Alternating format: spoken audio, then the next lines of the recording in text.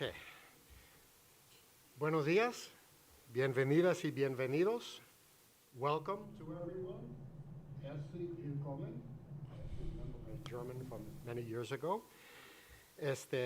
Al Foro México y Seguridad Internacional en su segunda edición.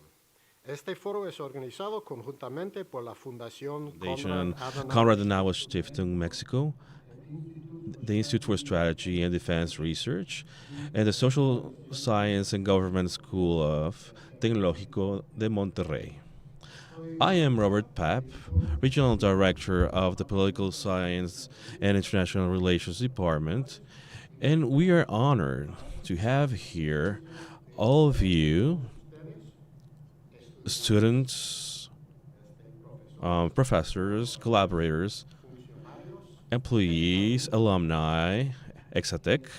And especially we thank the presence of guests, as for example, Colonel that joined from Spain and Mexico, Alberto Guevara. Welcome.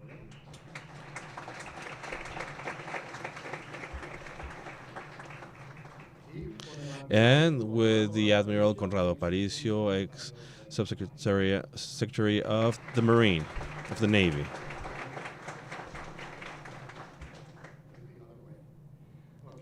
Okay.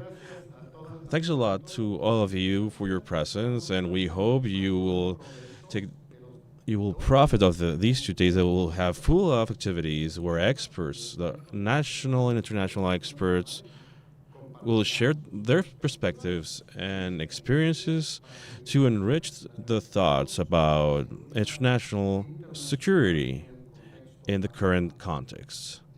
And well, I can tell you that this is the best moment to talk about these things, about this moment in which we are living. We share with you that we are transmitting the event through the YouTube channel of the Foundation Konrad Adenauer Stiftung Mexico. And we greet all of those who are here with us online. Okay. And well, to start officially this event, I present the authorities here that are here with us, and we start with a round of applause for Dr. Edna Jaimes, the National Dean of the Social Science and Government School of Tecnológico de Monterrey.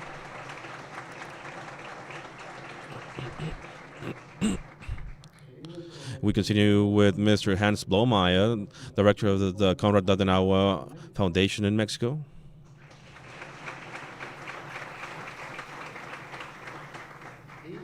And Mr. Christian Ehrlich, Director of the Institute for Strategy and Defense Research, ISDR.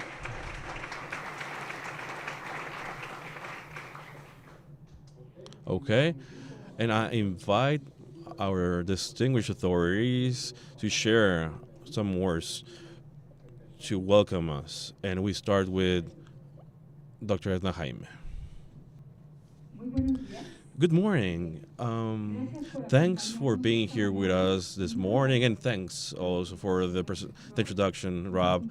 It's always a pleasure to be here with you, and you know that we are honored to be here, of having you in our team. So in the name of the Social Science and Government School of Tec de Monterrey, of the KAS Monterrey team, who is headed by Gabriel Aguilera, it's a pleasure to be here and welcome you in the second forum, Mexico and the international security. I greet happily our colleagues and organizers of this forum, and I start by you, dear Hans Blomeyer, Director of the Konrad Adenauer Foundation in Mexico. Thanks, Hans, for the effort that you're doing to have greatest comprehension of Mexico in the world, and in the world in Mexico too. And I also agree happily, Christian Ehrlich, Director of the Institute for Strategy and Defense Research. Thank you, Christian, for working, for fostering this initiative, and with the comprehension of key elements in our country and in all this hemisphere. And I start making reference of the elephant in the room. as it's said normally in a conversation, when there's something that everyone can see but that no one wants to mention, the elites in Mexico normally they don't mind about this, about what happens outside our borders. They have told me. I was talking to Agustina Spidauri, who is a professor, a guest professor that we invited in our university, and she told us they are looking to their toes only, and who looks at us from outside tells us that what we know, a lot of Mexicans we know, when we work in academia and research and in international relations, this elephant in the room that we don't want to talk about.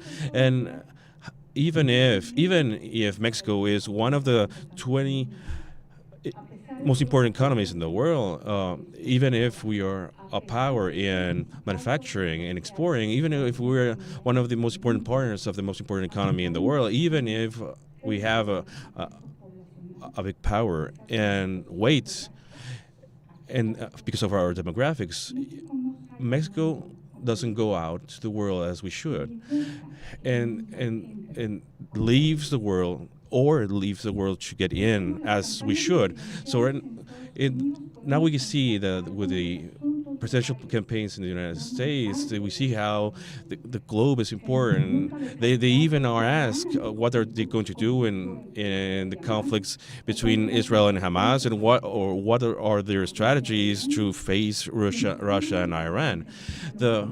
These topics are important, are prominent in the discussion in politics, and their positions when they include this are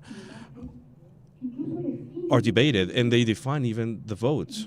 In Mexico, we had elections, and the discussion about international affairs,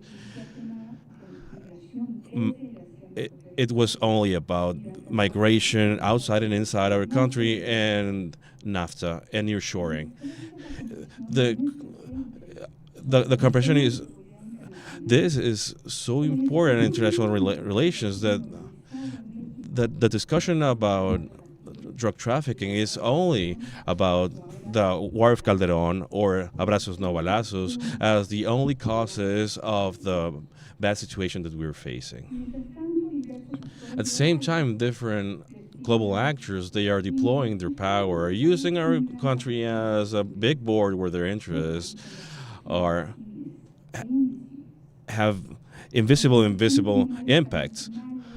The international industry, the international gun industry, the drugs, and the big powers that are facing themselves, they have influence in us and in our destiny. Without the leaderships in our country understand entirely the origins or the effects of these dynamics. That's why it's so important that we do an effort to understand the topic about international security from a Mexican perspective. In this seminar of 2 days, we will talk about crucial issues for understanding international security today and in the future. We will have conferences which are so interesting about the chaos and uncertainty about the international relations and the regime of world security that is defied right now by some actors. We will talk about North America as a region that has an enormous potential, but also that it is related to external and internal stress. And we will see South America, to go to South America with their movement. This is still the scenario to have a biggest influence between the largest superpowers in our world. We'll talk about Northern Africa, which is right now, which has conflicts right now, and we need to understand. We'll talk also about things that have impact in Mexico as cybersecurity, the defense industry, and nearshoring too, and to show the diversity in our forum, we'll give the voice and presence for the feminine perspective and also to young people. All of this, I have to tell you, is possible thanks for the presence of national and international experts distinguished in these topics. Thanks a lot for accepting this invitation to participating in this event. And I'm sure that it will be two very fruitful exchange of ideas that will help us to locate and place and give a vision of Mexico in our international reality. What happened in the past with Spain is important, but I'm sure that our life will be impacted in a more direct way and significantly with what's going to happen in the next 5 years with North America, with Asia, with Europe, and with the world. That is why it is so transcendent what we'll discuss during this forum in the name of Tecnológico de Monterrey, and I repeat my thanks for the Konrad Adenauer Fund and also the Institute for Strategy and Defense Research, and also those and our beloved students that are here too. Thank you for being part of this meeting and this discussion, and I hope it will be very important for you. And this is a sign of your commitment with Mexico and with the understanding of our position in the world is more complex and interconnected too. This forum, colleagues, shows our commitment to make Mexico a more prepared country for our challenges in the future. Thanks a lot, and welcome to the second forum, Mexico and International Security. Thank you a lot.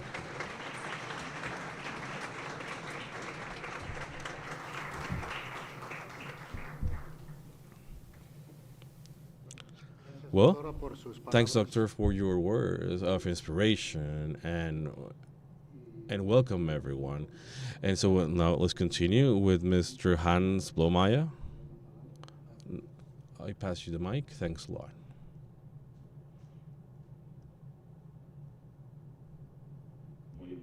I'm going to start in German. And now I'll continue in Spanish, don't worry.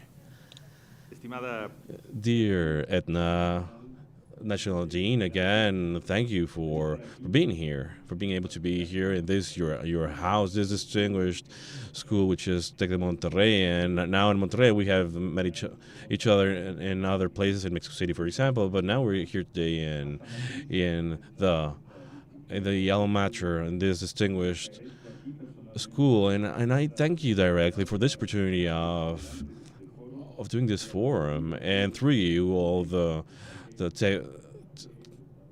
here's Gabe, here's Robert, all the team that makes this possible to be here. And likewise, I thank Cristian Elrich, who is the director of the ISDR, and I thank also all your team, and here is Samara and Gio is here also, and all the collaborators that behind the curtains have done this possible so that we're here together. And I also agree, of course, with the authorities and the academia, and also the international guests, the students, and the audience that is in YouTube. So welcome to this second forum of Mexico and International Security. And I say second because I have to say to remind you that in September last year we adventured with this first forum, and I remember the discussions that we had afterwards. That we haven't solved all the questions or all the problems, and we have to continue working with this, but we have to do more research, and we have other pending topics, and I don't know if we really imagine in which world we were going to be 1 year later with how many conflicts in crescendo. security topics, and we have a notion of this, and that's what we're going to talk about today and tomorrow. The concept of security is very complex, and it has turned, and it is a global challenge with a lot of local impacts. And that you were saying this, there's no country or region in the world that escapes from these local impacts of these global conflicts. This threat is in the political war and in the territory threats also. And there is a quote that I always say, that without security there's no democracy, of course, and there are security threats for the democratic regimes, and also for the electoral procedures and processes, and in commerce and critical infrastructure, organized crimes, and also, and these are only some of them.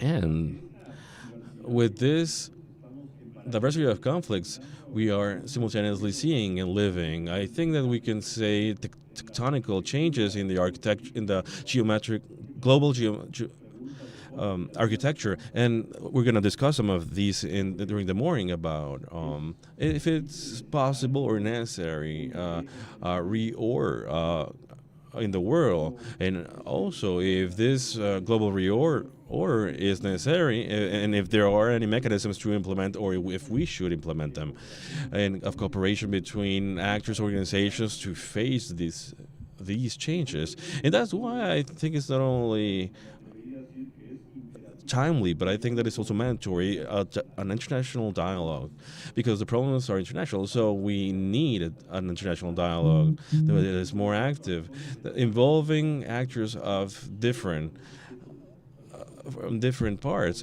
and of course including the classical ones, but we also have to include an interdisciplinary discussion with experts in laws, experts in economy, etc., politicians, people that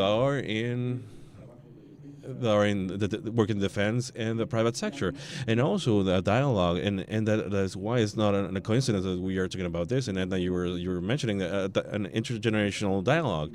We are talking about short and middle term impacts that are going to have an impact to your generation, not mine, and we're also in a very particular moment with a lot of relevance with threats and conflict that we have right now. And we have mentioned the Ukraine and Middle East and Sahel and North Africa. The political moments we have had electoral procedures here in the European Union, and we're seeing also with attention what's happening in November 5th.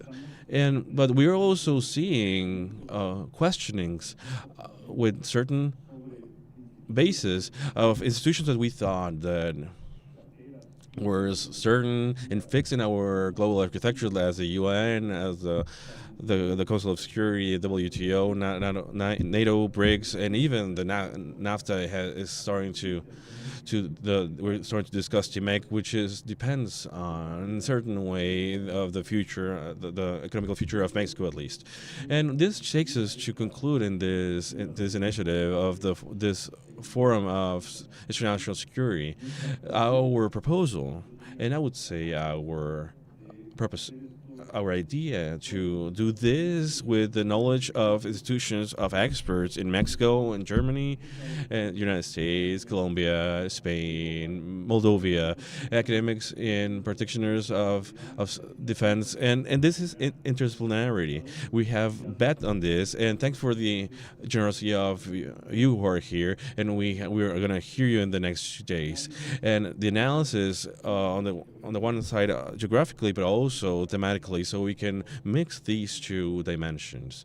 And we have here, and we have done previous analysis, and let's talk about this, because before this event, what we wanted to do is to do a previous work with 3 policy papers, which are outside but also in the network are available. And in the internet, and our Mexicans here with because it has a provoker title, Mexico and its ambiguity, strategic ambiguity. I think that it doesn't have an integration mark, but it's that's how we have this title, and with a subtitle which Mexico and NATO, and we have our Colombian friends here that are going to tell us about their experience and how this is a scenario that can be interesting or attractive. But also the second paper about influences, the hybrid influences, analyzing this reality in Mexico and in Germany, to understand this concept a little bit better, and if these threats are of a diversity that we are not understanding completely. And the third one with this agenda for women, peace and security, and, which is particularly interesting, and it connects with a panel we'll have tomorrow here. And the idea is to analyze, yes, but also let's dare to propose, because the world is full of analysis and it lacks of proposals. And that's why I think that we need to join our heads and our creativity to look for, or at least to propose, certain paths towards solutions or strategies, etc. And sorry for the author reference, but Mexico and Germany, and KAS Masala, I'm studying the middle powers terms and the middle-sized countries, because we are not a superpower. Mexico is a super country, of course, but it's not a superpower, or Germany, and we have challenges in common, and we are part of G20. We have opportunities, yes, but I say it with determination. We have also responsibility as countries of this size, of this middle size. We have a strong responsibility, Mexico in North America and Germany in the heart of Europe, and the power that we have, and I'm not sure that we are using it and applying it with the looking for these solutions, and we have to get more involved, and this is not an option, and these are obligations, our duties that we have to fulfill. And this forum is a small contribution in this direction, and that's why thanks a lot. Firstly, if my colleagues here let me, to our experts, of course, and thanks for their generation, for their what they have done for us, and for their knowledge, and also thanks for the two institutions in which. And we wouldn't be here, which is Tec de Monterrey, ISDR. Really, thank you from the bottom of my heart. Thanks a lot. And welcome to this second forum.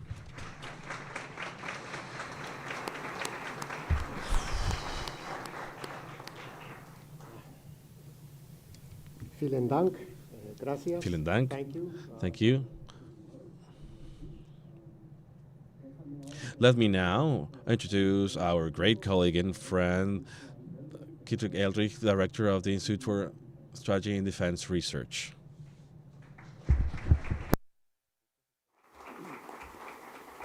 Bueno, gracias. Buenos días a todos. Well, thank you. Thank you to respect your agenda and the next guest of Carlos Masala, who comes from Germany, from his country. In relation to what's happening in the entire world, I only want to take a couple of minutes to thank. Really, it's the words that I have today, and they have placed very well in which context this forum is going to happen, and you know it already. And I like to call this as the end of certainty era, and that's why we want to build new certainties, and this happens by building bridges between the different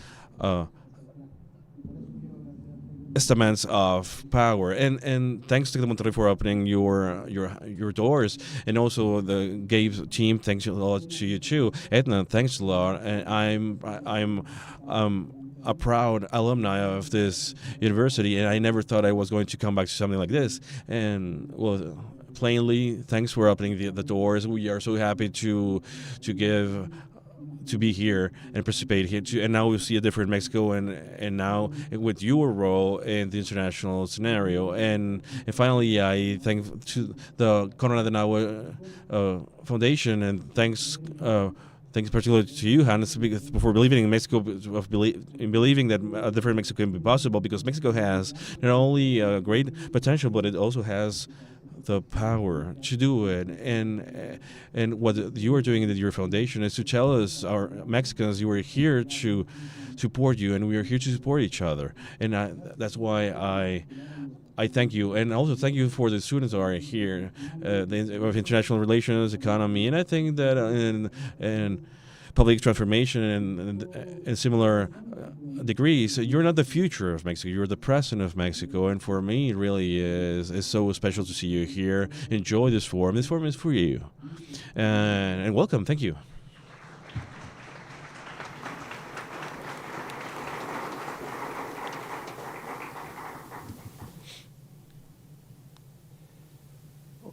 Okay. Muchas gracias. Thanks a lot, every one of the authorities, for your messages, for your presence, and in this moment, I think we can start then with the first conference. A big round of applause for all the authorities here.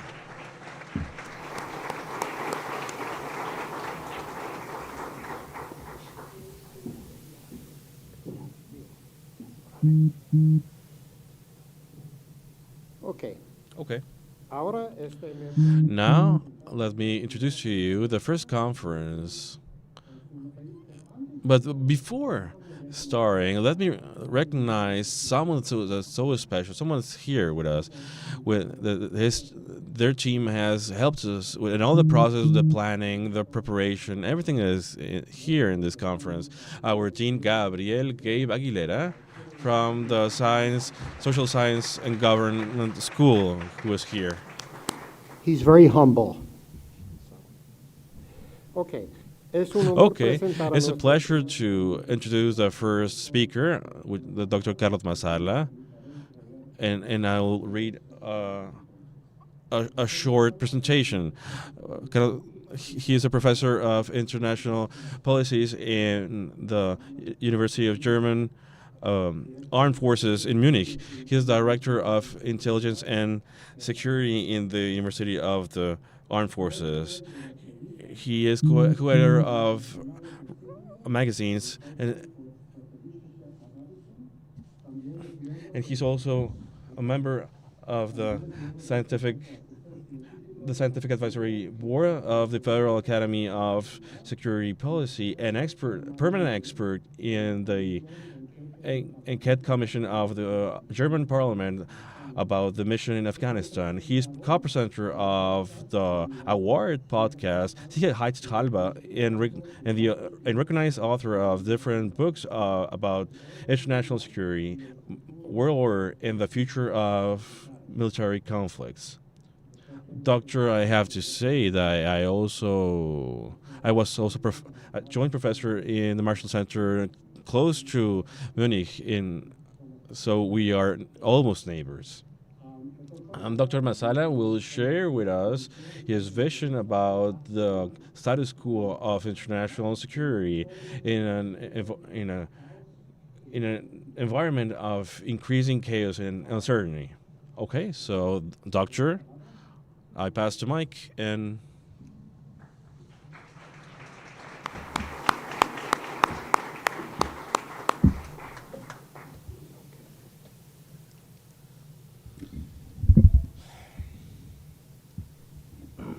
Thank you very much for this kind introduction. First of all, I have to apologize. Although I'm by birth an Italian and I was raised up with both languages, German and Italian, my Spanish is extremely rusty, so bear with me that I talk to you in English and not in Spanish, which I know is very unpolite, but I have no alternative than to talk either in German or in Italian or in English to you. The second thing is, you might wonder why someone who, from his research, has not that much of a knowledge about Mexico, although this is the third time here in the past 15 years that I've been to Monterrey, is talking to you about international security and the upcoming world order. I know that Hans Blomeyer wanted to get the most intelligent German political scientist over here, but the guy couldn't make it. So then he was looking for the most handsome German political scientist, but the guy couldn't make it either. So at the end, the Adenauer Foundation decided to get the most funniest German political scientist, and after Hans called me the third time, I agreed to come here. So, what am I gonna do in the 40 to 45 minutes allocated to me? I'm gonna run you through a couple of points, actually nine major points, where I think that the international system, especially when it comes to security, is heading for. I mean, we are in a period of transition. And the Marxist philosopher Antonio Gramsci, which I like to quote simply for the fact that he, and as well as myself, we are both from Sardinia.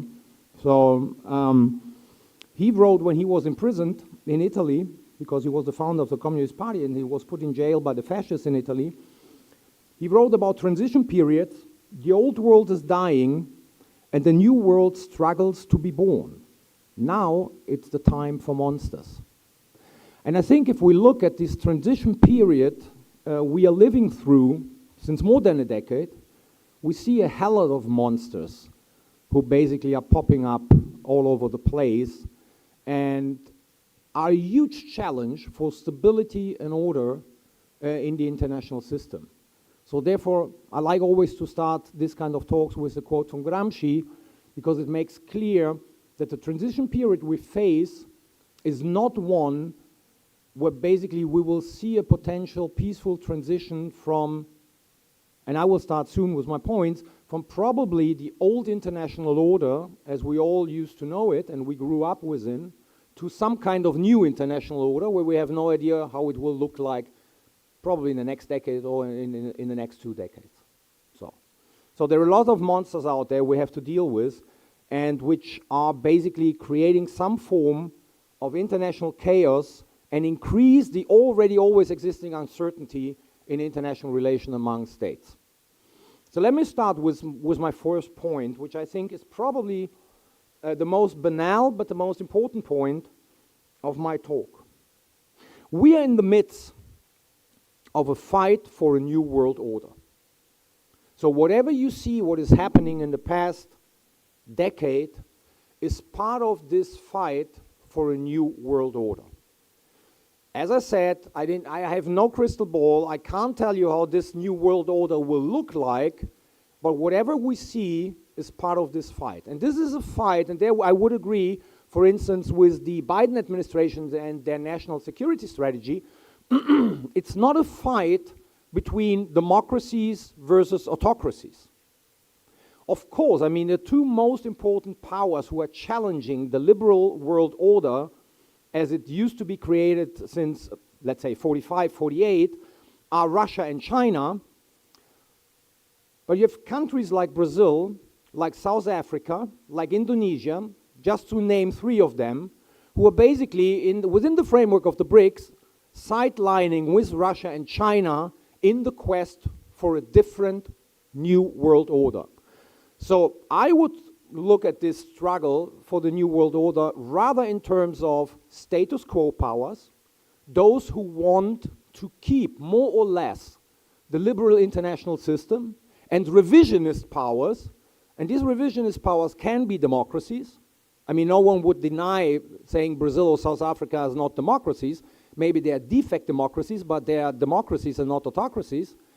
So revisionist states, be they democracies, be they authoritarian states, or brutal dictatorships, however you want to like to call them, to basically put the international liberal order, to basically destroy the international, the liberal international order, and to put something new with new norms, rules, and regulations. So, the point here associated is that if you listen to politicians, I mean, even I read some quotes from Mexican politicians, but also especially from the US, Germany, Europe, Asian democracies, they don't talk anymore about liberal world order. They're talking about a rule-based international order, which I think is a totally misleading concept, because every order has rules. The question on a normative basis is whether we like them or not. But every order has rules. A Chinese-dominated world order would have rules and regulation. It would be a rule-based world order, probably with rules we hate, and we don't want to live under, but there are rules. And even in the jungle, you know, some compare the international system right now to a jungle. Even in the jungle, there are rules. Yeah? The survival of the fittest is a rule. So therefore, I think it is misleading that we talk about, you know, maintaining the international rule-based world order, because what we want to say in a nutshell is we want to keep the liberal world order, which basically, as a concept, I'm not saying that the liberal world order was executed always in a liberal way and in a liberal fashion, but as a concept, it was characterized at least by three main pillars: the acknowledgement of universal human rights, the insight that although its deficiencies, democracies are, as political systems for people, far better than every other alternative we used to know in history, and we still have contemporarily. And thirdly, when it comes to trade, that free trade is beneficial for everyone. As I said, these are the principles, yeah? They've never been executed in a purely liberal fashion, but these are the principles. And if you look at those revisionist states who want to basically challenge a liberal world order, have something else, they're actually challenging all those three principles. So they want to have a new world order.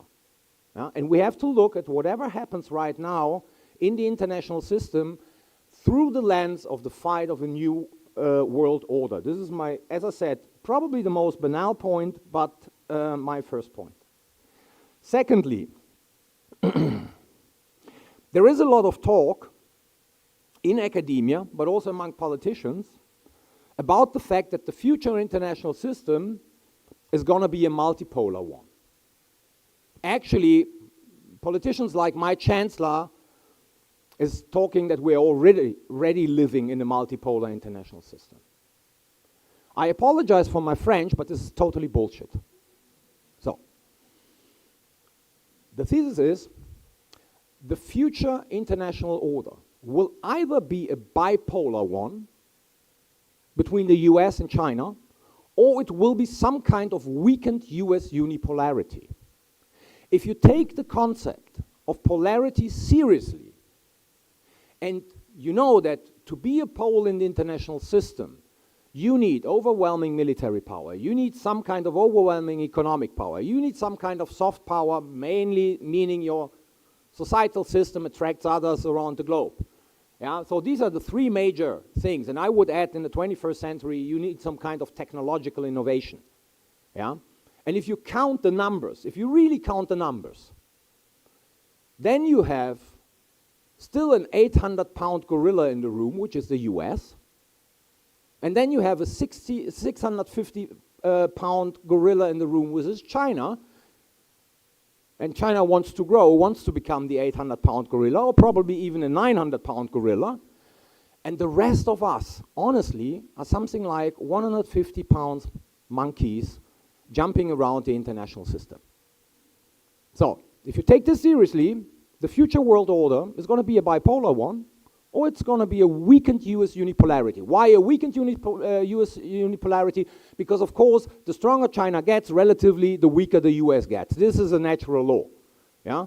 Because power is not distributed indefinitely in the international system. If one gets stronger, the other one gets weaker. So thereby, I say weakened unipolarity.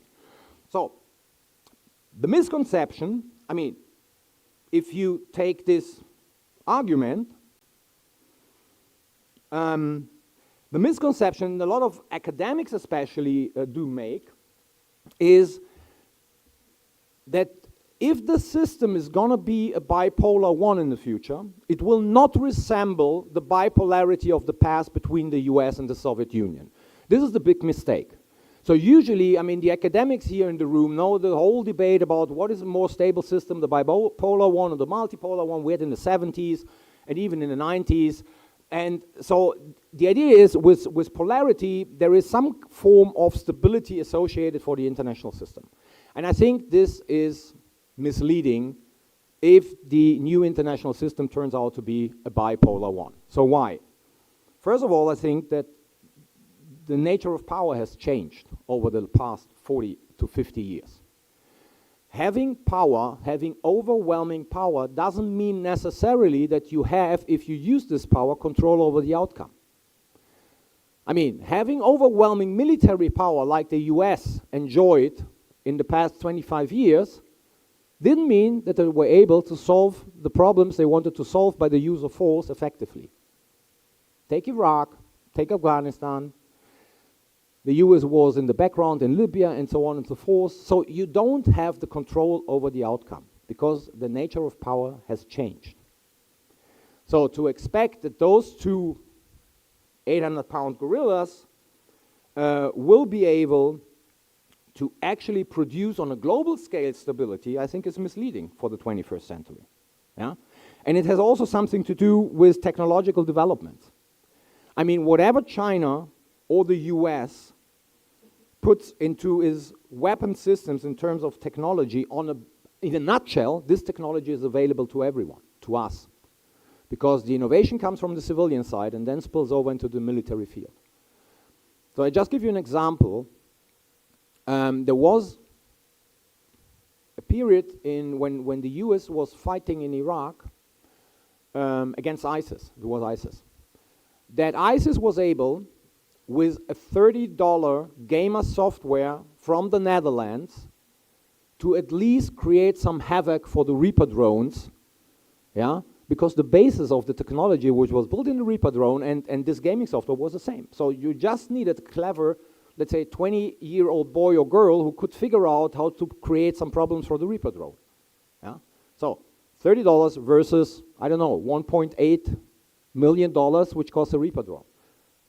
So if you have this kind of availability of technology and people who know how to use it, okay, your advantage shrinks. And thereby you're no longer able to exert, you know, the overwhelming power you are in possession of. So, if this is true, this means that either if it's a weakened US unipolarity or a US-China bipolarity, this leaves much more room for regional powers. This leaves much more room for regional powers to be some kind of hegemon, ordering power in their near surrounding, just to take this odd Russian expression from the 90s. Yeah? So I expect that countries, let's say roughly 100 million people, big in size territorially speaking, what we used to call emerging markets, I don't know whether this is still a term, will gain more importance in the region. So they're not going to be some poles in the international system, but the question whether certain regions will be stable ones or unstable ones will depend very much on how these kind of middle powers or these kind of regional powers will exert their influence in the region. And I can't tell you whether this will lead to stability in every region in the world or instability. This is something remains to be seen. But what I mean basically is don't expect that in a bipolar international system in the 21st century, some effects will basically materialize like we saw in the old bipolar system, where basically most of the countries will regroup around one pole or the other pole. So, and then you have some kind of stable blocks between the US and China, and, you know, international politics, like Kenneth Waltz once wrote, will be easy because Beijing has just to look at Washington and Washington has just to look at Beijing in order to know what half of the world was about to do. This will not be the bipolarity of the 21st century. And thereby bipolarity will not necessarily produce stability.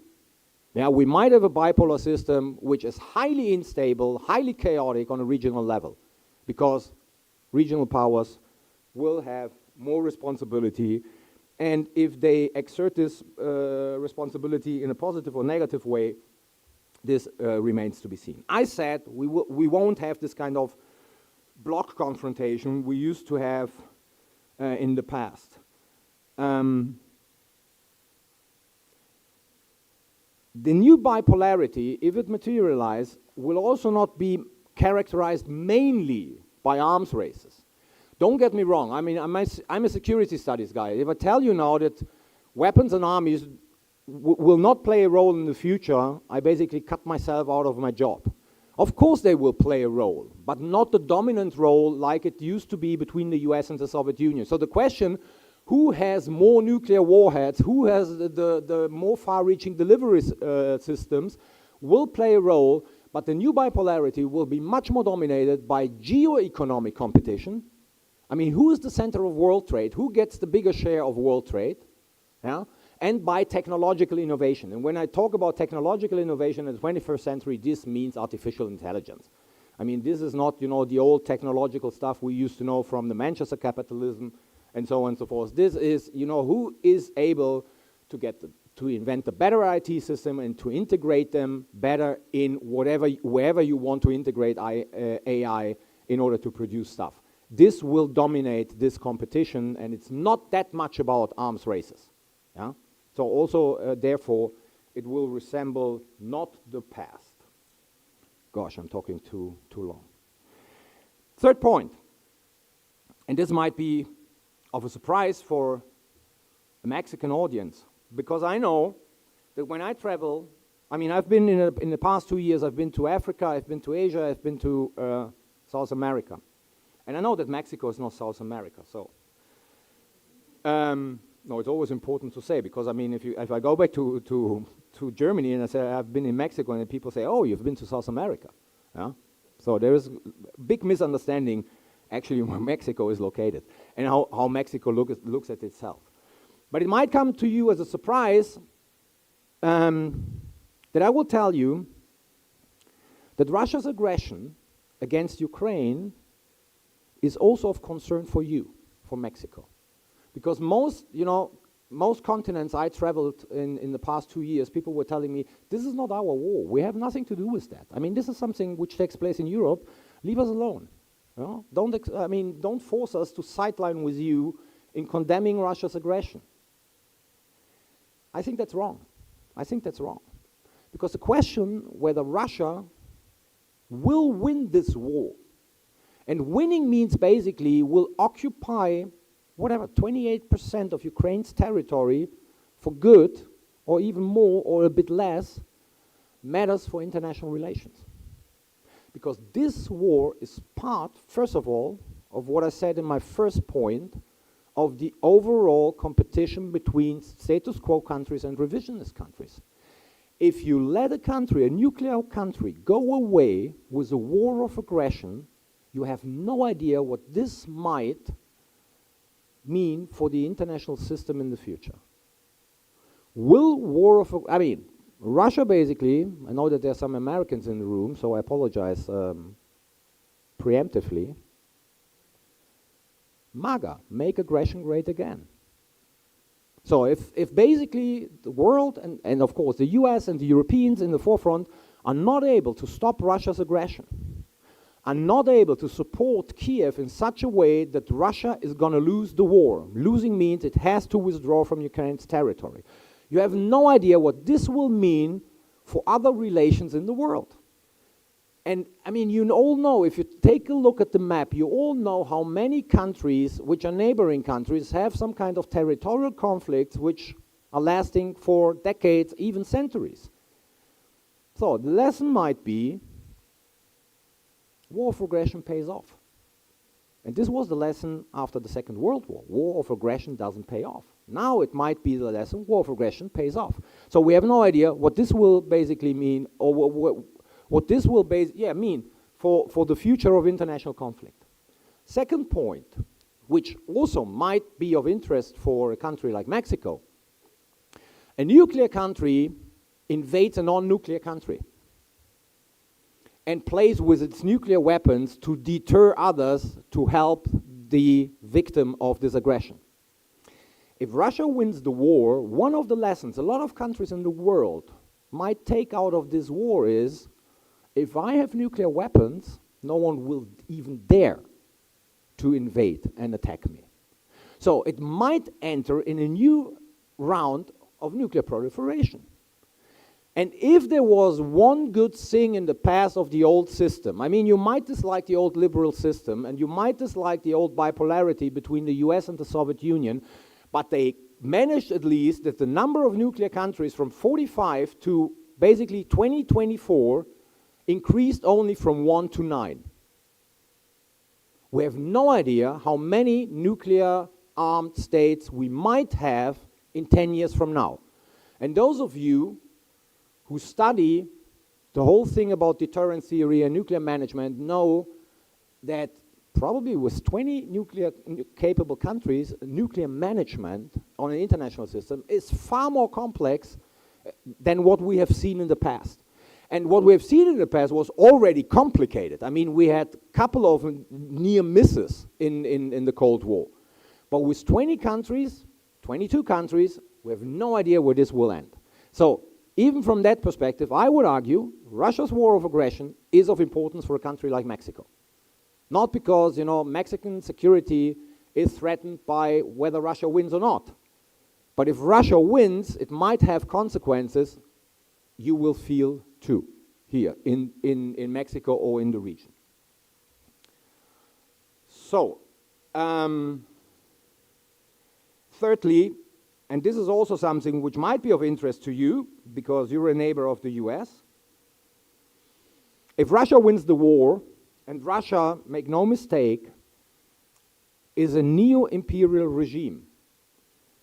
I mean, Putin said it openly since 2007 what he wants to achieve. The problem was that we didn't believe it. Yeah, we didn't believe it. We basically said, okay, the guy is talking for his internal audience, but he's not going to do what he's announcing to do. He did exactly what, since 2007, he told us what he was going to do, and he did.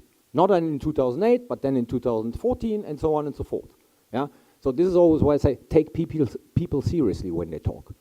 Yeah? I mean, I'm a realist by training, and I know that in realist theory, talk is cheap.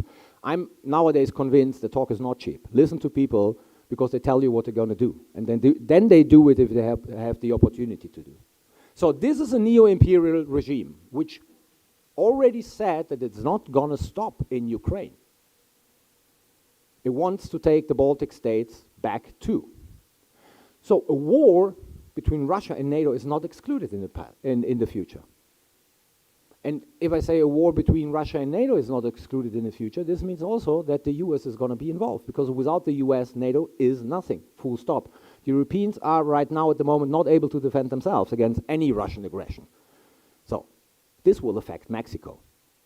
It will affect Mexico politically, it will affect Mexico economically, and probably even militarily, I don't know. Yeah?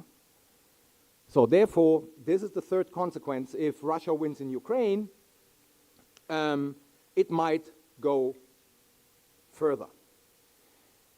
And I had yesterday a discussion, the Spanish defense attaché was also present there, where I basically said, and there Mexico plays a role too. People think that if Russia's going to attack, let's say, one of the Baltic countries to take them back, that this attack will start at the border between Russia and one of the Baltic countries. And I think this is entirely misleading.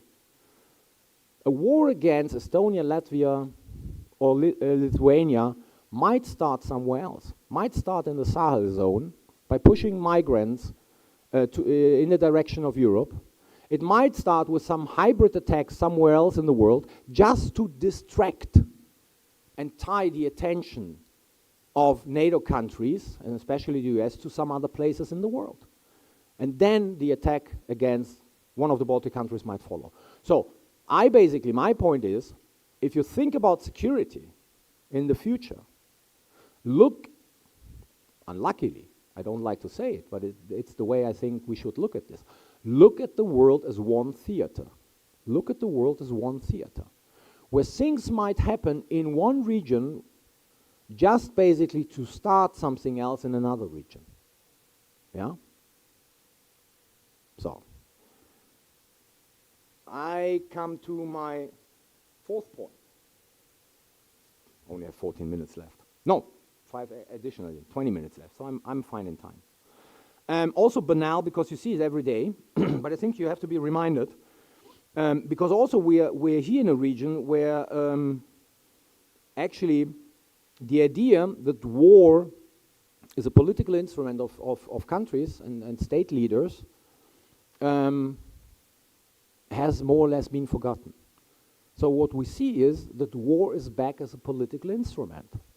That the idea that you can pursue your national interests by using force comes back, and especially amongst great powers. I mean, this is the tragedy. It's not that we talk about smaller powers and middle powers, but great powers consider the use of force as a legitimate instrument to pursue their, whatever it is, national interest. Has always been the case, but it has been forgotten too. In most of the countries, it has been forgotten. It hasn't been forgotten in the US, I know.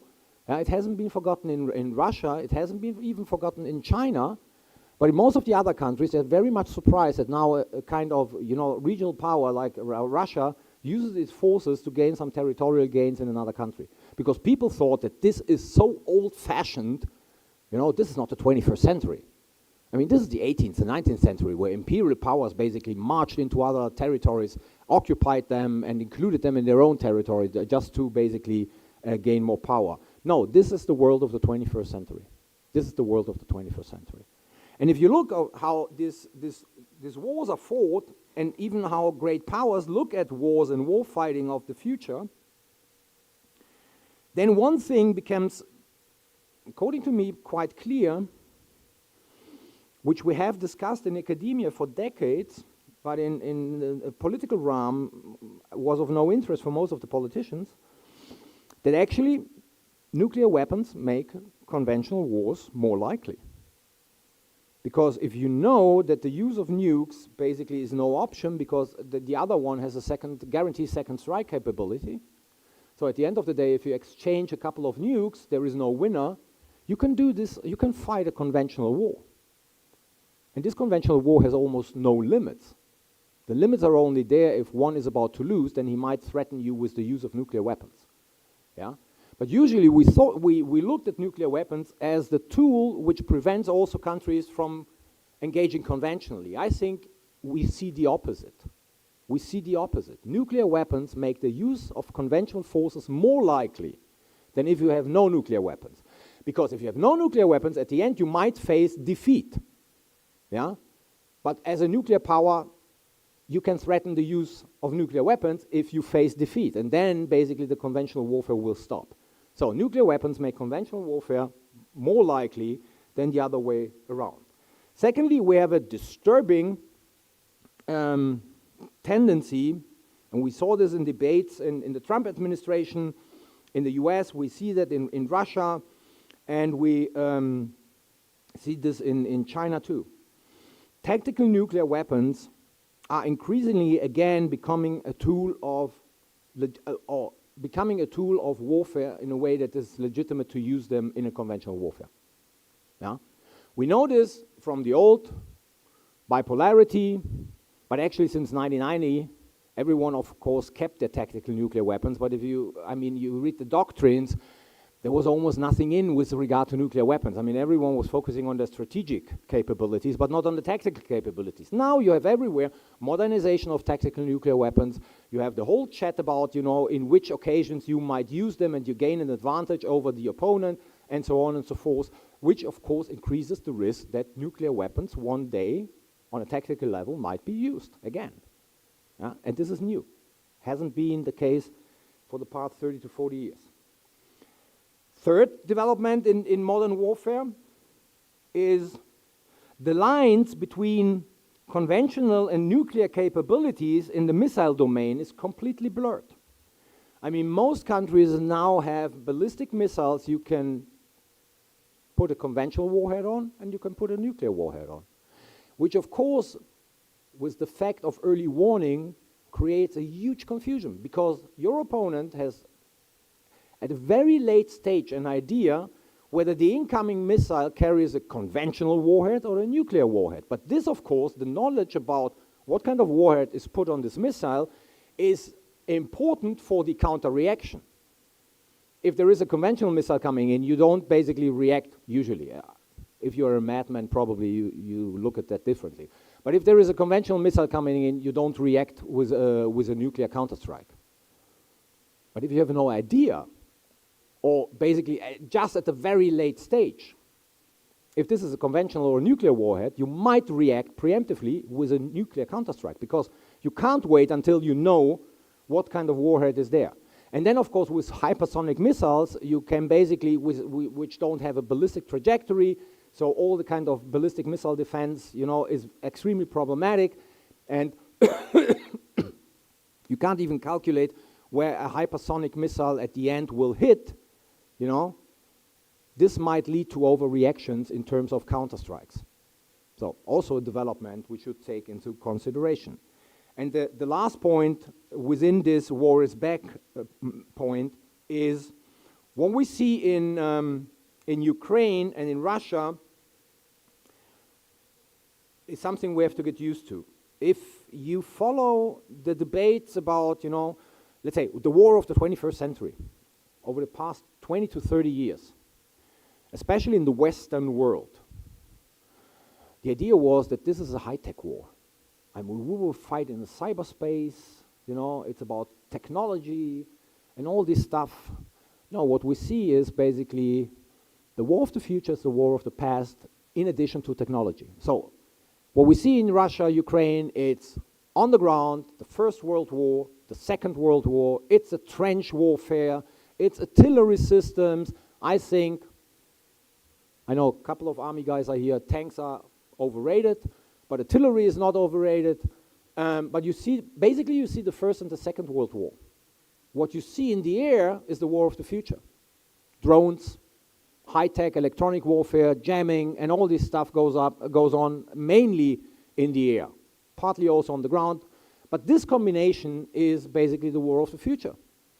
Yeah? It's not what we used to like in the US and in Europe to say, the war of the future is one where basically we don't really use our infantrymen and we save a lot of lives because we're fighting them through the internet and cyber warfare and so on and so forth. This is much more. No.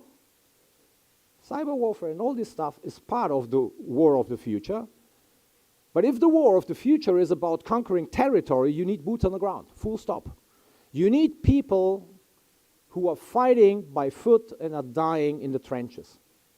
So in this combination, this is what the war of the future will look like.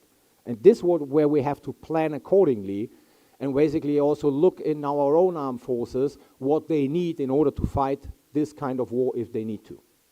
So,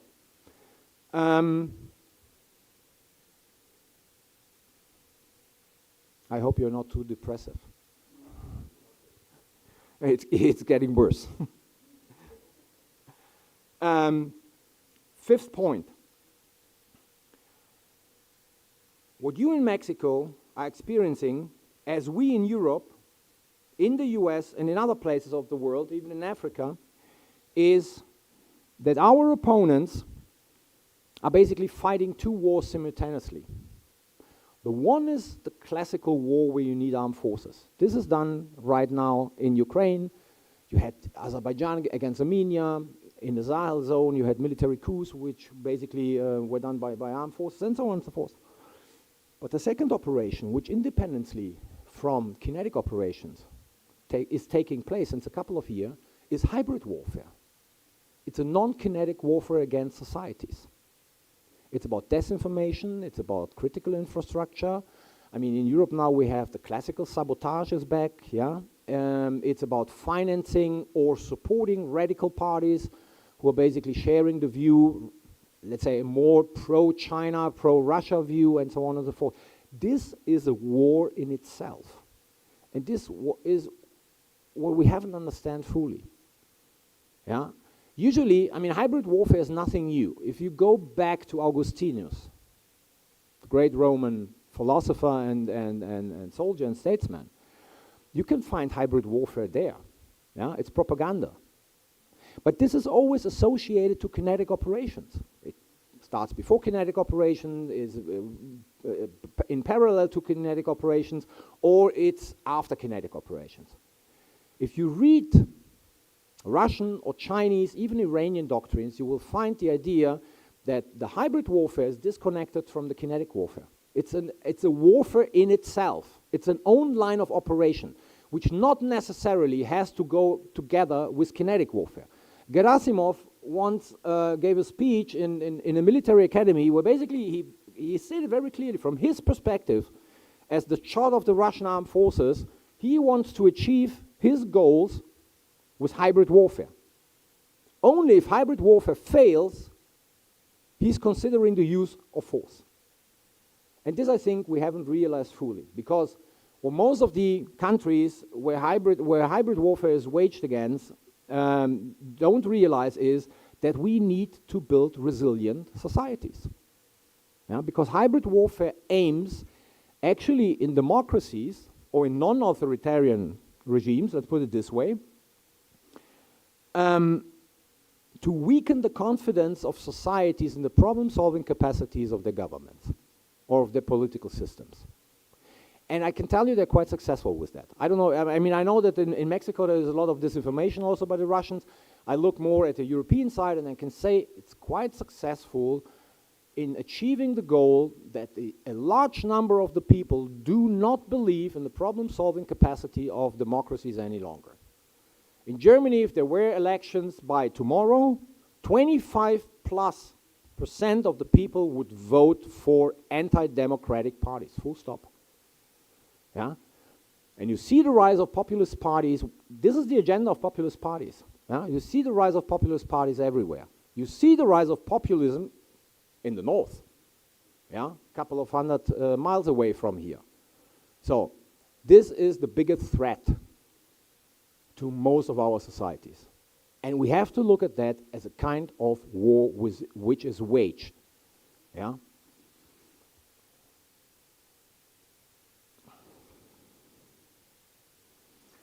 Next point. We're entering an area of polycrisis. I don't know whether you heard this term. This term is very fashionable and quite often used in the wrong way. Actually, it's coined by a British economic historian called Adam Toozy. Yeah? He used to be at Columbia. I don't know where he is right now. And he was looking at different economic crises happening in parallel. And he was coining the phrase polycrisis. What basically he meant for economic crises in the 20th and 21st century, I basically translate into political crises and security crises. He said, you know, the fact that there are simultaneous crises in the international system is not new. You know, I mean, if you go back, you will always, I mean, we always had periods where we had 2 or 3 crises somewhere in the world and governments had to deal with that. What is new nowadays is that these crises are connected with each other. And they are basically connected by actors in order to advance their own position.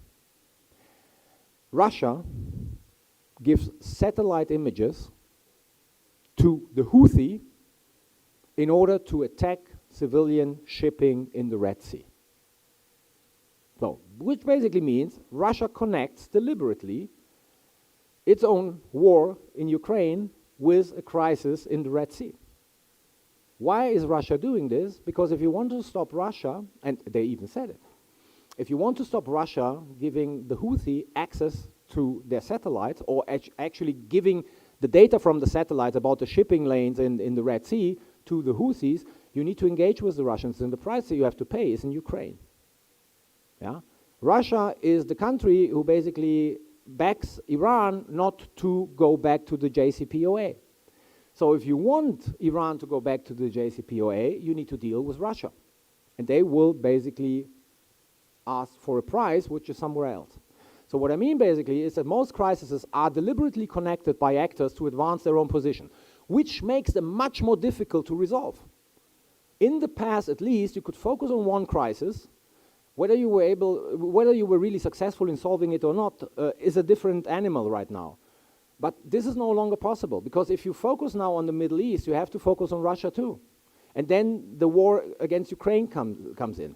North Korea is sending soldiers to Russia in order to fight in Ukraine. So, I mean, 2 regions are now connected with each other because the North Koreans decided to support the Russians actively. This is what I mean by polycrisis. And this means it makes crisis management and crisis resolution much more complicated in the future than it used to be in the past. And I haven't talked about two crises which are so interconnected and are not interconnected by actors, but just by nature, which probably are the biggest crises we will face in the 21st century on a global scale, which is climate change and migration.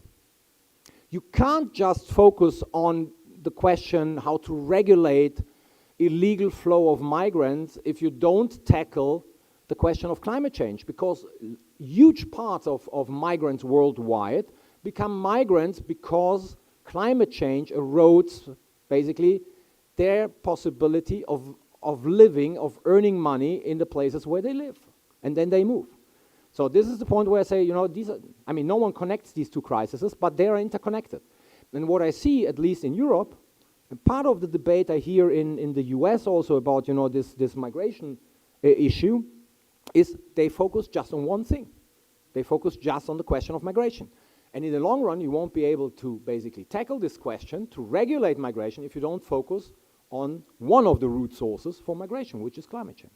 So we're entering the area of polycrisis. This is my point I just wanted to make. And now I'm coming more and more, I'm coming, not more and more, I'm coming to an end because I just have 2 points. Maybe I skipped the last one. We are entering also an area where we see the dark sides of globalization. And what do I mean by the dark sides of globalization? A lot of countries, Mexico, my impression is one of these examples, have exploited very successfully the possibilities of economic globalizations from, let's say, 2000 onwards. We Germans did it extensively. Yeah, we did it extensively. We're everywhere now in the world. Even in Mexico was, I think, Hans, correct me, 2,000 companies? Oh, Hans is falling asleep. 2,000 companies, German companies, 2,000 German companies producing goods here in Mexico. So Mexico basically opened up, and thereby you have 2,000 German companies. So a lot of countries were profiting from these possibilities of economic globalization. Also, you know, global supply chain and all this stuff which goes along with globalization. When I say we're seeing now the dark sides of globalization, is that we're seeing that basically those who very much exploited the chances of globalizations have now to realize that there is almost no conflict in the world which doesn't affect you. Not your territory, probably. You know, it's not about your territorial integrity and sovereignty, but your economy. Give you just an example, because I'm running out of time. Give you just an example. Most people don't know, I mean, the war against Ukraine started on the 24th of February 2020. Most people don't know that by March until June, in Europe, it wasn't possible to produce Euro pallets. And those of you who are familiar with, you know, how world economy works, Euro pallets, I mean, is the basis for shipping goods, for putting them on a truck, for putting them in a train and shipping them somewhere around the globe. Why wasn't it impossible to produce Euro pallets? Because the damn nails you needed were coming from one fabric in Ukraine, which the Russians bombed.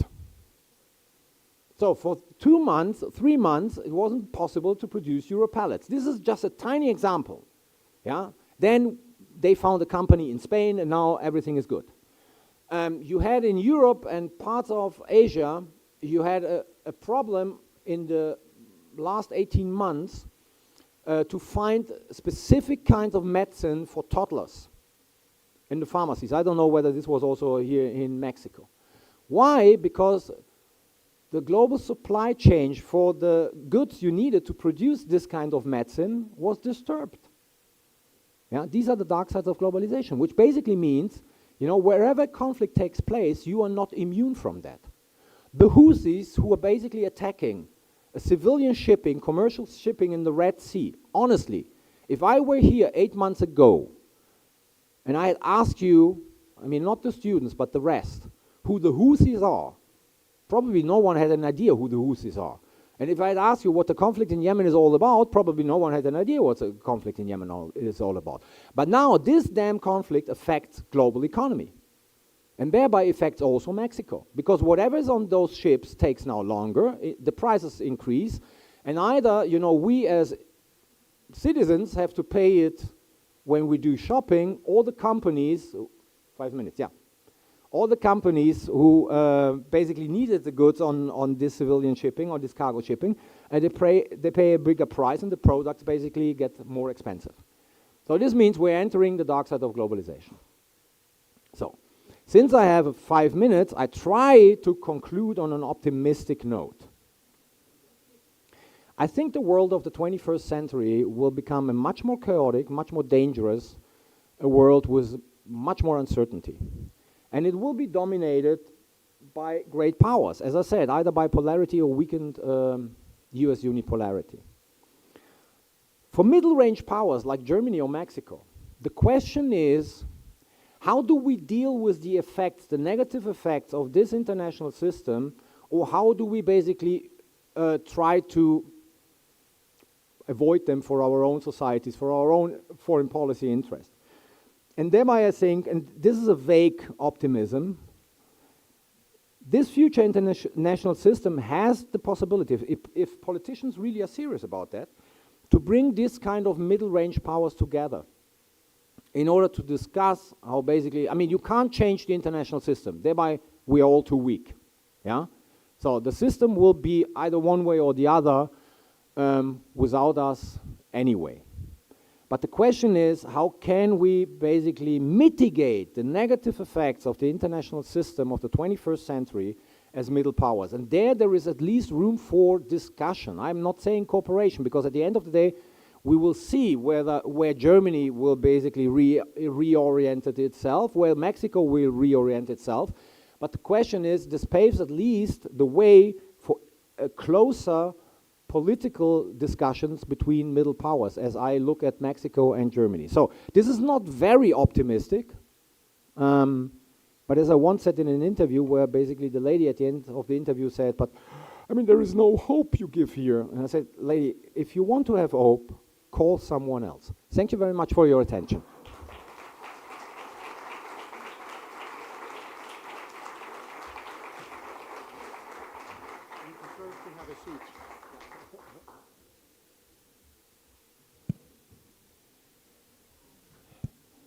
Bueno, antes que todo queremos agradecer al doctor We Carlo want to Masala. thank Dr. Carlo Masala. So, and we're going to open up some time for questions. I know we have students here for the Global Challenge blocks, and we have teachers and employees and guests. So we are going to open space for questions and answers.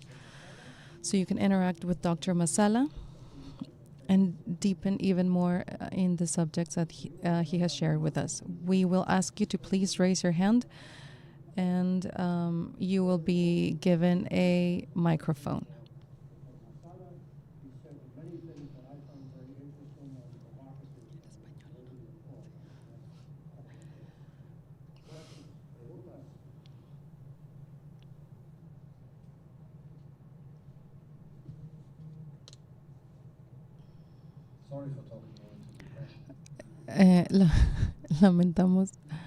Lamento haberlos deprimido. What role do you think organized crime will play in this new era of uncertainty? Will it be larger, the same, different? Because as you know, we in Mexico have a large problem with organized crime, and I believe it's getting more international every day that passes by. So what role do you think it will have in this new era? Thank you very much. I never really looked into organized crime. But I would say what I know about organized crime is that organized crime over the past, I don't know, 2-3 decades went from being national to international. So, I mean, you know, you have organized crime here in Mexico, but actually it's not 100% Mexican organized crime, because you have other, let's say, actors of organized crime from other countries into that. Yeah? So it's an international problem, first of all. Secondly, you know, when I said an attack against Estonia might not start in Estonia, but might start with something somewhere else. My concern is that rogue actors like Russia, especially Russia, are trying to use also organized crime in order to pursue their agenda. And if they find a deal between whatever, you know, organized crime wants, if it's money or something else, they might basically use them as a tool in order to create havoc, be it in countries, be it cross-national, whatever. Yeah. So thereby, the question is, as I said, without being someone who studied organized crime and looked at organized crime, I think look at it as an international phenomenon and not only as a national problem. And secondly, pay attention if state actors get involved. Yeah? I mean, one state actor who's basically massively involved in organized crime, I don't know whether in Mexico or in South America, yeah, China, but North Korea. North Korea basically gets its money by, you know, drug smuggling, prostitution, and ransom software. So this is a state who organized crime somewhere else in order to get money for their own armed forces, nuclear program, or whatsoever. Thank you. So just a quick question. Your second point was about the future of the bipolar world between US and China. So you didn't mention anything about Taiwan. Is Taiwan the most probably next proxy war? Or what is your opinion on that? Well, first of all, don't use the term proxy war, because Ukraine is not a proxy war. Yeah? Although Ukraine is an internationalized war, I mean, if you look, and I didn't say it during my speech, but I had it taken down. I mean, you have 6 nuclear powers right now, 3 on the one side, 3 on the other side, who are basically supporting, you know, either the one or the other side. So, which is, I mean, out of 9 nuclear powers we have in the world. So the question is, when will Pakistan and India get engaged in that? Then we have them all. I mean, the Israelis are lacking then. Taiwan is an interesting case because I'm probably, and my American colleague might disagree heavily, but I'm quite convinced that at least in the next couple of years, China will not attack Taiwan, which doesn't mean that it will not create a blockade. So, because I think a blockade is much more effective for what the Chinese want to pursue than, you know, attacking openly Taiwan. And then, of course, I mean, if you from a purely military perspective, most people think it is easy to attack Taiwan. It is not. It is really difficult, given the topography of Taiwan. You know, I mean, I don't even know the English word. I mean, how basically the ocean moves and when they can land. And I would say the Chinese have not really a navy infantry. I mean, at the end of the day, you need to bring people to the island to fight there, and they have a quite sophisticated navy, but they're lacking this kind of naval infantry. So thereby I would exclude that we see a Chinese attack on Taiwan in the foreseeable future, which doesn't mean Chinese have done 3 maneuvers over the past 18 months or something like that, and the scenario was a complete blockade of Taiwan. I think this is what we have to expect, not the open attack.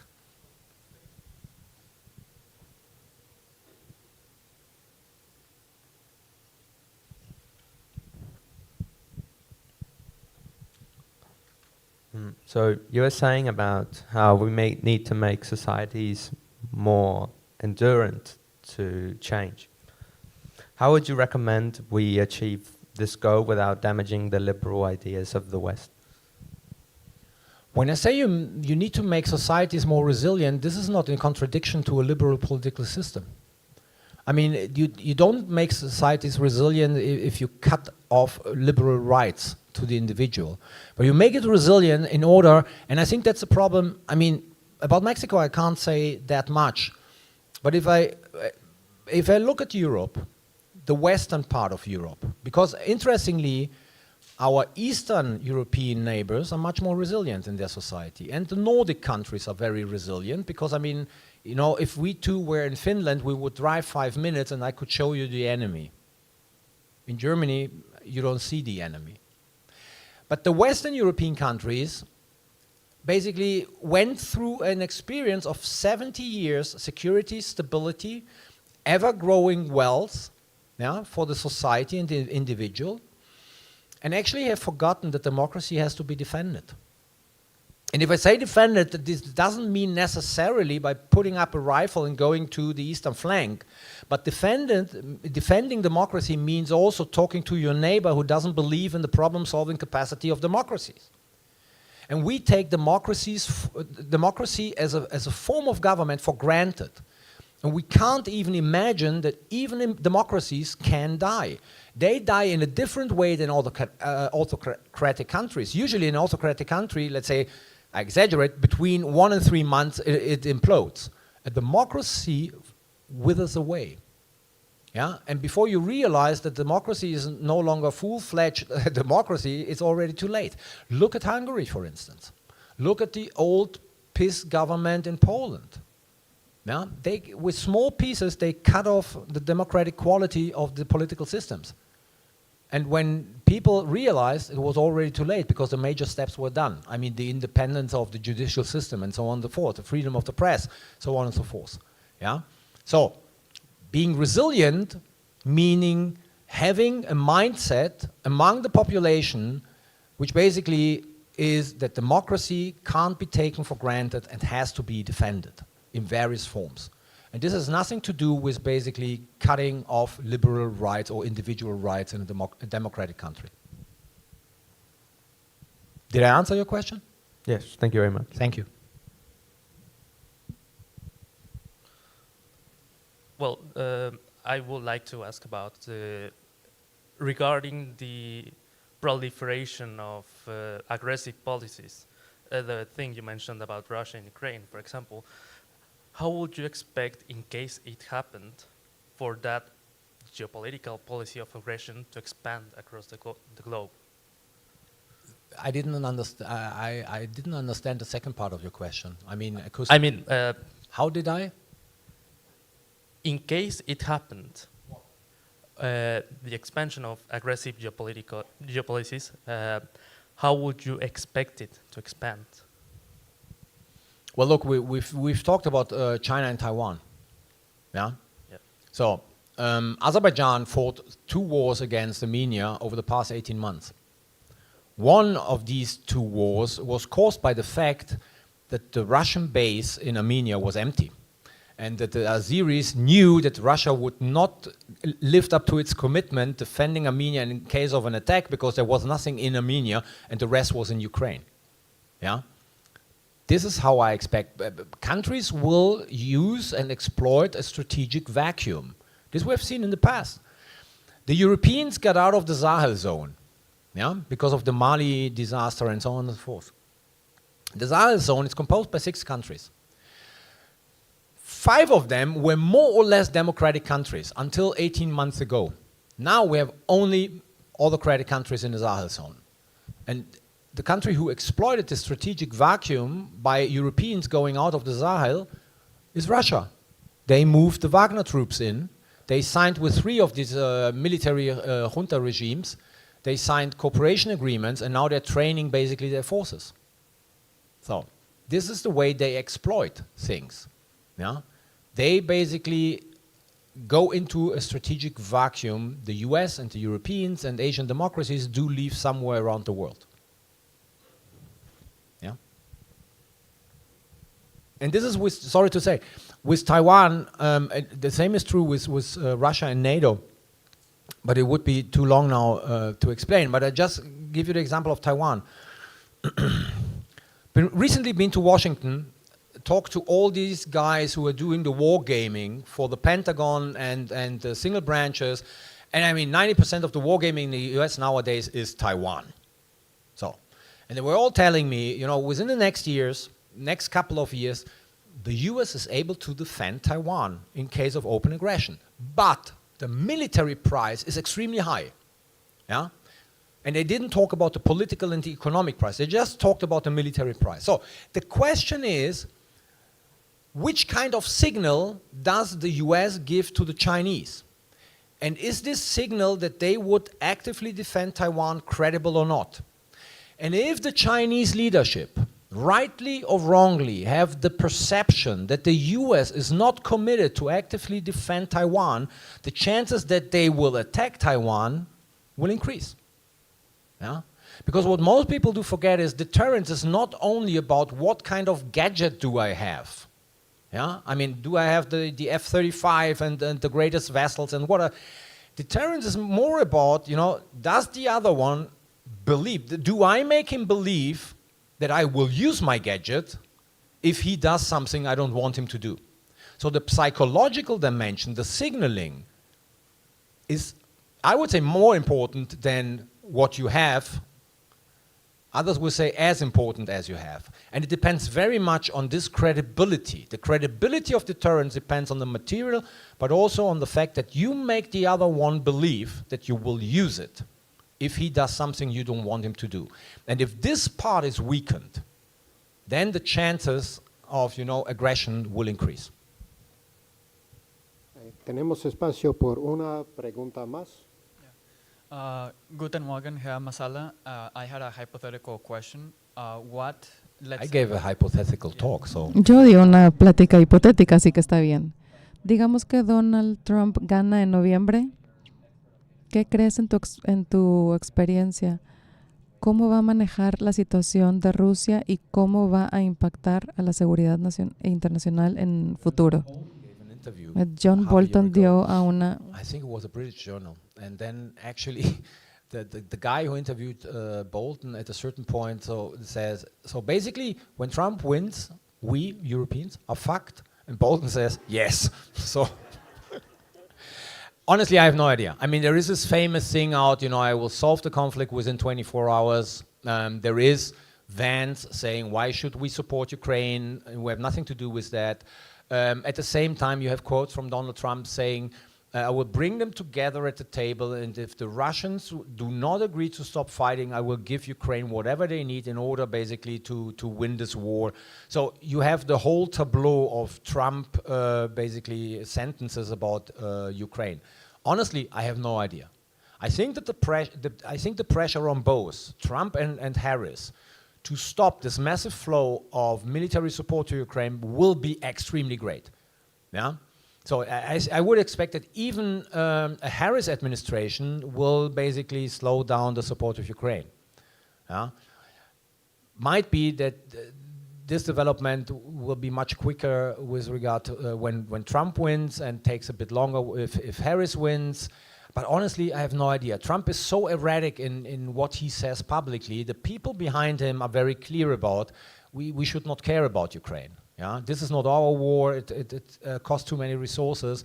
But at the end, you know, the US political system, he's the guy who decides. And we've seen with the first Trump administration that this can change from hour to hour. Thank you for that question. It's always good to end a speech with a discussion of the upcoming American elections and how they might affect the world.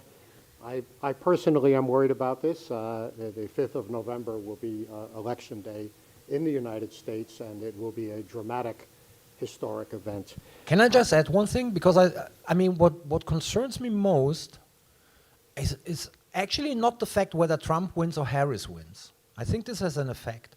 But what concerns me most is that we probably will have a period between November 5th to January 6th where the US will be so domestically focused by recounting courts, probably domestic violence, and as a strategic vacuum, yeah, that others might exploit this kind of strategic vacuum that the US won't be able to act decisively because it's so much focus on the question who won the elections. Just to end on a happy note. No, thank you. Agradecemos al Dr. Masala por Thank su Dr. Masala for his excellent presentation and for answering the questions of the audience. We want to recognize his participation in this forum with a diploma of saying thank you for him. So we ask you for an applause. Thank you very much.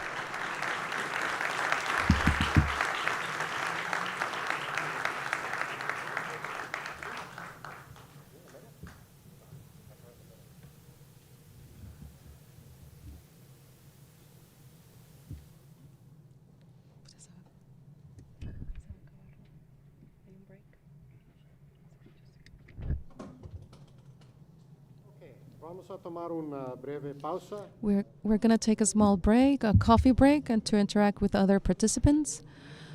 We will gather back at 11 sharp a.m. Thank you. And for the students that have to leave, thank you very much for being here and for your comprehension and your attendance here. Thank you.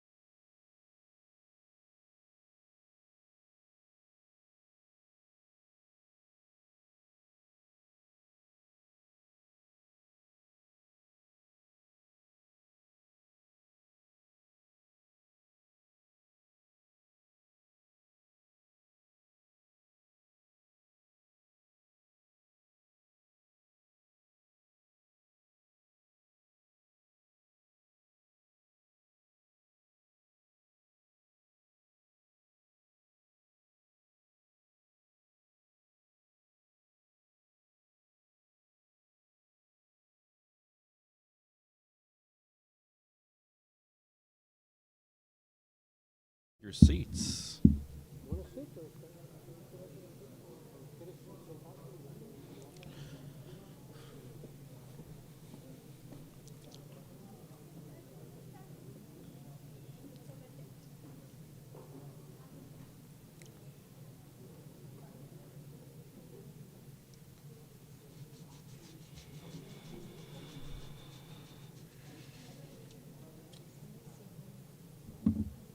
Está más.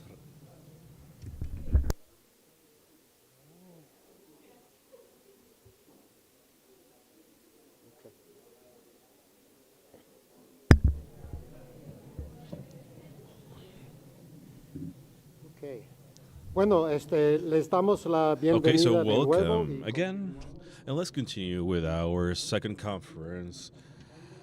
Here with us is Dr. Raúl Benítez, and I will read a brief his background. Dr. Benítez is a researcher from the Center of Research about North America in the Universidad Nacional Autónoma de México, UNAM.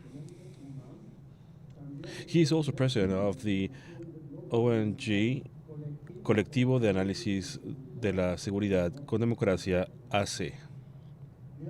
Member of the National System of Researchers. Also, he has studies in sociology in UNAM, master's degree in economy and international politics in CIDE, and PhD in Latin American studies in UNAM.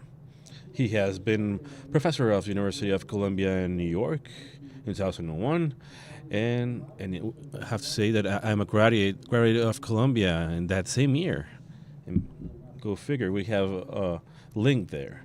And he has been a professor from the University, the American University of Washington from 2006 to 2007, the Center of Hemispherical Studies of Defense in the National University of Defense of the United States in 2004. He was a researcher of the visitant of the Woodrow Wilson Center in Washington from 1998 to 2003. His papers are centered in theory of conflicts in peace negotiations, geopolitics, and national security in Mexico and security in North America.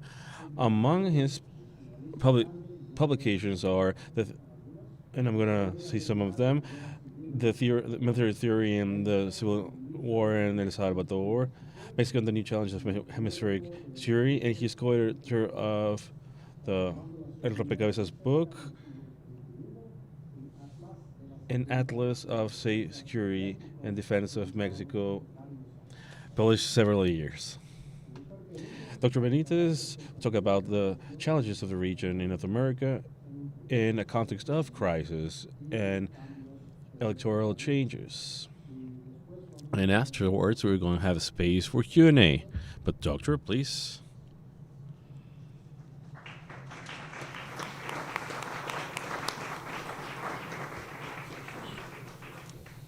Muy buenos días. Well, good morning. Muchísimas gracias. Thanks a lot. I want to especially thank my friends, Edna Jaime, who is an old friend and a great dean here and a recent dean also here in Tec de Monterrey. She's a great academic, and Gabriela Aguilera, Christian, Hans. I thank you, your consideration for inviting me about this lecture about North America.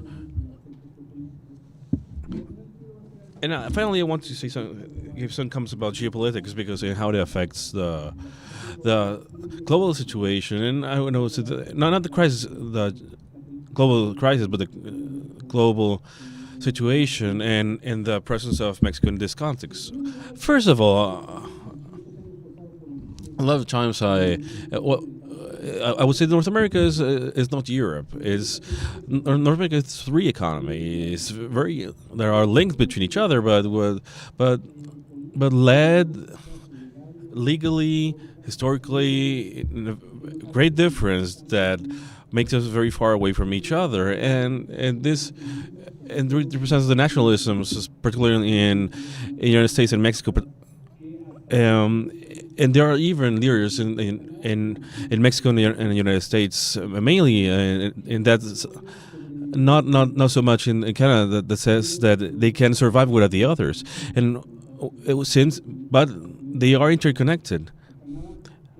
And so the four axes of discussion here, and when we talk about North America, is the economic and geopolitical and socio-economic issues and the global influence in North America.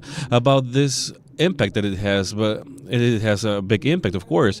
The TEMEC and the NAFTA, which when it was negotiated, we don't know the deepness of the depth of the changes. We try not to do a lot of changes. United States wants to do a lot of changes, but here's not important, because in the United States the treaties are something that is mainly for the Senate, and we have to see if the Democrats or the Republicans wins a seat or two, and they can change the decision. But inside the Democratic Party, there is also an anti-globalizers, and they are very strong. And those anti-globalizers are anti-Mexicans too. And we're talking about the syndicate, the unions, and see which unions are against the entry of Mexicans and from other countries, because they are competitors, and also the lobbying in the United States of Afro Americans. They feel the same things because they are competing in the lowest strata of the United States, and they don't like Mexico. That's it. There is no neighborhood in the United States where Afro Americans and Mexicans mix. And the clearest thing is New York. And in this side of the street, they are Afro. In this side, there are Puerto Ricans. And here, there are Salvadorians and then Mexicans, but they don't cross each other. Mexicans, Salvadorians, people from Guatemala, they mix, but not with Afro Americans. And so, this everywhere in Los Angeles, in Houston, in Chicago, etc. And so, it's lobbying. They don't like competition, the Mexican competition, but Mexican competition, it's a fact. There are 30 years of integration. Nearshoring, this little word is in vogue. It was in vogue, our ex-minister of Foreign Affairs, and it exists since 1994. And the thing is that before it was a relocalization in the nearshoring of manufacturing, which is mostly in the car assembly, and the arrival of Japanese and European manufacturers here, and soon in Hidalgo there's Carlos Slim is the main buying Chinese cars. But from Francisco Mexico is a first business partner, not because Mexico is in the first place, not because China gave a step aside because of the speech in the United States. And so this means that there's a weakness in Mexico. It concentrates a lot in the business in North America. The interdependence is reduced with Latin America and Europe, and China is the second partner of Mexico, but with a big difference in comparison with the United States, which is Mexico is in the commerce the commerce of China is 10 times more than to China, which is different from the United States, and this is a great disadvantage. In terms of political issues, the democracy in the United States is weakened, and it broke with the Cold War. George Bush president was the president who started NAFTA in 1993. It wasn't Democrats. Democrats were against the treaty. The oppositions of the treaty in November 20th, 1993 in Washington was 2020. The globalizers were the ones who won. Basically, it was the Republican senators, and that changed. Mexico is a very young democracy that is going backwards with an idea of unity that is affecting the political powers in a democracy. In Canada is a parliament democracy that is surviving. We don't know how it will survive in the future. The ideological hits that it receives, but it has maintained there from left to right. In Canada, in the ideology, is a country that before the NAFTA, people could go into Canada without visa, but after this, it starts to ask for a visa with NAFTA. Of course, so is contradictions, right? Or in Asia, but. And so on the one side we have the plan for free commerce. We have to reduce commerce with Asia, and they're talking about China because the imports from other countries, for example, Mexico before NAFTA, we had with Japan a lot of commerce. Before the treaty, the Samsung company from Korea, has an hegemonic presence in some high technology manufacturing. And they were the first who said to build washing machines to export to the United States, and in fact it's a monopoly in Mexico and United States and Canada. It's their specialty. So the nearshoring is semiconductors and high technologies. But nearshoring we have it since 30 years ago for manufacturing. And passing to security, Canada and the United States give priority to global. That is clear.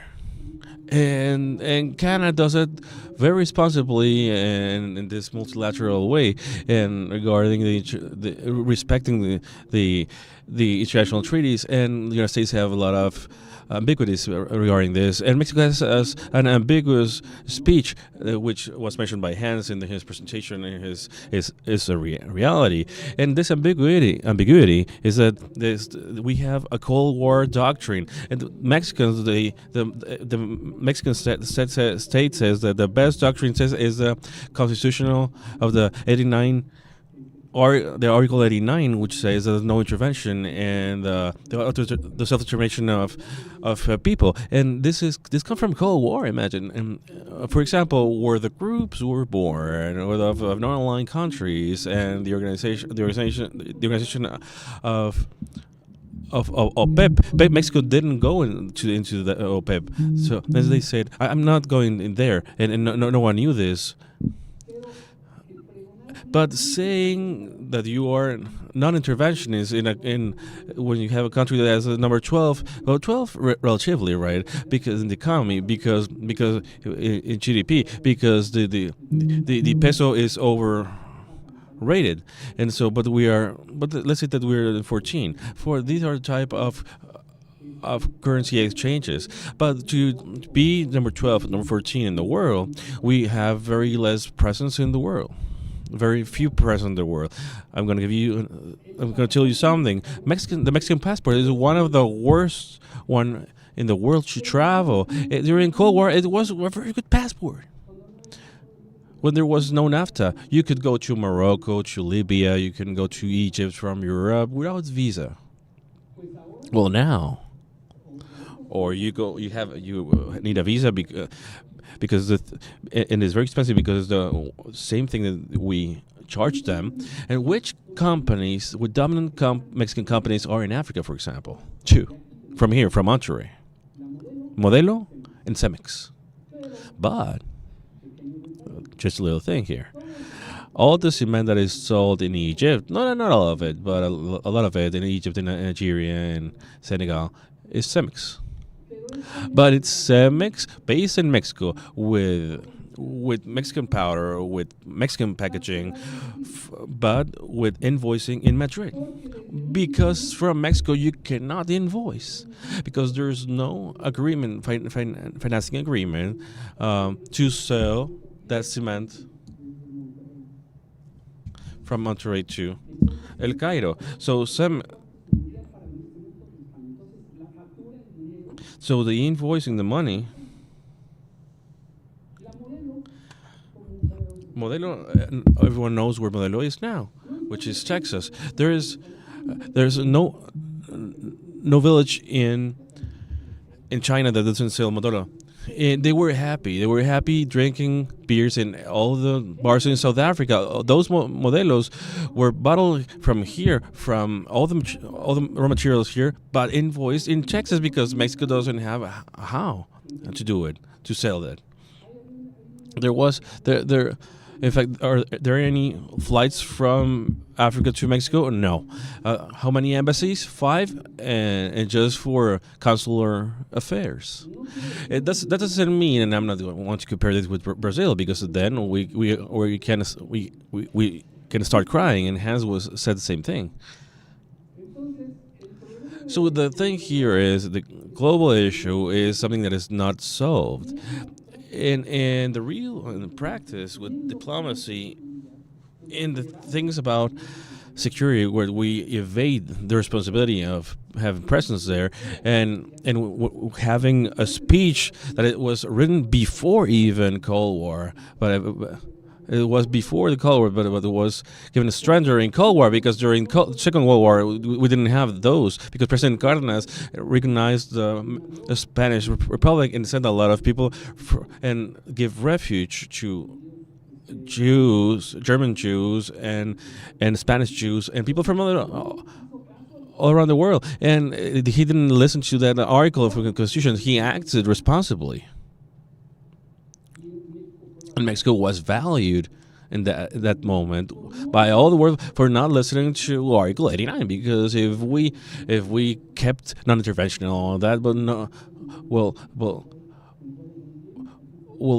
we were close to the United States, and the Allies were not going to get here. So Canada and the United States are global actors with different dimensions. Canada more in diplomacy, but also through NATO. And Canada also has an alliance, a strategic alliance with Great Britain, which is great to participate in NATO, protecting the North Sea, and they have that. And Canada. And they have this responsibility to protect the North Sea, and the United States goes elsewhere. But and talking about the Gaza Strip and Ukraine, this will define how the conflicts will progress, or the negotiations lengthen without a resolution. Mexico is misplaced geopolitically. He has a foreign policy about World War, and during World War it was very useful. But when was Mexico recognized? When his non-intervention policy wasn't applied. When the President Salinas de Gortari said, "I have to boost the peace treaties in El Salvador," and Mexico grew there as a middleman in the conflicts in Central America. It's something that is entirely aimed to our borders, and we have a huge crisis of governance. For example, there are some indicators of the place of Mexico in the world. We are placed number 11 in economy by GDP. Remember that we're talking. We can move this because of the real place of peso, and place number 10 in economy and GDP projected for 2050. Population growth is number 13 in geographical surface, place 11 of, and it's going to move with Canada and Russia because of global warming in 20 years. This is going to change because frozen lands are going to open for this, and also this, and for the poor people in the world, this is going to have an affectation, of course. Number 18 in proven reserves of oil, and here is where we start to have problems. Here in number 77 in the index of human development. And what does this mean? Well, we are Africanized because of poverty, because of the layers of society, and number 31 in military power. We should be number 12, 14, but why? Because we don't have any responsibility. We think that we are a bubble, that nothing affects what's happening in the Middle East, and nothing that happens in Ukraine affects us, but it will affect us. It is already affecting us, and it will affect us more. And so this is something that is severe, and we have to take the responsibilities of according to the size of our country or where we want to go. Animal protein, historical heritage, tourism, all that is great. We have good numbers in there, but the number 25 in happiness, and there we are doing very well. We're almost as the Netherlands in happiness, and tortilla has a special. We have a special ingredient that brings happiness to people, maybe. So, for example, in that we are better than the United States. The surveys about happiness, they are very, very low, and there is neuro pessimism in the countries, in the Mediterranean countries, and oh well, we have advantages and disadvantages, and the indicator number 20, we're with the number one economy in the world. This is not according to being in the position that we should have of being there in the next to the company number one. About religions, there is a religious unity where there aren't any problems, conflicts, because there is a religious unity because the Catholic Church is not a problem in this regard, and that is good. So let's go to other indexes. In the index of Ray Dalio of the Great Power Index in 2024, according to the balance global, is the global balance is United States has 0.89, more than 30 indicators, and in China 0.80, Eurozone 0.56, Brazil 0.18, Mexico 0.14, and 6 times more than the United States. And security and defense, here we have problems because there is no trinational agenda. And so North America is a commercial treaty. It's a trade treaty only. And the United States does have a security agenda. And United States and Mexico do have a binational agenda, which has to do with migration, drug trafficking, and the border. And maybe Mexico has some strategies in the border, but for the United States and Mexico gives a lot of headaches because it's ex-public servants are being judged right now by American justice, and there's a governor near the Pacific that I don't know why they're not in a court of Miami or New York. They try to say that he went to Los Angeles when the head of the Border Protection of the United States said a week later, well, we haven't found any record that he accessed the United States. Yeah, but he did a pause saying unless he went walking as a lot of people without papers, which is the only possibility that giving credibility of a governor of a state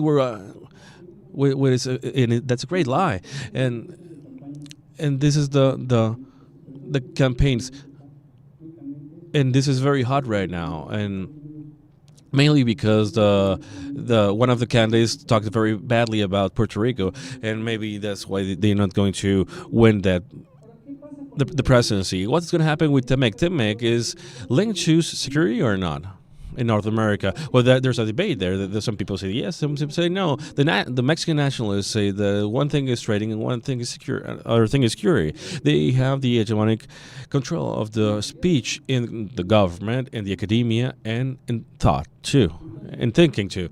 And so they say, you don't get into my policies, and I won't get into security, and don't even question how the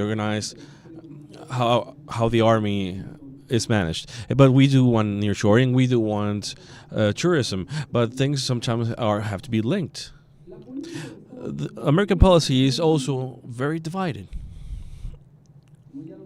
As I said it before, Canada and Mexico don't want to change and Mexico just went to the negotiation to see what's going to be discussed.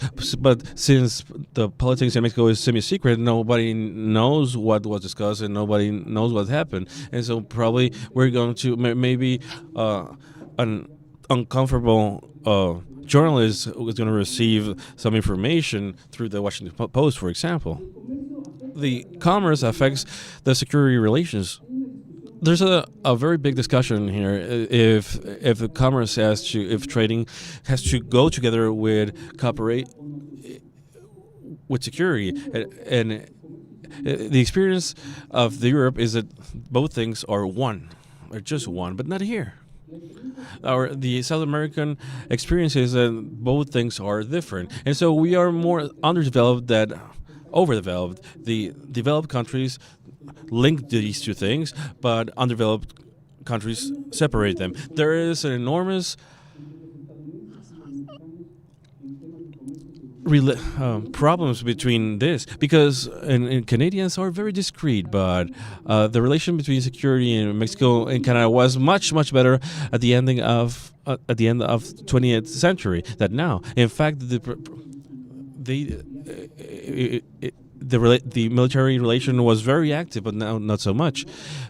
With NORAD and all that died, and so now going on, the defense in the United States, territorial defense, is based on NORAD and Northern Command. NORAD is the treaty was signed between the United States and Canada to protect themselves from missiles that could come through Siberia to the Arctic territory, and the protection is in the frozen territory in Canada, and it's a very complete system of defense. And the Northern Command is for Puerto Rico and Mexico, and is the reorganization of the defense.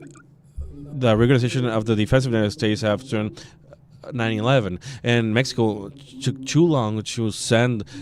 Like 5 years to the Navy send delegates to the Northern Command, and there is a cooperation, a restricted cooperation for drug trafficking with Canada, and Canada is the defense is very multinational, and they work with NORAD and also with NORAD because this missile arc it protects the cities of Canada and the United States. Now, talking further than November the 5th, that Congress has contradictions. For example, the Congress of the United States prohibits the imports of medication from Canada because it's cheaper. It's similar to what happens to Mexico because the pharmaceutical lobbying is very strong in the United States. Now, here we see, for example, I think I have some illnesses and I do have them. And where should I buy my medicine? Well, in Dr. Simi. What's the real secretary? The real secretariat that goes to every city? Well, it's Dr. Simi. In reality, it's not the health secretary. It's not the secretary of health. No, they have very cheap medicine. Dr. Sime, where do they buy the precursors?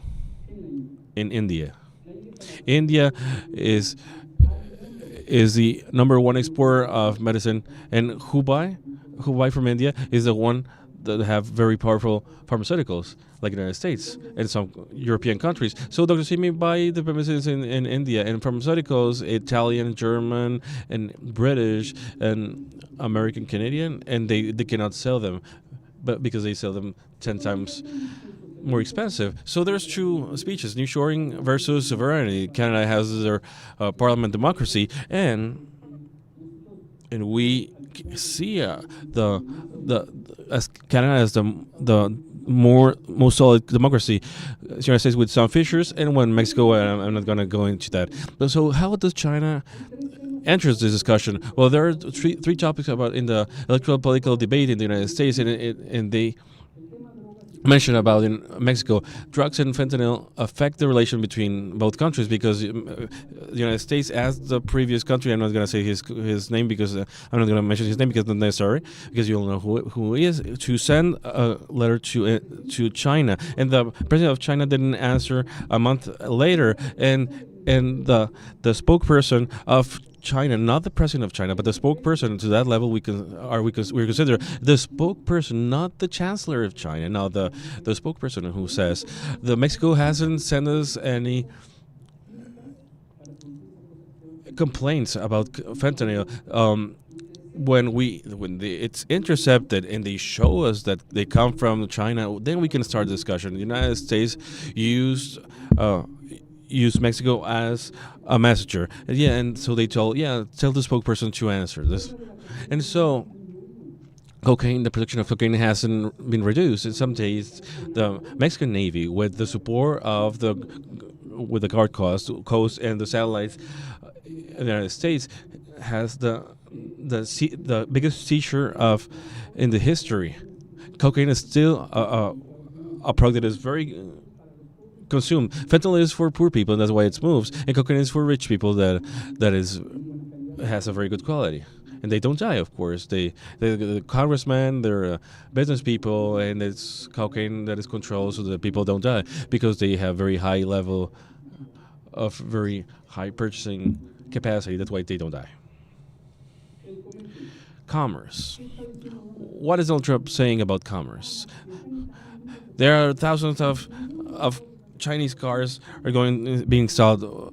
Well, that's not true. The only 32 Chinese brands that are being sold in Mexico.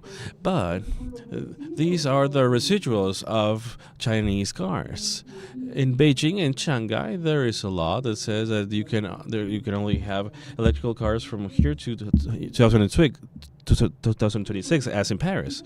Those private Chinese cars, they manufacture a lot of cars in gasoline. They're trying to locate those in where they can, and that's why they are so cheap in Africa and in other Asian countries, in Mexico, and because the laws are restricting the gasoline cars in China. In fact, all the Beijing motorbikes are running over people because they don't have any noise, and so that's a problem. And in fact, you don't even know if the car is on or off, and that can be a problem because you can go out and someone can go in and steal your car because you didn't know that it was on. So those topics are mentioned by Donald Trump, and the Democrat Party agrees with this without saying it. But the congressman and their congresspeople in other states act consequently.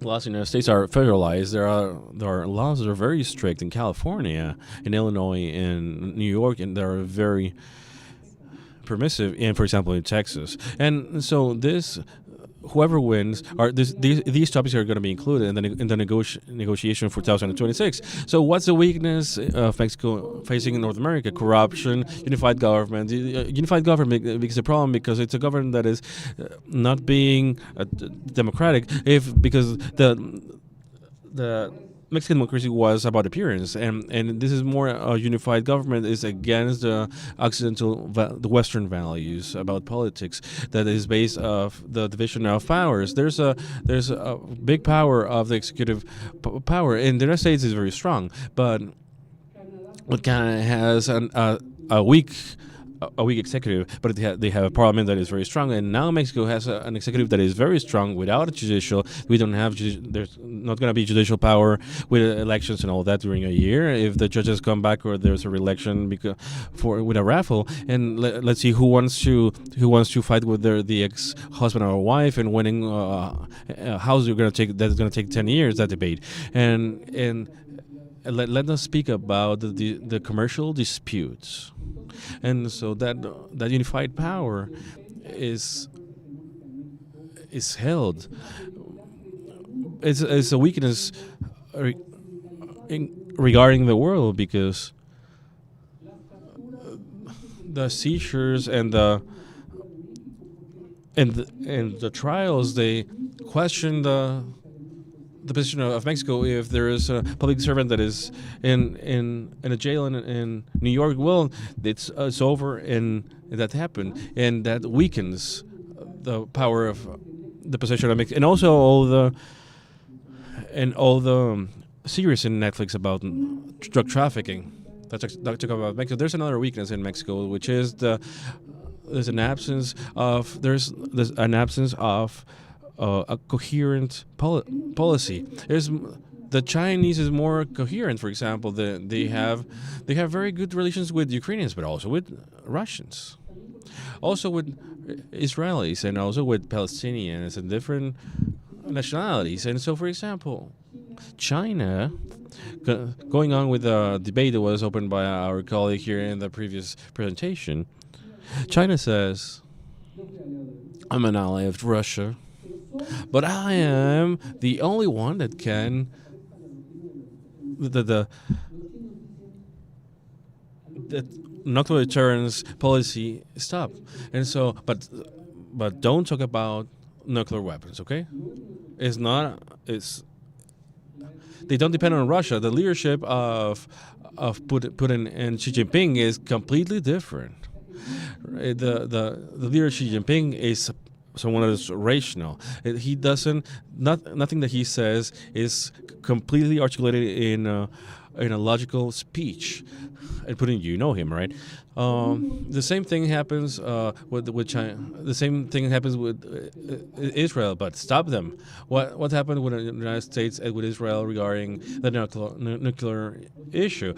Chinese people say that we told the Americans that what we're going to do. We're going to force Putin to stop talking about nuclear power. And they try to do the same thing with Israel, but Israel doesn't answer only to the United States, but they respond also to their own interests. The same thing happens with Russia, and so that's what's happening right now. And so going on to the lack of prestige of the Mexican politics, there's none, and so where there is, it's horrible. Remember what happened with Ecuador? There was a rupture with the relationships because Mexico broke the asylum treaties. They gave asylum to someone that was trialed, and if that happened in the world, all the embassies would be filled with common criminals. And also it's true that the Ecuadorian authorities didn't act well, but they won the lawsuit because Mexico was the first one who violated the international rights, and the president in Ecuador, who is the Carlos Slim of Ecuador, he's very rich and he's very popular. He said to the Ecuadorians, Ecuador is a poor country. We are spending thousands of dollars in this lawsuit. We're gonna hire the most prestigious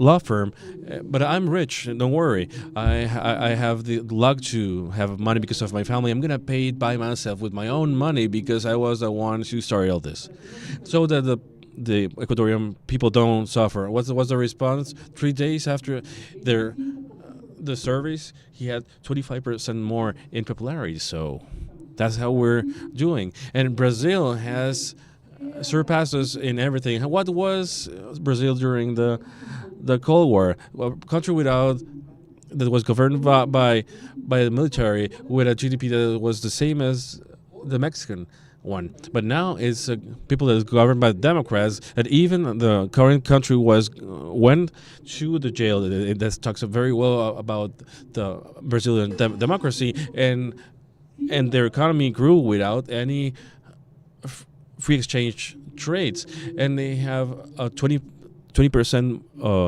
more. Their economy is 3% more than the Mexican one. And the power in Latin America is Brazil.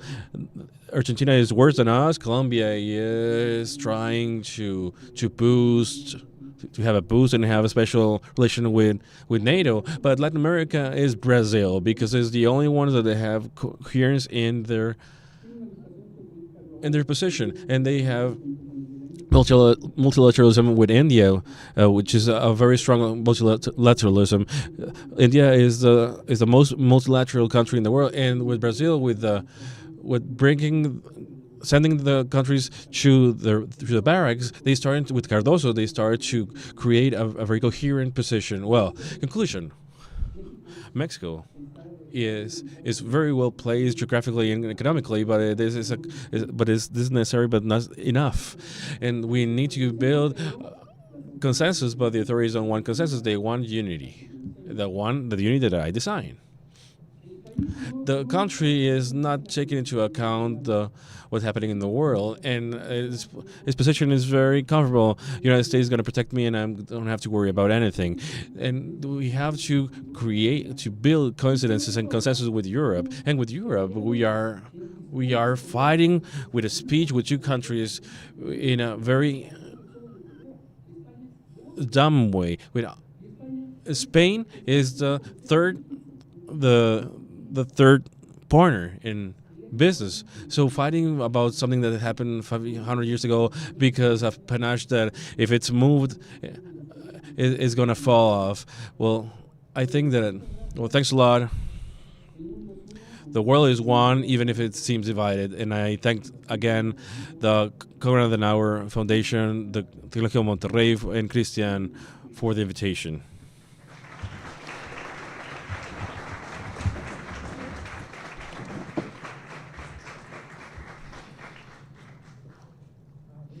We will open up a space for questions and answers for the attending, so please raise your hand so you can have a microphone.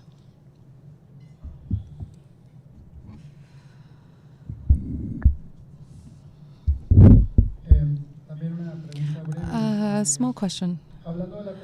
Talking about the first weakness that you already said that has to do with organized crime and the relation with the United States. In your opinion, how believable it is that the United States in their next administration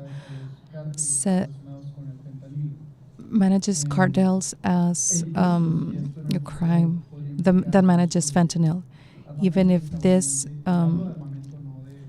engages American I think that it's a scenario that is managed in the electoral scenarios, but that's not going to happen. The Ministry of Defense, Civil Defense of Donald Trump says that Donald Trump insisted that to attack the houses of the drug traffickers in Sinaloa, and they had the responsibility to consult with the commanders of the armed forces, and they said it's crazy. It's crazy. Why? Because, and the argument was this: if we attack Mexico, militarily speaking, the argument was that Mexicans don't have a detection system, that they wouldn't know where the missiles came from. So Mexico don't have radars to know where, but they're in them. Where is a missile going to come? And from Sinaloa, we don't have to be very intelligent to know where a missile to Sinaloa is going to come from, but to the house of El Chapo or of his grandmother or one of his 15 wives. So the argument here, the serious argument of the American militaries was that with this we can feed a radical and fanatized feeling that they can be a terrorist and attack us. So we cannot feed this ghost. Okay, so so this floats in the realism that of a very coherent realism of the militaries of. When someone tries to talk about terrorism or to equal terrorism to drug trafficking, or moreover, when you say attacking.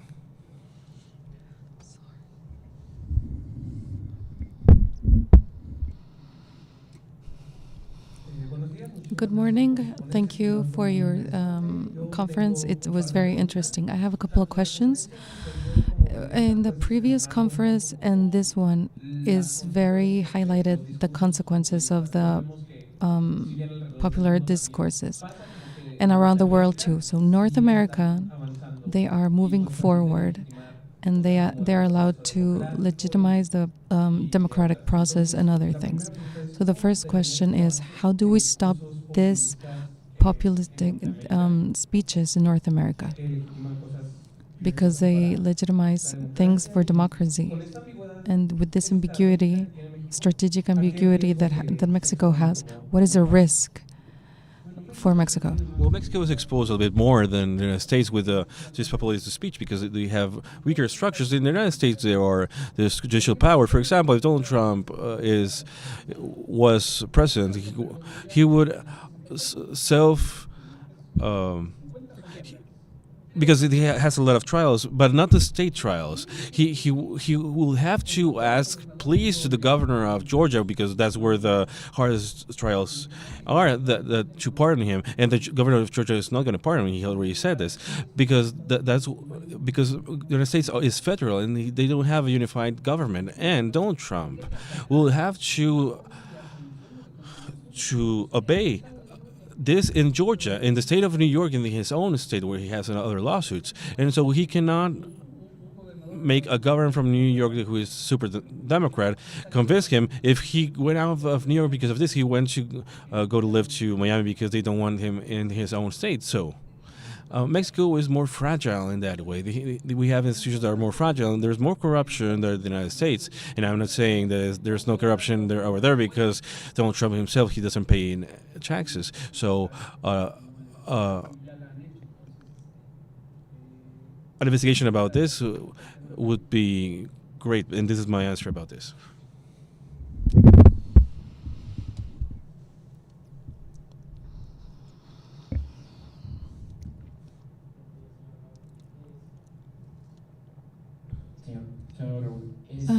Mr. Raul, we talk about the paralysis of the structures in our countries globally and nationally, and my question is, what strategies should we implement currently? The Secretary of External Relationships, a new strategy so we can exit this paralysis.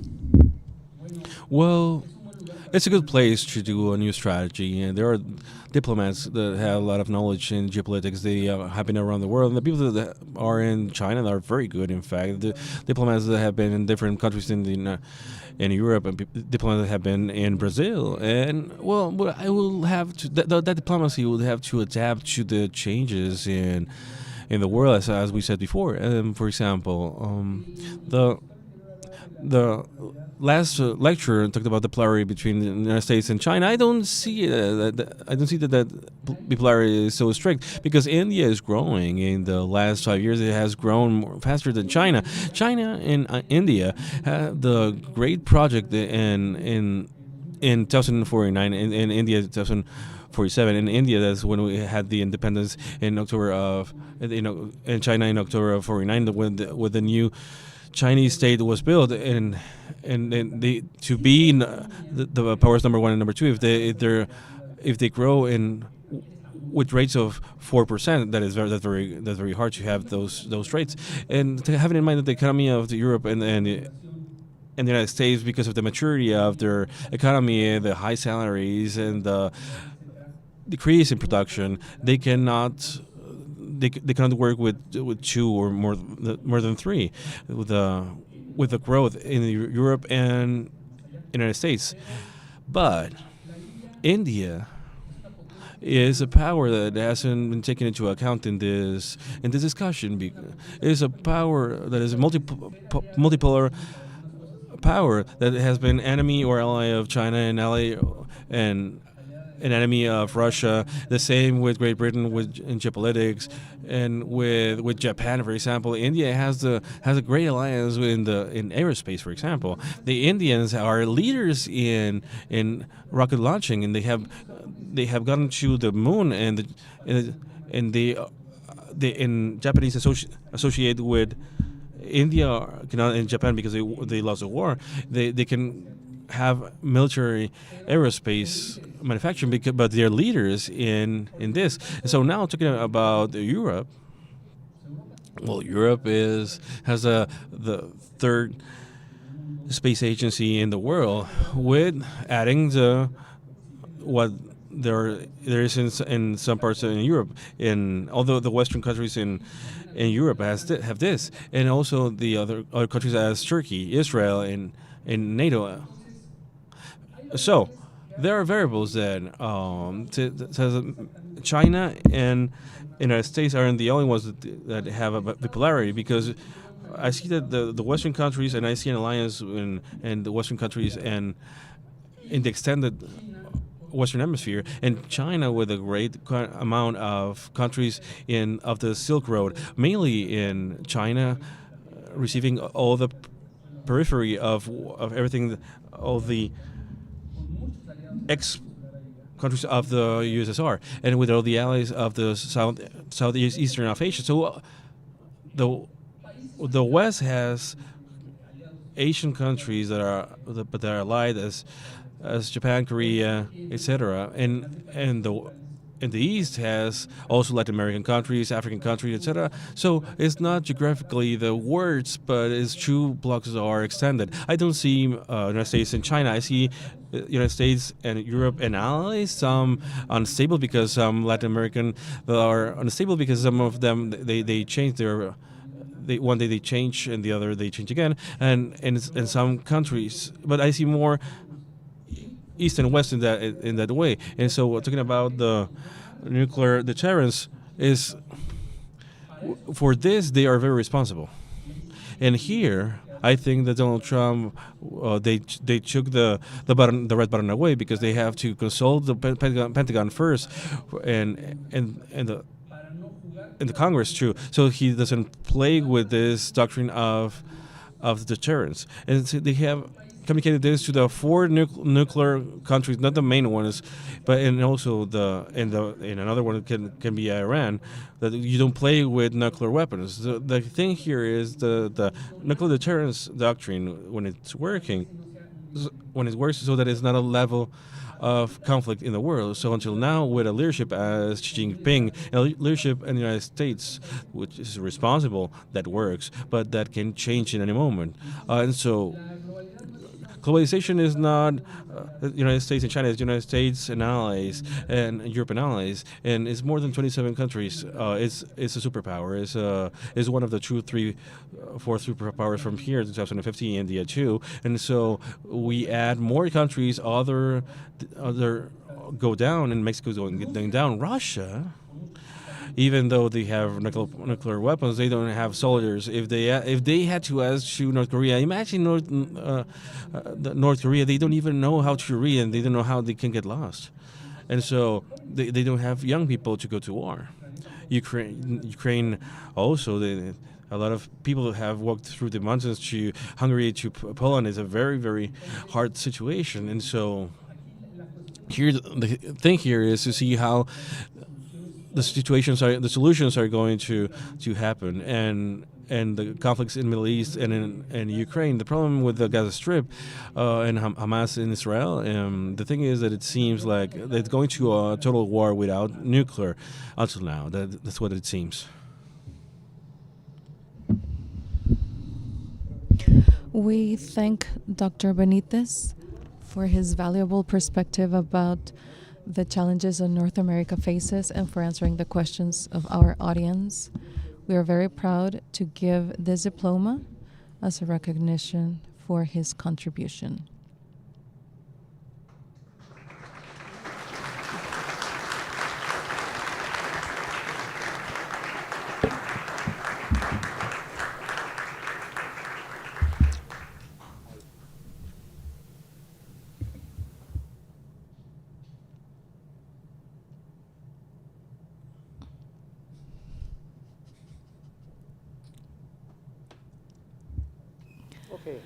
Okay, next we will have a small pause, a coffee break, before continuing with our next panel that begins at 12:15 about South America, influences and relocation.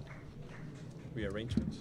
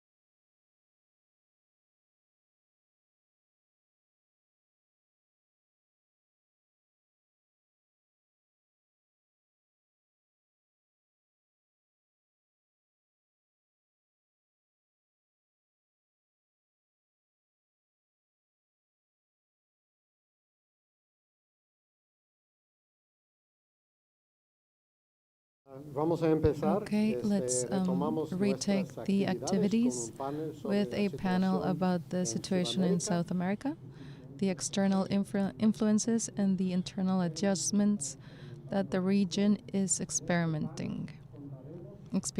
In this panel, we will have the interventions of Dr. Patrick Patterson, Dr. Oscar Palma, and it will be moderated by Professor Christian Elric, Director of ISDR Mexico. Before we begin, we're going to have a small bio. Dr. Patrick Patterson is an Associated Dean in the Publishings and Investigations of the Hemispheric Defense Studies Center, William J. Perry. Graduated in 1989 from the Naval Academy in the United States in Annapolis, Maryland, such as me, but in 1983.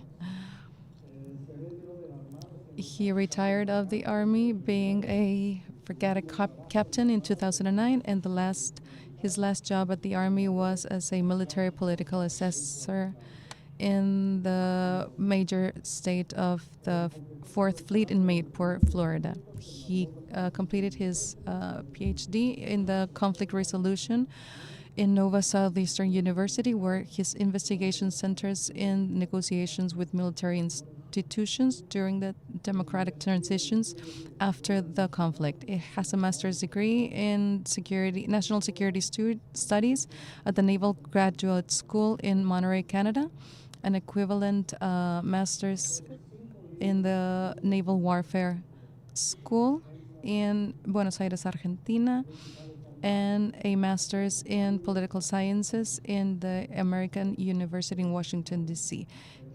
He's the author of 5 books and numerous security and defense articles. His principal areas of specialization include maritime security and history of the United States and Latin America. Dr. Oscar Palma is an associated professor of the International Studies, Political and Urban Studies, in the School of Rosario, Doctor in International Relations in London School of Economics and Political Science, Master in International Security Studies in the Leicester University, and visiting investigator of the King's College War Studies Department.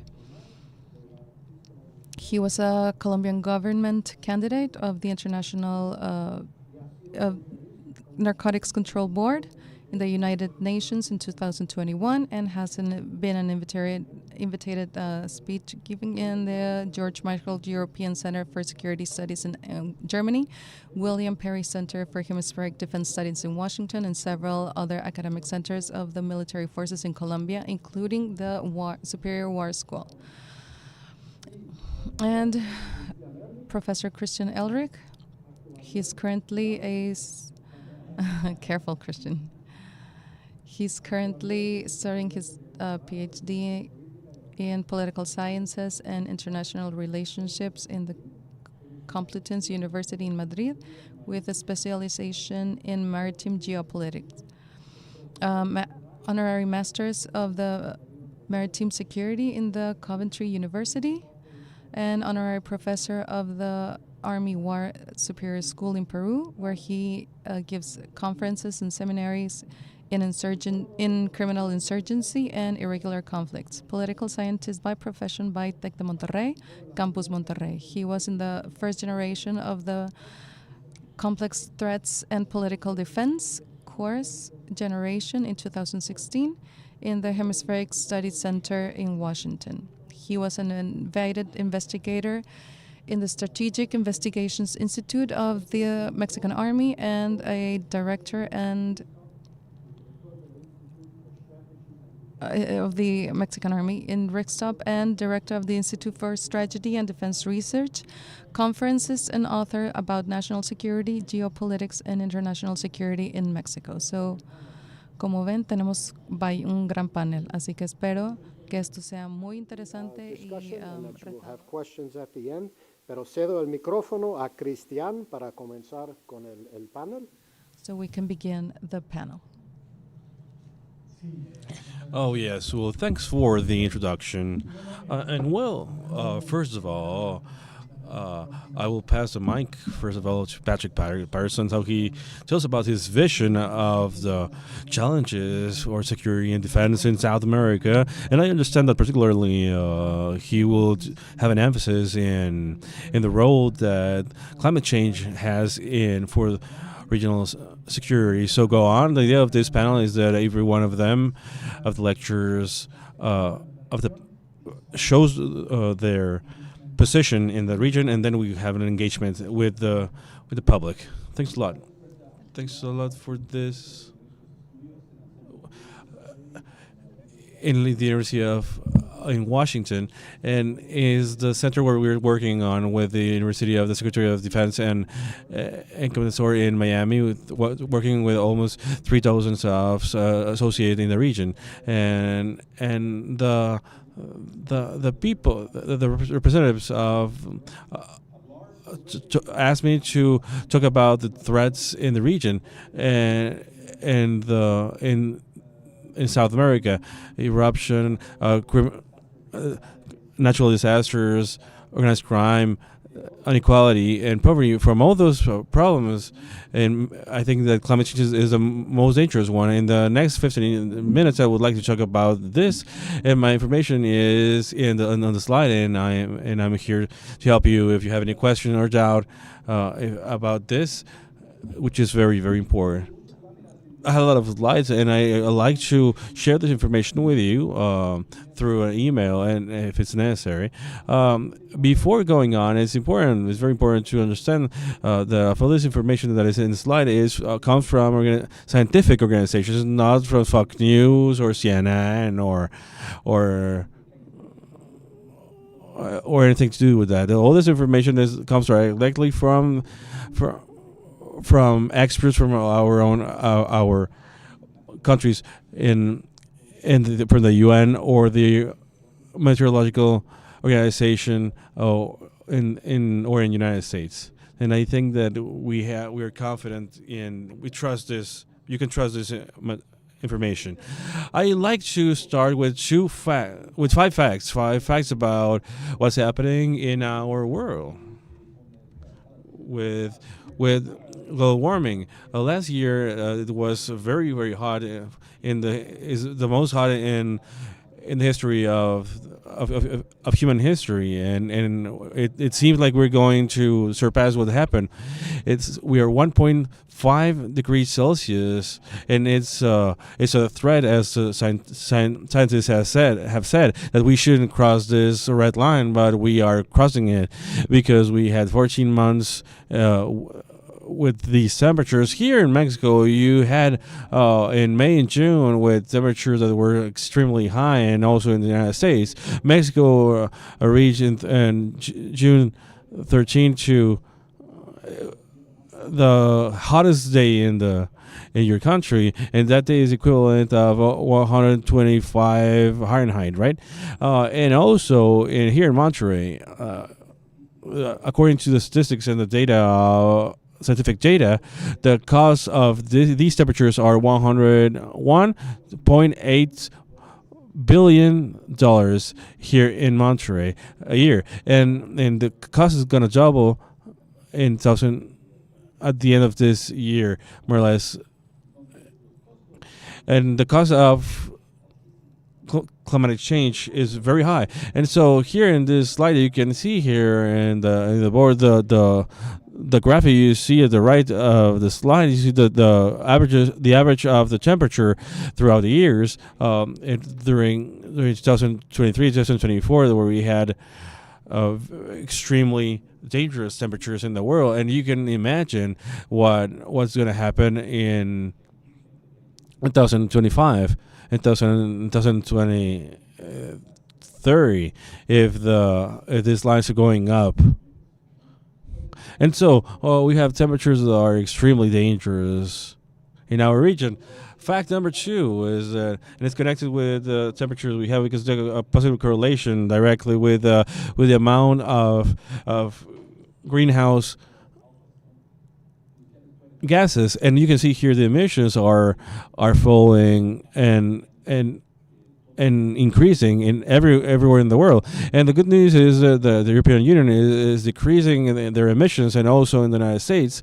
But in other cases, that's not true. And Russia, China, and other countries in the G20 here. There's a tragedy of the climate change, because the most developed countries, the G7 or G20, have responsibility of almost 80% of all the emissions and pollution in the atmosphere. So, small countries such as Tuvalu and in the Pacific are going to suffer because of the actions of the most developed countries in the world, and that's probably one of the tragedies. We connect to this the quantity of the amount of greenhouse gases that we had in the atmosphere. The CO2 has the highest levels in millions of years, and it's called the killing curve. Is an evidence of the pollution that we are leaving in the air. And so, as I mentioned before, China, the quantity of emissions has increased 5% in this year, India 6% in the last year, and Russia 2% in the last year. So the good news is that the European Union have decreased their emissions in 7.5 percentage, and United States 1.4, but the emissions everywhere in the world have decreased rapidly, and with the quantity of with the amount of emissions, this is a transnational threat. There's no it doesn't respect the borders. The pollution in the United States passes through Mexico, and what's happening in India and China is traveling around the world through the atmosphere. So this is a transnational threat that doesn't respect borders. Fact number 3 is that according to the scientists, the conditions are in the worst possible situation. The IPCC in the reports that are published every 5 years, they have examined this pollution, and in the future their scenarios, they have organized 5 scenarios. They are called representative concentration pathways, or RCP. And the conditions that we have nowadays are the worst ones, the worst scenario possible. That 8.5, which is 8.5, and the forecast for the last report was that at the end of this century we're going to get to 3.2 degrees Celsius, which is deadly for a lot of people in a lot of countries. This is double the amount that we have right now. Now this since the date of industrial revolution, and after. If we have to decrease pollution very rapidly, we need to reduce the greenhouse gases at the end of this. It is not possible. We cannot do it because the amount of pollution is increasing. It's not decreasing. It's almost impossible to decrease almost 50% of pollution in the next 5 years.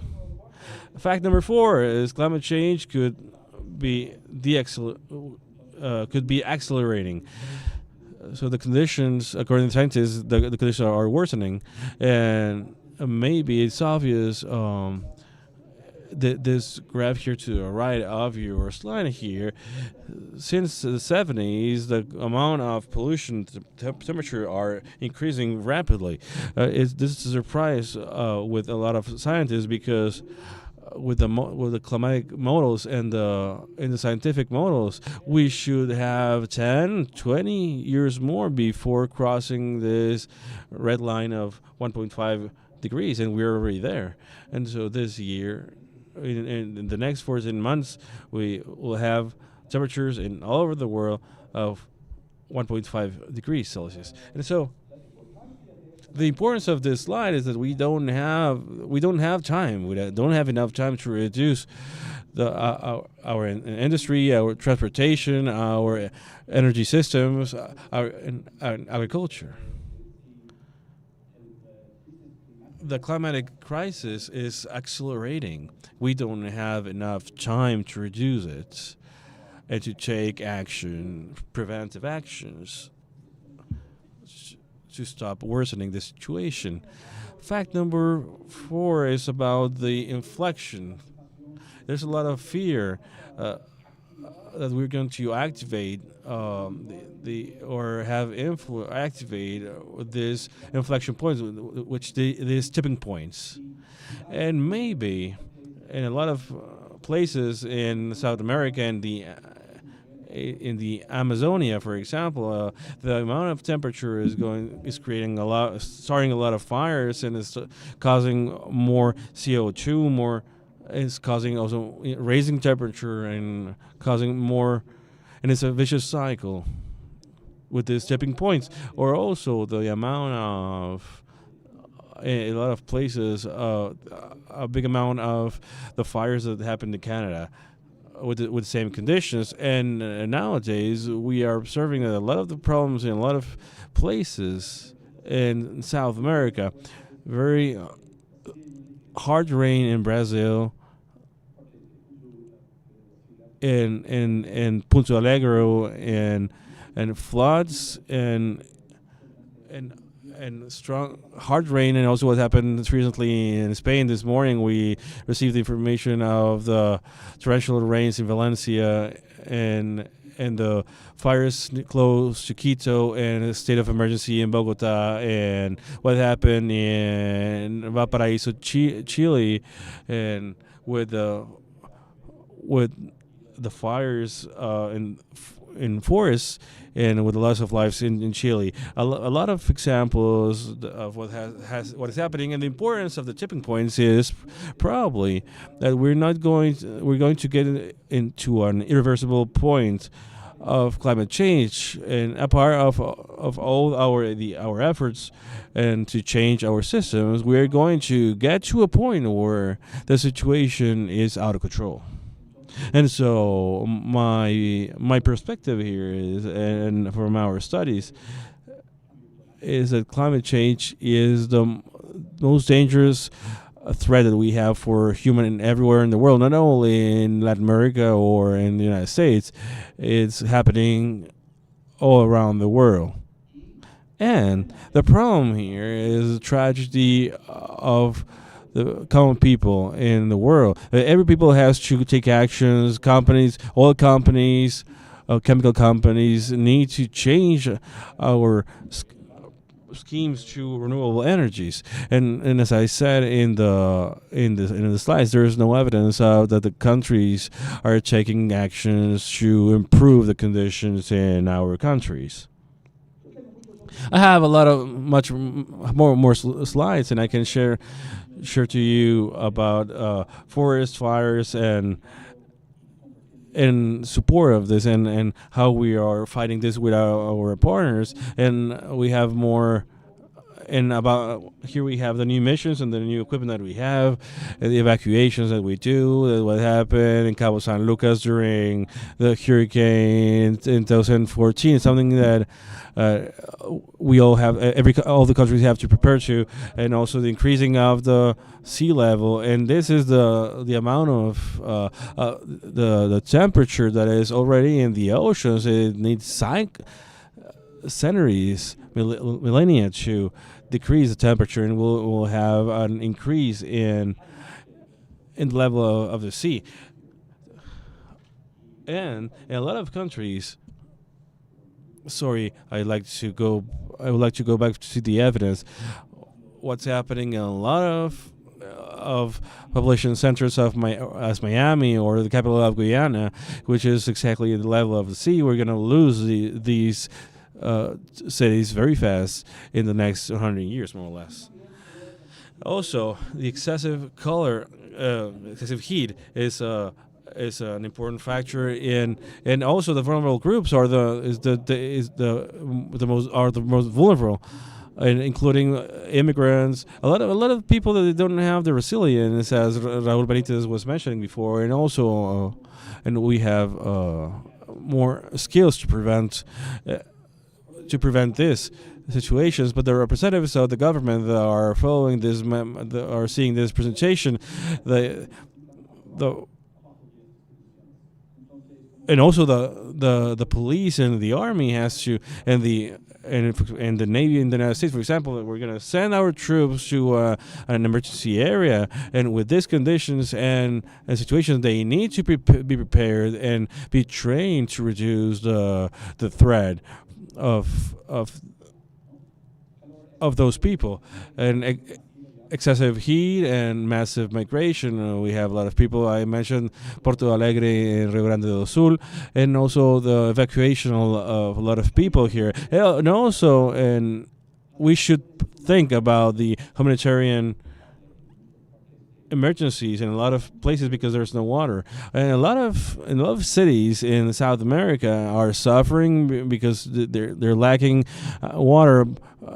Bogota, Quito, Sao Paulo, Montevideo, they all have emergency areas because they lack potable water, and also the increasing of temperatures. And of course, here in Monterrey, in the capital of the country, there's a lot of evidences of this. At the same time, and linked to the lack of potable water, there's the food insecurity, and the war of Russia and Ukraine has shown the fragility of this proportion.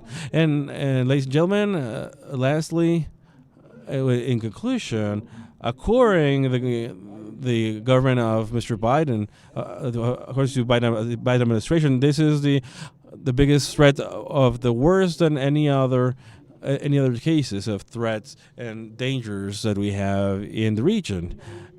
In our strategy, in our national strategy, which was published by the White House, the President Biden said that these threats that we have in our world, the climate change is the most dangerous. Okay, so it's potentially existential.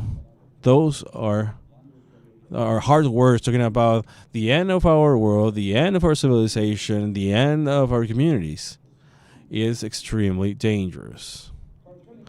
To finish, I'd like to share a lot of the reports of the IPCC that are published in this census report that is published every 5-6 years, and the next one will be for 2028. But also there are some chapters, thousands and thousands of pages that are available, particularly in South America. You can talk about the forests and the tropical forests that they have, and what's happening in the mountains in some of those countries in the region. Thanks a lot for your attention.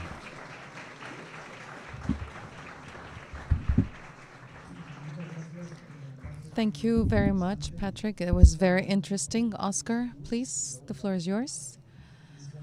And then we will start a conversation between us, among us. Good afternoon. No, good morning. I don't know what time it is. Good afternoon. Good afternoon.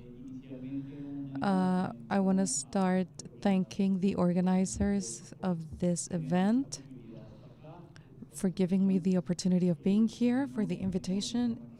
It is a great pleasure for me being here. This is the first time here in Monterrey, so I'm very happy of being here, especially with the students. I understand that there are a lot of international relationship students. I am a international relationship student, so I hope my students are also watching this transmission by you too, because there's going to be a quiz next week. No, don't worry.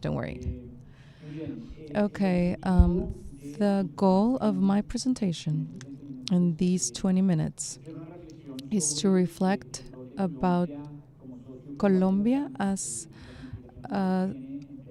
in the OTAN and regional security, what this means in regional security.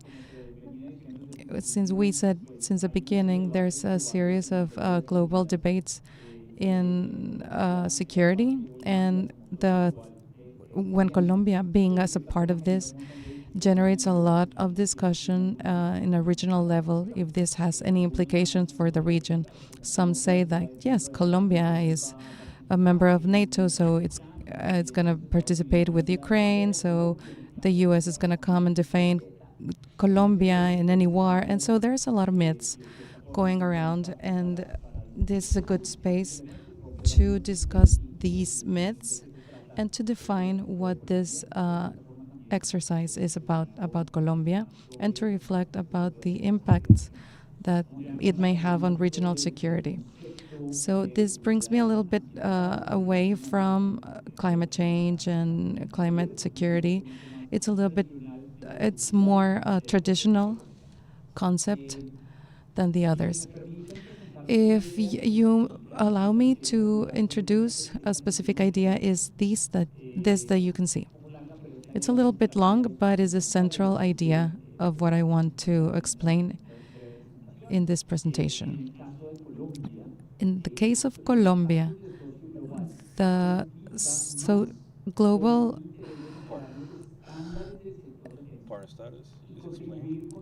status is to contribute to its know-how that is strict, from a strict term of a geopolitical term. So more than thinking about a line of a geopolitical term, this is another thing. So more because of the international prestige, this elaborates, deepens the Colombia's profile as a contributor to the globally. That more of a commitment to their defense, being afraid of not having a military army to defend itself, more of those things. So whether it's a threat or not, it will depend of the narrative that the actors build.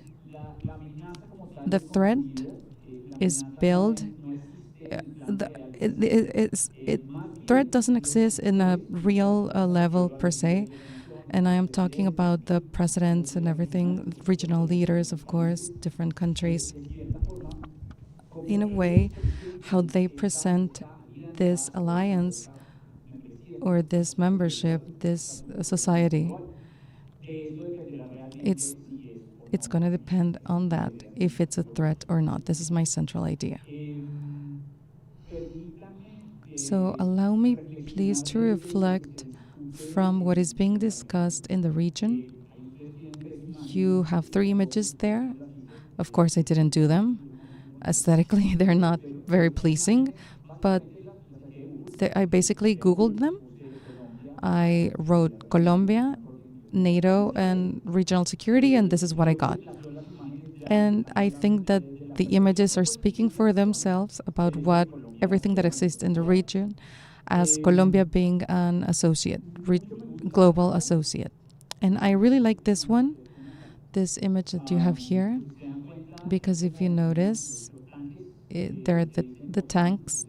I don't know if you can see it. They say NATO, and it portrays Colombia as a bridge for the NATO to come into Latin America. So this is the argument that some sectors are saying in the politics in the region. Yes, Colombia is allowing the entrance of NATO in the continent, and this is to allow imperialism of the United States and this kind of narratives that that have always been there since the Cold War. So one would think that this is an element or an idea that is in the debate. And you would be surprised of how much you see this, for example, in Twitter or in social networks. You know that for better or worse, we are in a world that society gets their information from social networks. So these ideas are there.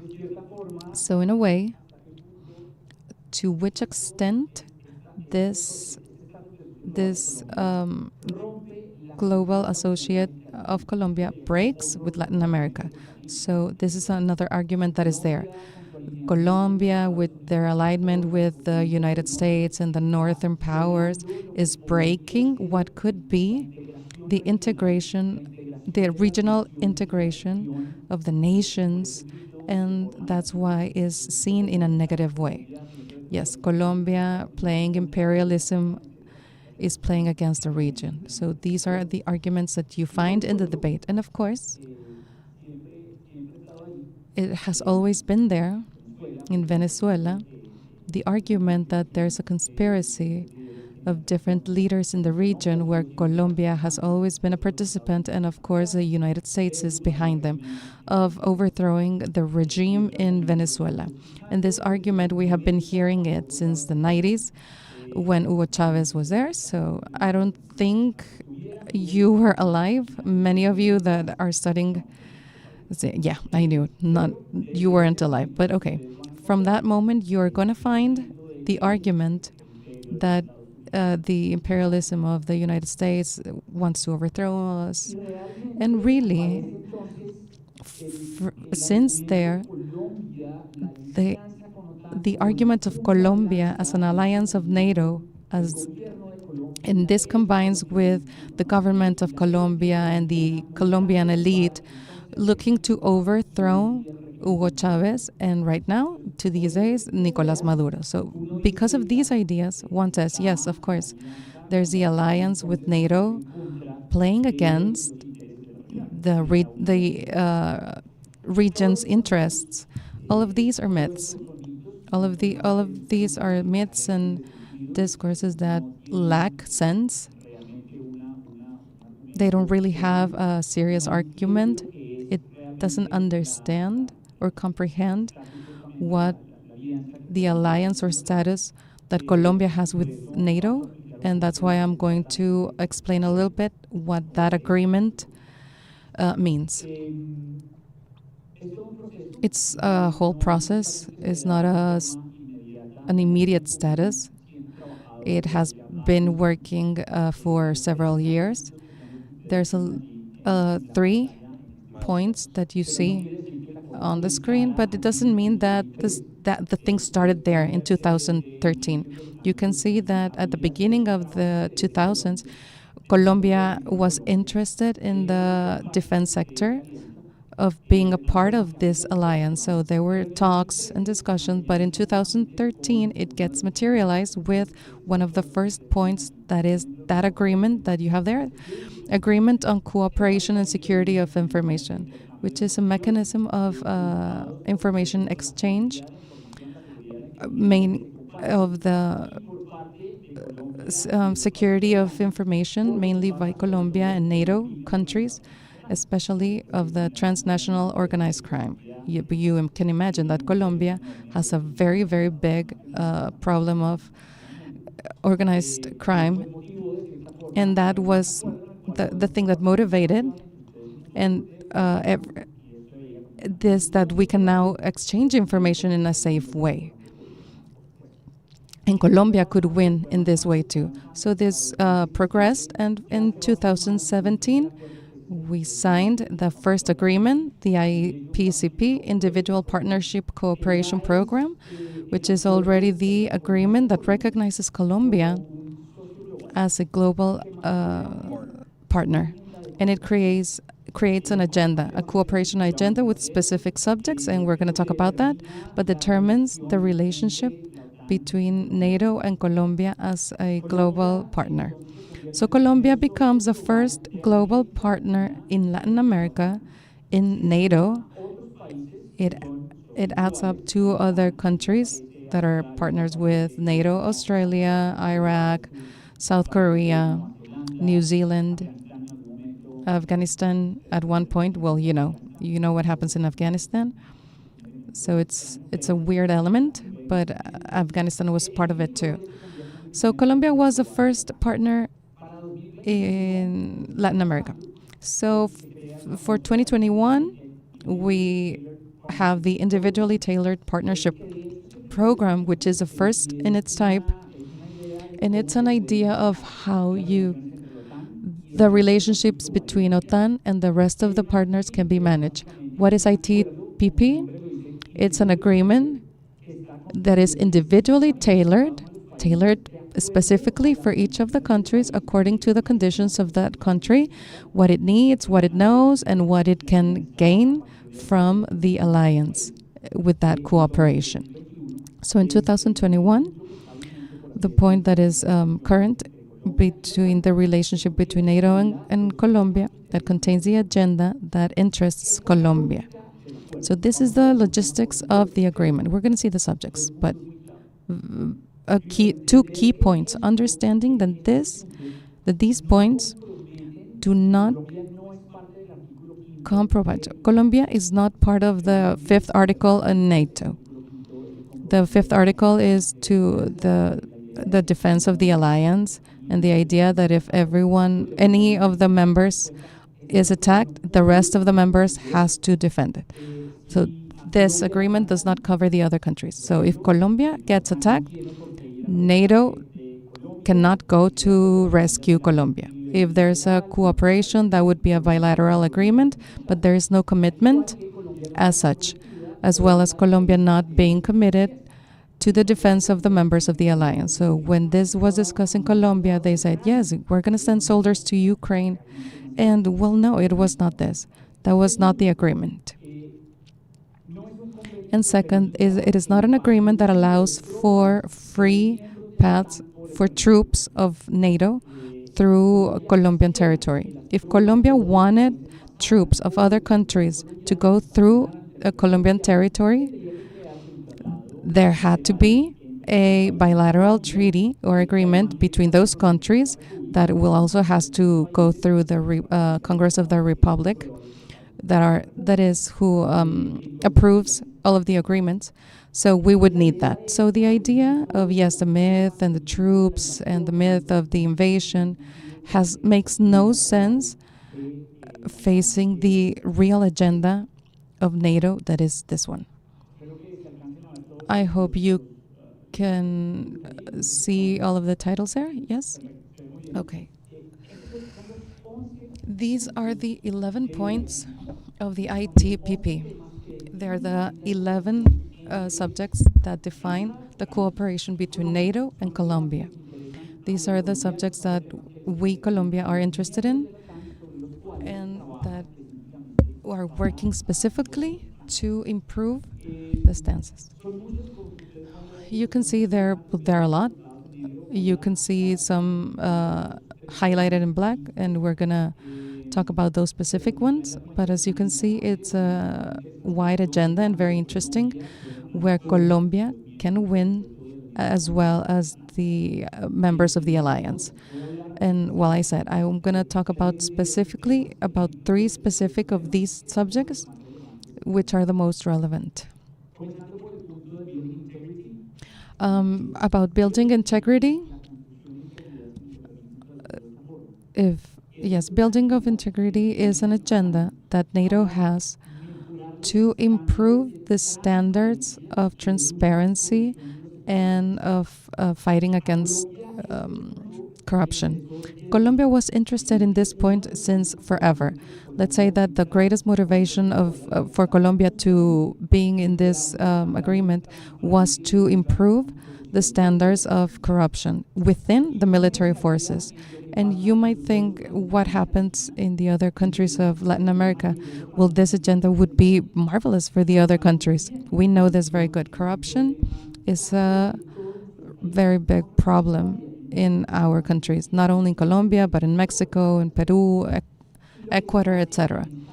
And what we do in this agenda, in building integrity, is that NATO does some sort of evaluation, and it renders a result to the country, and they analyze the conditions of corruption and transparency, and it generates a series of recommendations. Like, look, Colombia, if you want to improve those standards, you need to do A, B, C, blah, blah, blah. And Colombia then makes those recommendations, and the country can subject to a new evaluation later on, saying, I already implemented the recommendations you gave me. Please evaluate me again to see how we're doing. Colombia has had 2 evaluations already, of fighting against corruption and increase of transparency. So from a point of view of a Latin American country, you can see how enriching this could be, especially for countries like ours. And the alliance also wins because it learns of how countries, not only NATO members, but the others, also have problems and are learning from those recommendations, and they're seeing how they can improve. So it's gathering information about what other countries do and is generating ideas about how to fight corruptions, etc. So I think it's a win-win agenda that is very clear, especially for a country such as ours. So I think it's marvelous on that part. Training, and it's a very big part of the agenda. Training in every subject that you want in terms of security, defense, and regular operations, every fighting. The NATO agenda is very wide, and there are training centers, excellent centers that the Alliance has across several countries in the world, and the possibility for men and women of our forces can go there to get trained in many of these centers.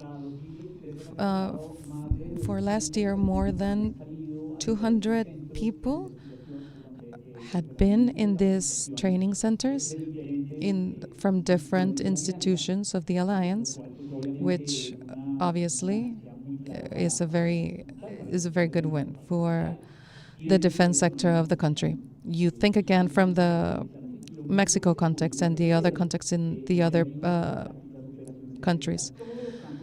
All of the security areas, if you participate there, how enriching it can be. It's a very big win. And in this, Colombia offers something very interesting for the Alliance members, and it's this. Colombia has an internal conflict for over 5 decades, maybe 6 decades. And this conflict has been of irregular operation of war, criminal groups, guerrillas, insurgencies, etc. And this conflict has several characters. And one of the main problems that Colombia has was a drama of the mines.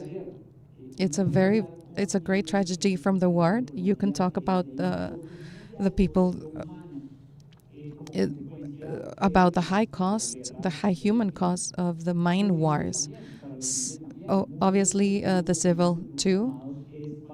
What these groups have done is mining lands to stop the military. It's like our artillery. It's like our artillery defense to mine the fields and stop military from moving forward. So Colombia has to train itself and to know really well how to demine humanely. What is the best ways?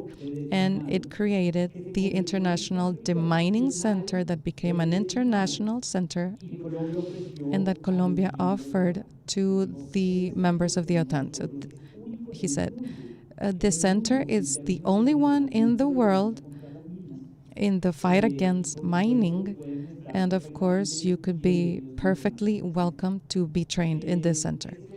So this center was accredited, as you can see by CDES, PTEC. There are the partnership training and educative centers. Several countries have these kind of centers, and they can go to these centers to get trained. It's a part of a larger network of centers. There's 23 centers across the country, so Colombia has one specific center, and we have received people from different countries, members of the Alliance. We have also had meetings with the commanding from the different centers in the specific center in Colombia. So it's also a win-win. And of course, I'm going to close with this, the dialogue. NATO, you know this very well, is not only a military alliance. It's a political military alliance that is in charge of the country's conciliaries. You know, the Secretary General is civil, is a European civil, and there's a secretary that is civil too. But this dialogue and consultation is very important. NATO as a stage of discussion and dialogue and debate of the democracies around the world is a discussion forum very, very relevant about what's going on in the world. And Colombia has the possibility of participating in that dialogue. Actually, that picture that you see was one of the events that we organized, and is the visit of one of the sub-secretaries of NATO. They visit Colombia frequently, so the Colombian members go to Brussels and they discuss about conflicts and so on. They come to Colombia, they discuss the global subjects, and I think it's a very important space for Colombia, the military forces, the secretary department, etc. Okay, it was like 22 minutes, but that's it. Thank you very much. Thanks a lot, Oscar. And well, to start the conversation, taking some notes here, it would seem like the two topics that you mentioned, it's like two different things, right? A topic that have to do with climate security, that's one thing. But on the other hand, we have more geopolitical issues, as you were mentioning. However, there are areas in Latin America where both things cross. I was thinking in Peru, for example, where climate change is causing, not only in Peru, but it's a very good example, drought, and that's causing fires, and that allows criminal groups to mine, and so and that is why to respond to an asymmetrical threat, which has a certain control of the forest, but it could get there and settle because of climate change. So it's not separate topics, as you were saying, but they cross in a lot of our countries. And so I have a question for you, Patrick, in particular, in Mexico. If I remember correctly, in the national program 2019, with Peña Nieto, 2013, 2018. From my own perspective, a great big effort. The first one to write down a national defense program. They were talking about climate change as something that had to be considered in different dimensions. It was abandoned afterwards. We haven't prepared a document like this in our country, but what's true is that we're the only country that doesn't talk about this from a perspective of security. The Secretary of Environment talk about this, university maybe, but it's almost absent. Climate change as a threat to national security and regional security too. From your own perspective, which country in Latin America has done more progress in this, considering or giving a special treatment to climate change from the perspective or from the dimension of security?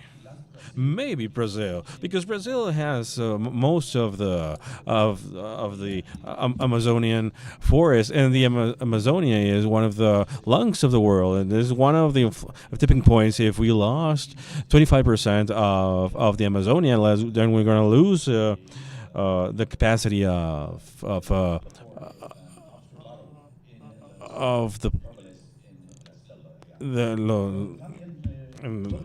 in the forest. And so to answer to your question, a lot of the countries have nationally determined contributions, and it promises to reduce the amount of pollution and emissions through their systems and through the industry and after a year, and normally at the end after the agreement of Paris in 2015, all the countries in the world did promise to reduce to 2030. Right now, with the new COP, the Committee of Practice in Azerbaijan, and in November, we'll have new promises for with the updated year, 2035. But almost all of the countries are trying. They have recognized, at least, and this is good news, the threat of climate change, and they have tried to reduce their rates, and it's very hard because it's very expensive. In the United States, a lot of countries haven't accepted the threat of in our country with more than 320 million people. There are a lot of doubts, and our two candidates, the president and the election, have in this last Tuesday is a good example of the confusion and the doubts about climate change. On the one side is the Vice President Harris likes to continue to the efforts of the Biden administration. On the other side is President Trump likes to cut every effort because there are some doubts and problems with the cuts about this, and so the short answer is all of the countries have been doing efforts, but maybe in Brazil is the most important one. Interesting. Yeah, go on, please. I just wanted to refer to this of the connection between the two types of security and what the countries are doing in this matter. In the case of Colombia, the environmental subject is hitting harder and harder. Maybe not like Brazil perceives it or how Brazil is managing it, but in Colombia, the environmental subject has been hitting harder in politics. For example, in COP16 about biodiversity is being held in Cali, in Colombia, and we have a government that is left-winged, and you would think that it was opposing the NATO idea, but the process with NATO has been processing clearly, and the environmental subject is still there, and we are working harder for the environmental security because we know that it's a problem that brings all of these consequences, and Colombia is very interested in that subject. So it's clearly there, the link you were talking about between the traditional security and, of course, the environmental security. I think that we have to understand it from a systemic perspective, where every one of the elements have an impact on the results of the others. And so now I have a question about the particular case of NATO. Who started in Colombia, or who planted that seed? You know where I'm going to. It was the political establishment, or who was, because this is about leadership.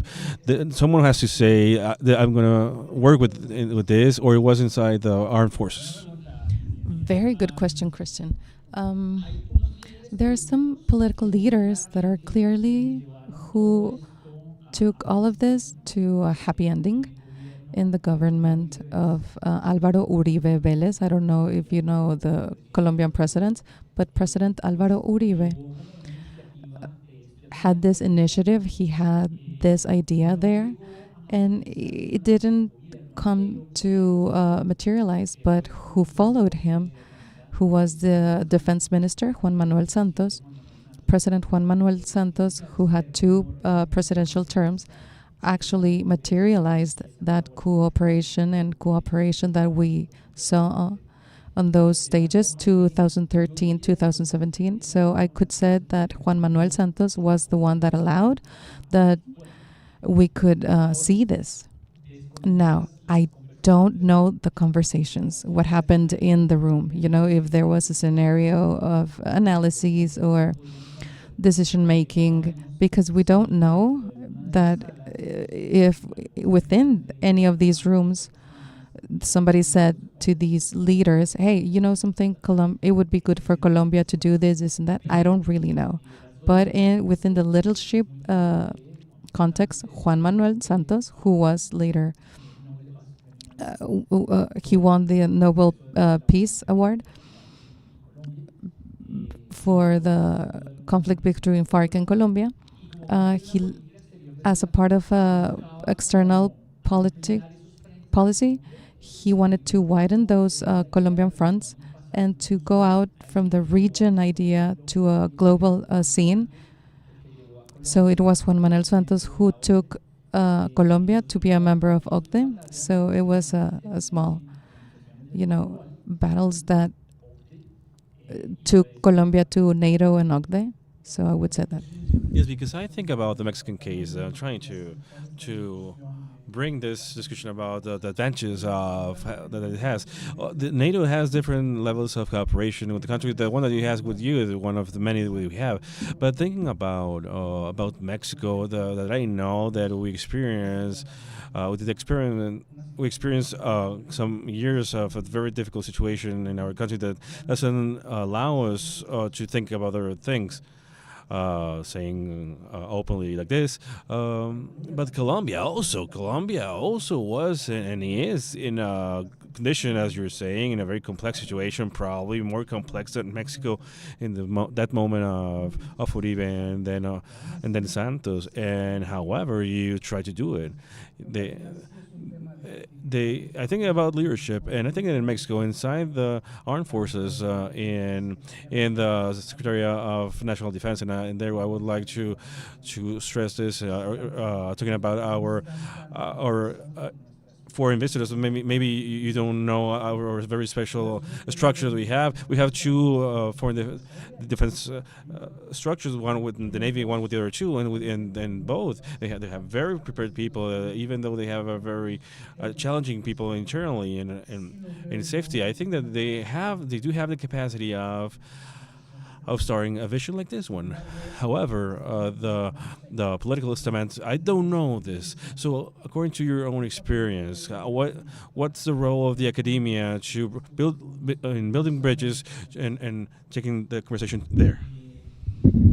It is very interesting, this reflection about the conditions of the security of defense, because I can say that Colombia is having an inner conflict. What time is Colombia going to think about NATO and these international participation? And it would oppose the reality of the country. But these conditions are very curious, because these conditions are the ones that have given the abilities that are interesting for the other countries. We talked about the mines, fighting against insurgency, organized crime, irregular wars. There are things that Colombia had to build by the same nature of the conflict, and are those skills that NATO says, you have built very interesting things, please come and let's talk about it. So of course, it's a dichotomy between we don't have time or priorities, but at the same time, those skills we have learned about because of the conflict, and now we can offer them to the other countries. So I don't think it's a rupture.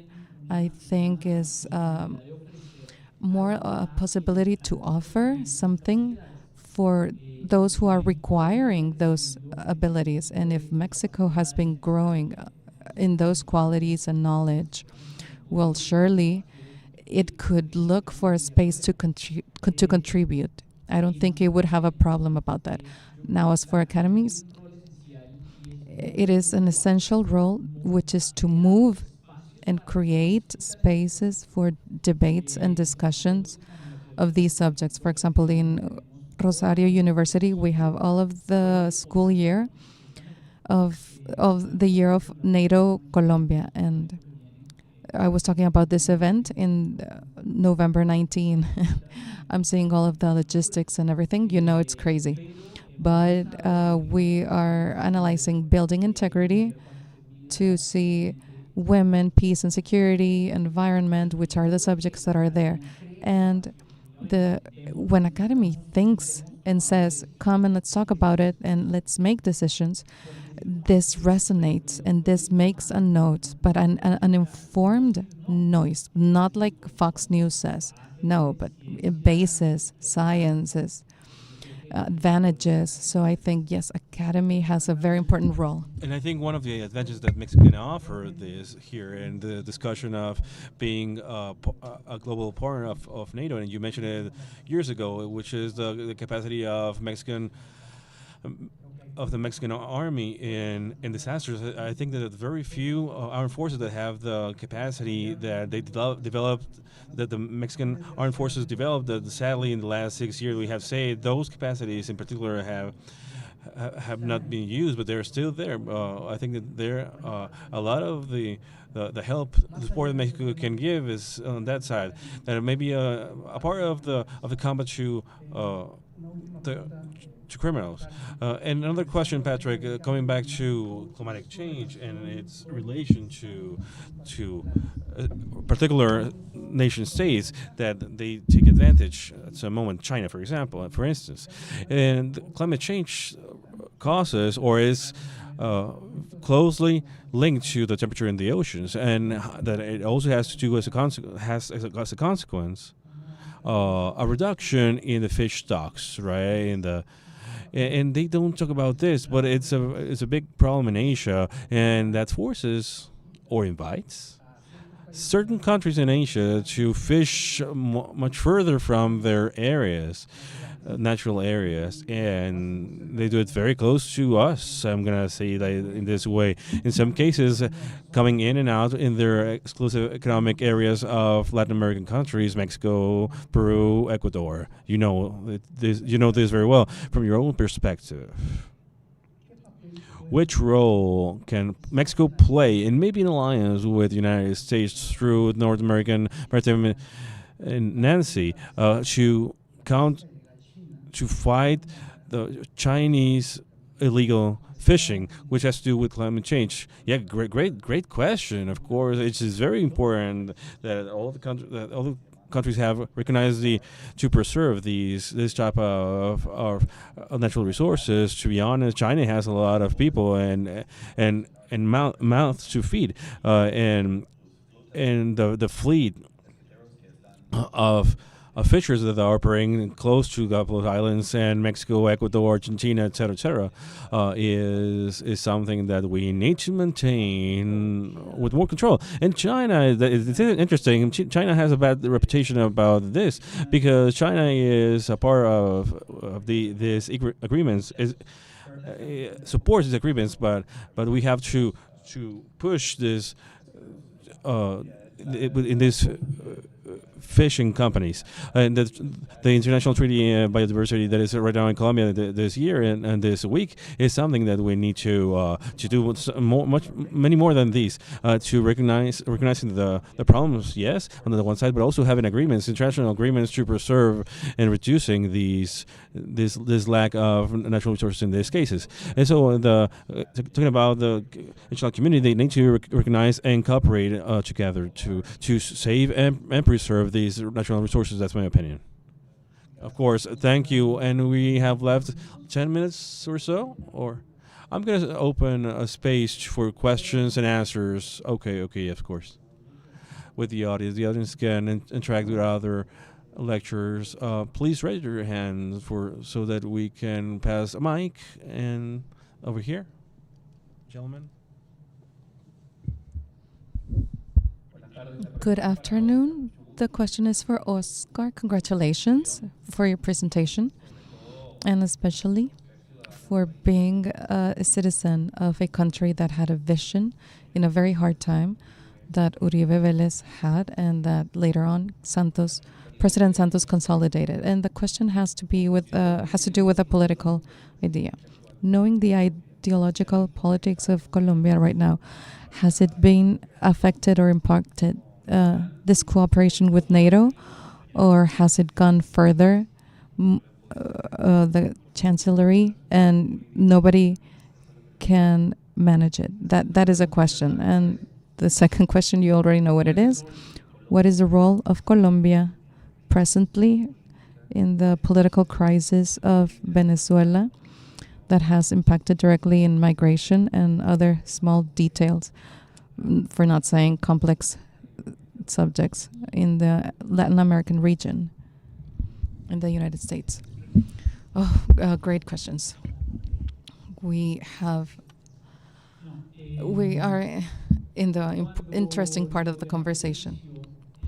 When the government started, we thought that NATO's agenda with OTAN was going to fall down, and everything Latin America was going to throw down everything that we had been working with NATO over the edge. But we were fortunate, whether it be because of the institutions moving forward, or maybe because of the decision or the vision of some people that actually made the decisions. The agenda keeps on progressing and moving forward. The picture that I showed you, you couldn't see me, but I was there. The Brussels ambassador, who is a figure very close to the president, Gustavo Petro, his position with the NATO was to keep the agenda and to keep saying of Colombia what it was important to Colombia as a member of the OTAN. And so we can say that everything has been moving forward.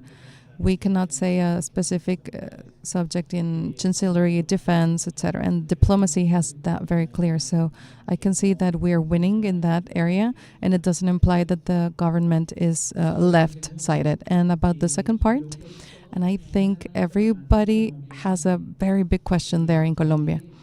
Because if you saw everything that happened with the elections in Venezuela, there were several governments that immediately came out to reject the result and to demand that transparency and actual results.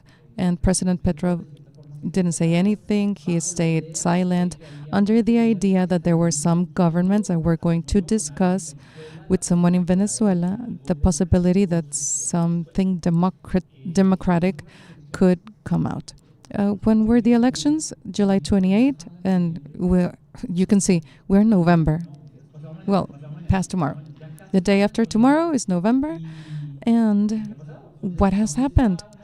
Where is this supposed discussion and leadership? So it ends up being a government that allows that these things to happen in Venezuela.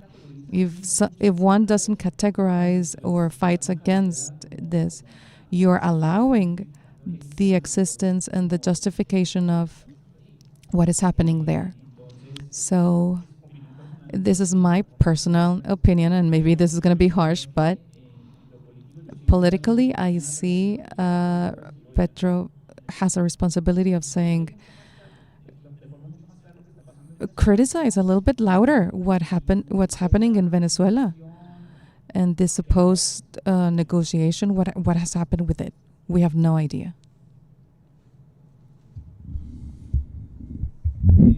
My question is for Patrick. And in your conference, we heard the catastrophic consequence of climate change. And also we saw that the ones that suffer the most of climate change is countries from the global south. And the ones of the global north, is that like they plan stopping at some moment of continue producing. And so I wanted to ask you, if the countries of the global south has an agency to have an impact in this agenda, because at the end we're not polluting, and we receive all the consequences, and we don't have anything else to do. So, well, if we do have the agency, so how can it be exercised? Well, sadly, I think not. No, it's sad, but yeah, in the global north, the countries, they have the responsibility of this. One good thing is that there is an agreement since Paris 2015 to give support, finance support to those countries so that cannot improve their systems in renewable energy. But sadly, $100 million of dollars are available for this. In this fund is not working, there is not a progress here, progress enough for these, which is called green funds, that is available for a lot of countries in the global south. Not yet.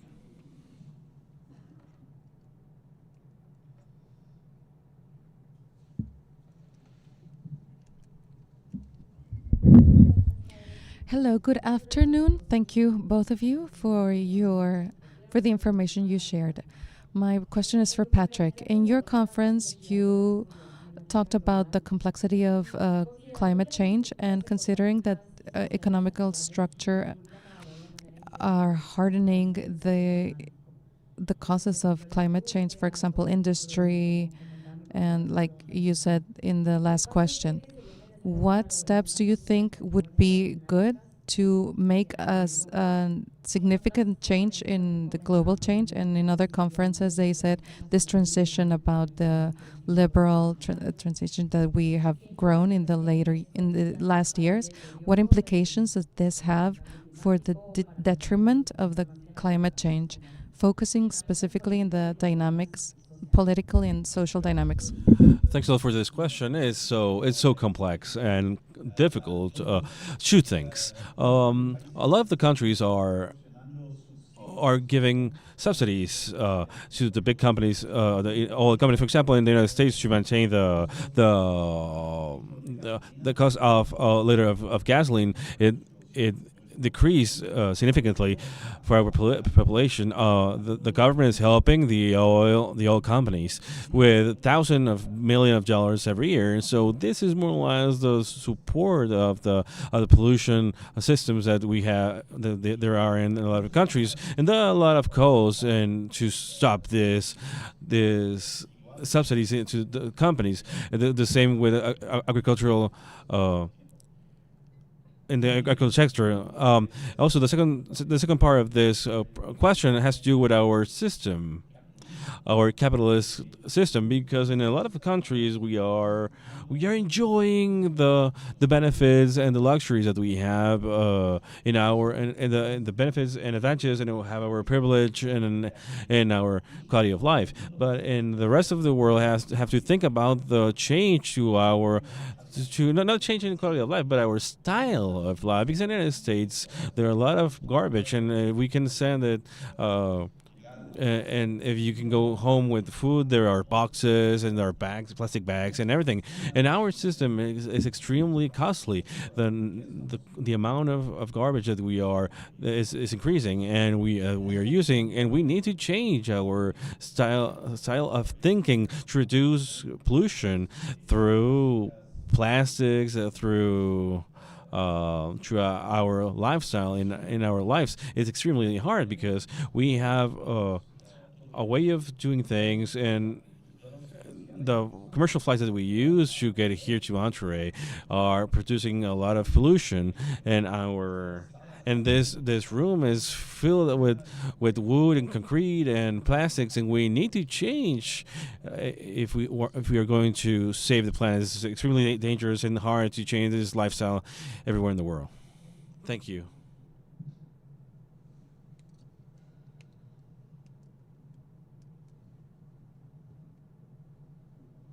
So, okay. One more question? Yeah, gladly. Okay, first, thank you for your participation and for what you exposed in subject of Colombia and NATO and climate change. And the question is, it's also about climate change, but I would like to also know the perspective of South America. And a subject that we don't talk about are the environmental conflicts that are arising. So what is the role that the environment is starting to take between the conflicts, among the conflicts, knowing that we have conflicts for water, and it's starting to be like being used as a weapon in several wars. So how is this international society considering this?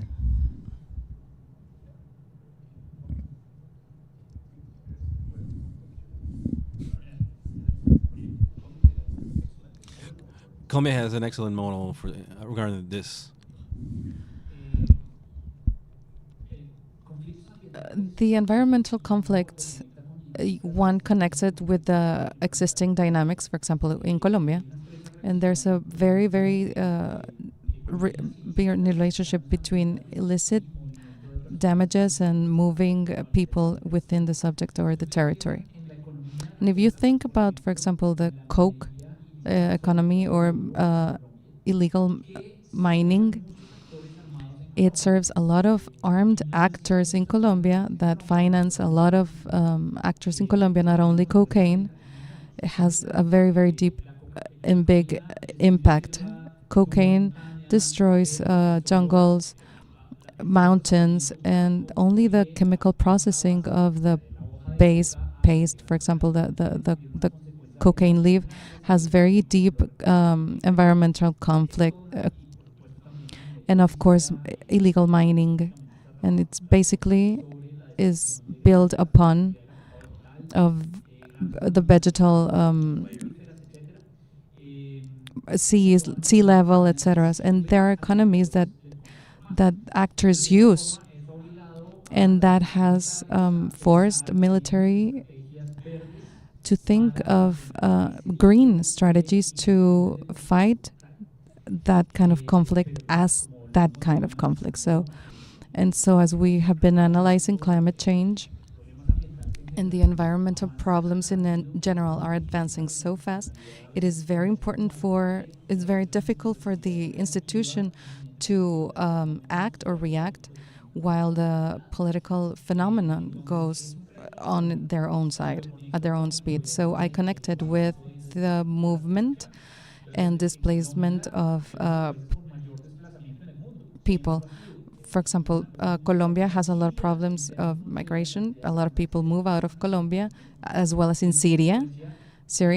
And that is a consequence of organized crime, of illegal economies. And what happens if we also add the water crisis that we are seeing it in Colombia? For example, in Bogota, we're cutting the water because the dams are going down. And so what's going to happen if those dynamics that we already have of the social pressure, we add the water drought? It's a time bomb, ticking time bomb, and it's very, very worrying. And I'd like two things here. I think that Colombia has an excellent model in security to protect the environment against illegal mining and also talking about the international conflict. There are two elephants. It's very expensive for the environment. I don't have data about what's happening in Ukraine and Russia, but there's a lot of pollution that is coming from this conflict in the United States. For example, our armed forces is the biggest organization in the world that pollutes the most and that emits and gases, and the Pentagon is starting to is going to give an answer to a response of this and how to change fossil fuels to change them in renewable energy. Is if we have a war and a conflict to protect the autonomy of Taiwan, for example, against China, we're going to produce a big amount of pollution. Right now, the Pentagon is studying and taking a lot of actions to reduce our dependency regarding oil and natural gas, and our vehicles, our buildings, and in the Subsecretary of Defense in the Pentagon has this responsibility to change the way of energy that we use in the greatest organization in the world with this responsibility. So the changes in the Pentagon is incredible to reduce our footprint of emissions.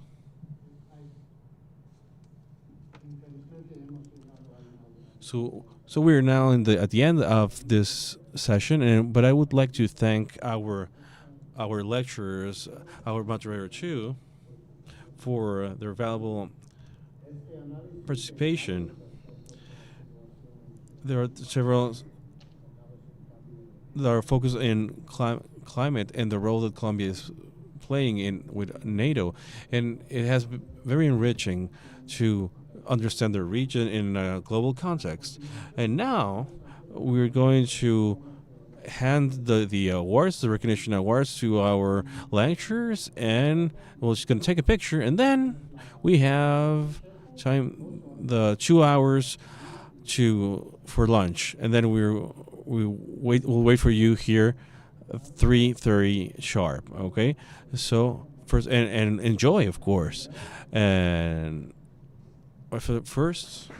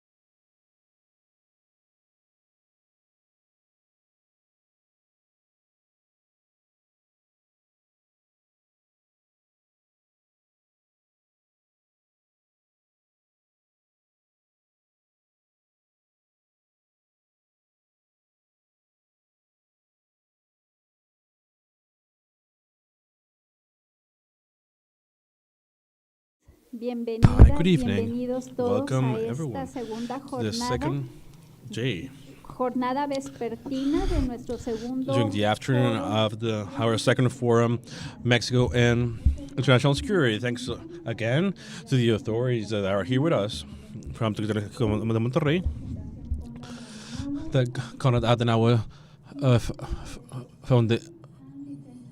Fund, and the Institute for Strategy and Defense Research. So welcome all of you. And without further ado, continuing with this interesting day, let's start to our next conference. And for that, let me introduce to you Dr. David Sorensen. Dr. David Sorensen is professor in the United States Air War College, and I will share with you his presentation. He will talk to us about the conflicts in the region of MENA and the uses of proxies in this context. MENA, for those who don't know, is Middle East and North Africa. The conflicts in Middle East and Northern Africa. Dr. Sorensen is director of International Security Affairs at the Benjamin Hall Davis in the U.S. Air War College, where he has given classes about national defense and Middle East for more than 30 years. He has published 8 books, among them Civil-Military Relations in the Modern Middle East. Also, he has published Introduction to the Modern Middle East, and currently he is writing a book about the political dimensions of the air transport fighter. He has published articles and books, chapters on Middle East politics, defense, budget politics, and national security affairs. Professor Sorensen has consulted on Middle East policy for several U.S. government agencies and officials, and formerly taught at Denison University, the Merchant Center at Ohio State University, and the University of Colorado at Denver. So for me, it's an honor to welcome him. And so right there, introduce myself. I'm Luis Azari Gonzalez, professor of the Department of Political Science and International Relations. Without further ado, let's welcome Dr. Sorensen.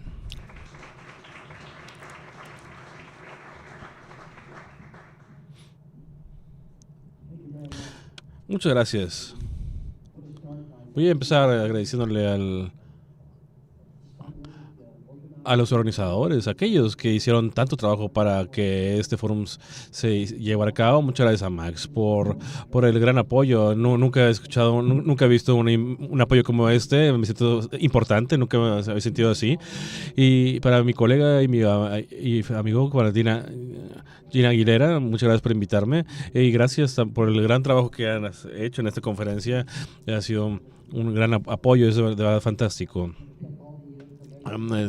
Podría llevarme toda la información de cómo voy a llevarme todo esto para aprender cómo hacer una excelente conferencia, y me disculpo por durante esta presentación porque no puedo hablar español, y sí estudié español en preparatoria, pero desgraciadamente en preparatoria troné, y sí no tomé la prepa seriamente, me metí en muchos problemas y me corrieron, y en la Universidad de Stanford, como el doctor Aguilera, sí, lo que yo hacía mientras estaban estudiando los demás es que yo me ponía a tomar cerveza.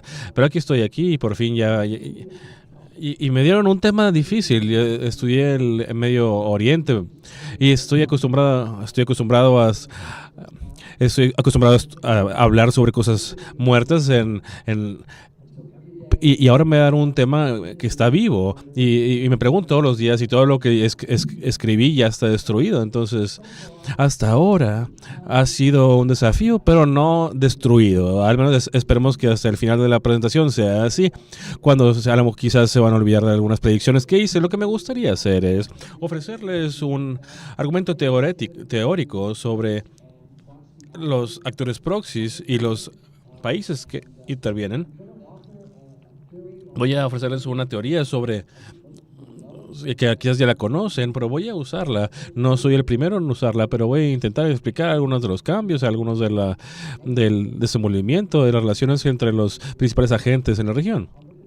Voy a ver algunos casos, voy a enlistar algunos agentes, algunas relaciones entre los agentes, algunos de los proxies que están involucrados, unos pequeños, algunos grandes, algunos benignos, unos mortales, y vamos a sacar algunas conclusiones de esto. Es un agente que tiene... They often find it easier and safer, and in some cases less costly, to contract that out to a proxy actor. And so principal agents relationships is really about the calculation of costs and benefits. So as I say, proxies, principals use proxies when they calculate that using a proxy will minimize the cost and the risk of an engagement. State-to-state conflict has become increasingly rare in the Middle East. We really haven't had a major war between Israel and its Arab neighbors in a long time. Even Iran, Iraq fought a bloody, brutal war that ended in 1988 with almost 500,000 dead. And so state-on state conflict, partly because it's so costly, partly because it's been so deadly and so devastating, the consequences last for decades, has really been replaced largely by principal agent conflict, by the use of major states and proxy actors. The proxies as agents use these states as access to resources. In other words, some of the proxies have become very skilled at getting resources through corruption, through selling, through innovation. But states tend to have better intelligence, they tend to have more resources, they can tax their population and gain much more power. And so they transfer that power in a limited way to the proxies in order for the proxies to carry out the particular goals that the states want.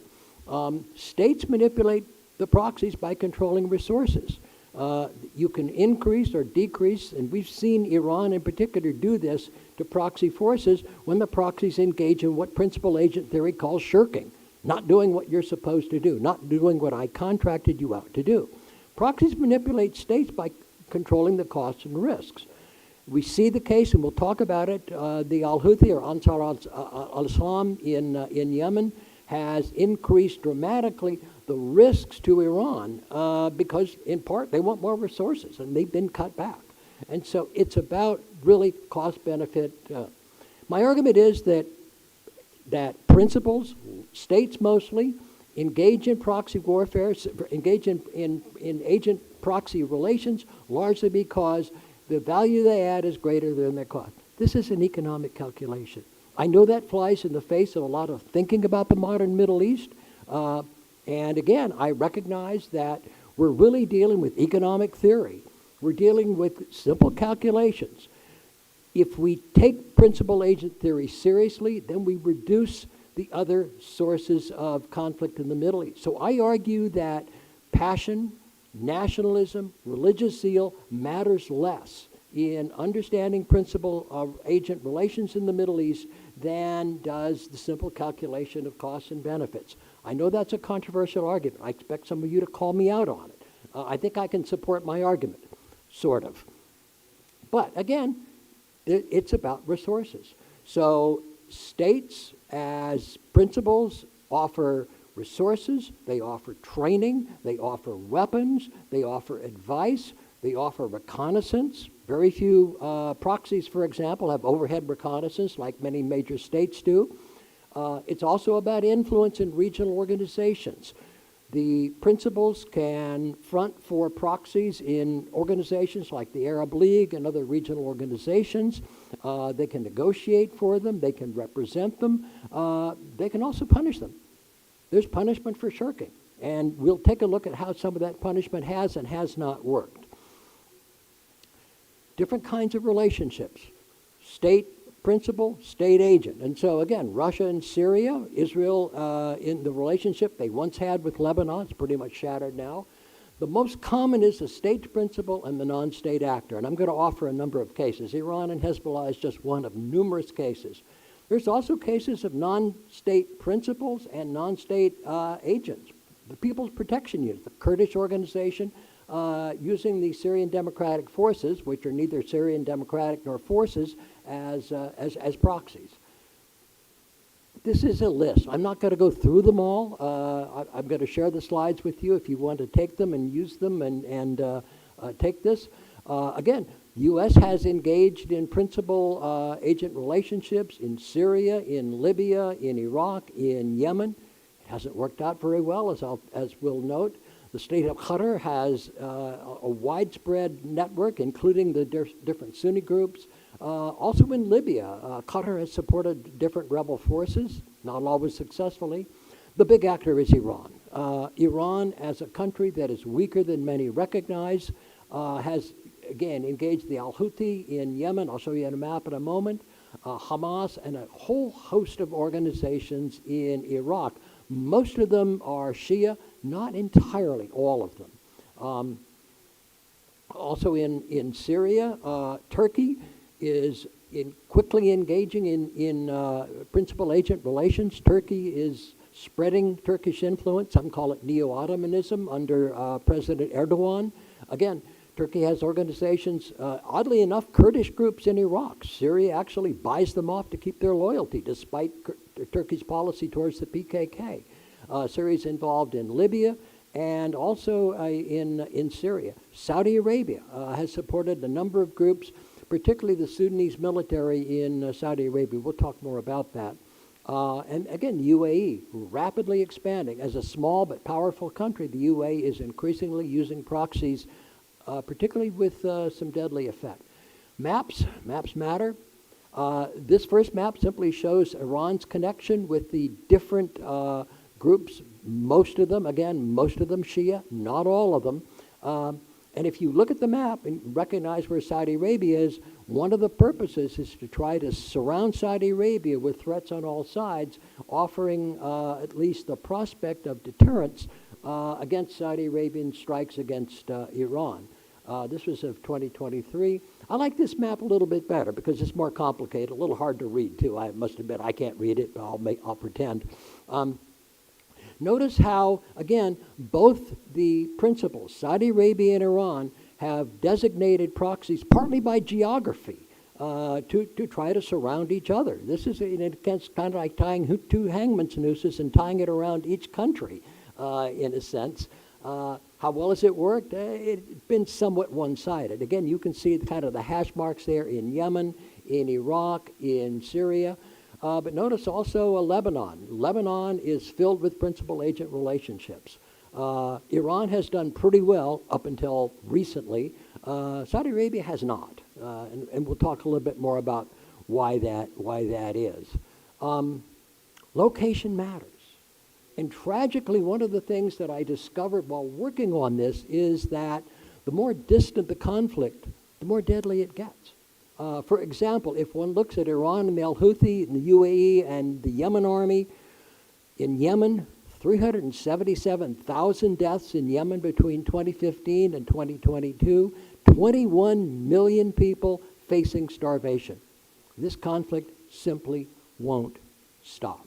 Iran has been reasonably successful, Saudi Arabia not so much.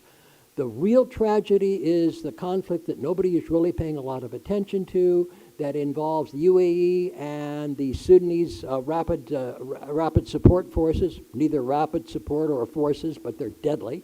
And Saudi Arabia is supporting the Sudanese armed forces. Again, look at the numbers.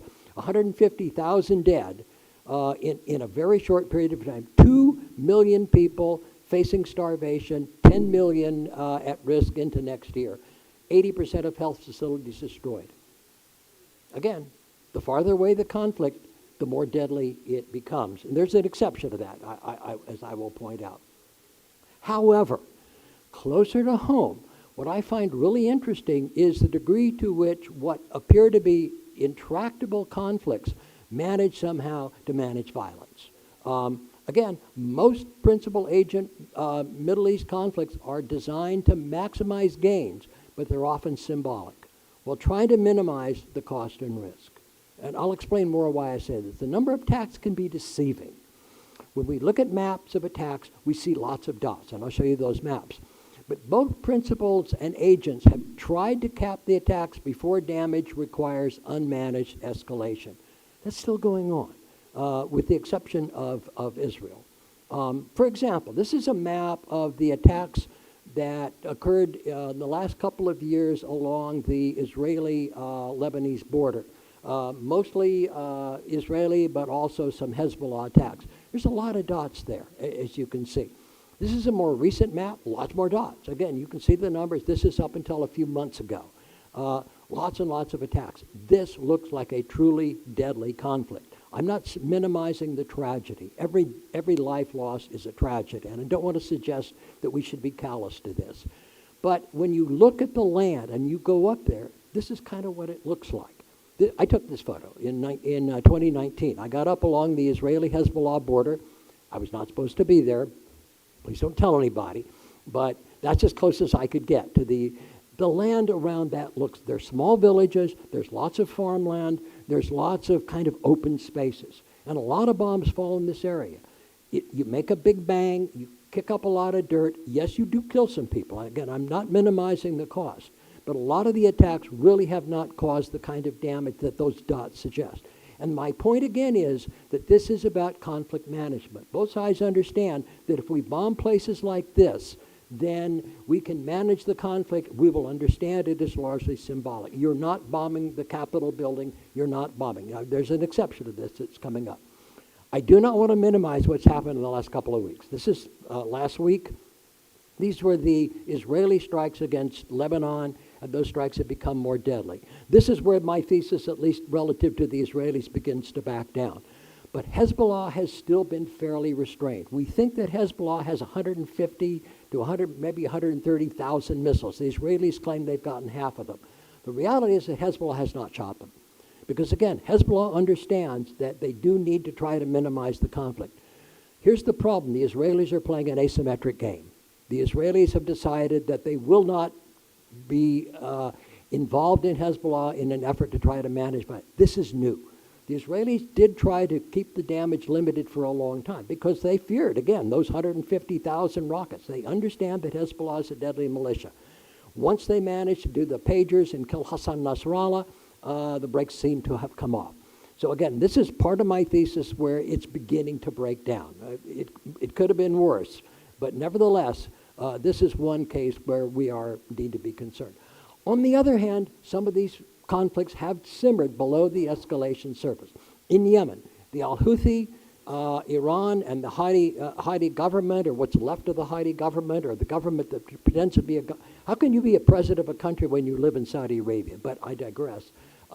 Nevertheless, the conflict has been brutal and bloody, but there have been efforts to keep the escalation down. We hear a lot about the attacks by the Houthi in the Red Sea. We hear a lot about the cost to shipping. When I've got into the data and looked at how many shipping attacks actually occurred, the Houthi have only attacked 10% of the ships. Now, to be fair, you don't have to attack a lot of ships before Lloyd's of London raises the rate and the shipping traffic begins to slow down. But the attacks have been limited. And when the U.S. Navy has gone in and attacked, they have halted them. Again, it's an effort to try to manage violence. Part of the reason is that Iran has communicated to the Houthi that every time you attack a ship, you raise the insurance rates, we have to ship stuff too. And consequently, you're hurting us when you continue to attack ships when you claim to be supporting Hamas in the Israeli-Hamas fight. I've tried to limit up until, and again, I added yesterday, and as I pounded away on the slides to make sure they were current, Hezbollah, Iran, and Israel, the U.S., have tried to limit violence along the Lebanese border because of the memories of the 2006 war. Hezbollah and Israel are still recovering from that war. I've been to the northern part of Israel. The damage is still there from that war. The scars, the emotional scars, are still there. And the Israelis who are still frightened to go out of their houses from the 2006 war. The cost isn't worth it. Again, memories of 2006. And I wrote, well, maybe. Because again, the Israelis seem to have decided that they will change their calculation. And the escalation has become quite brutal. Attacks on Baalbek today, including some of the historical sites. The Libyan National Army, Qafr, for example, Egypt, Saudi Arabia, Turkey, Libya, the UAE, Russia, France, fill in the blank in Libya, have really decided that the conflict just isn't worth it. Libya has become a failed state. I'm not saying it was a successful state under Muammar Gaddafi, but today Libya is simply a mess. And I think all sides have decided many of them, that it's simply time to stop the violence. Nobody's getting ahead. And so, despite the escalation between Israel and Hezbollah, I would argue that most of the principal agent conflicts have largely been managed around the argument that keep the costs manageable, keep the risk manageable, manage escalation. You've got to do something, partly because you have to convince your audience, you have to convince your principal, but you have to keep the conflict managed and limited. Now, how can we try to explain the Hamas attack? This is hard. We're still trying to dig through documents and get a full explanation. I argue if you look at principal agent relations and the attack that Hamas happened, what happened?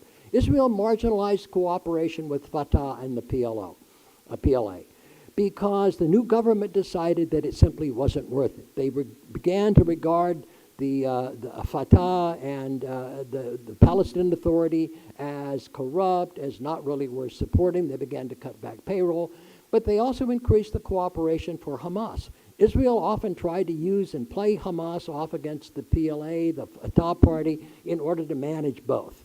If you don't do what we want, we will simply pay another agent. This is real principal agent relations.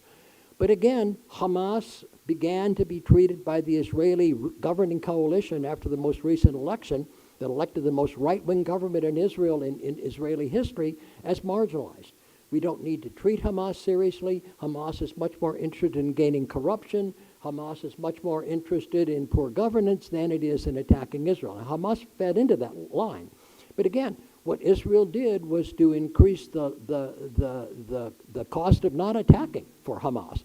Hamas was also deeply concerned about losing funding.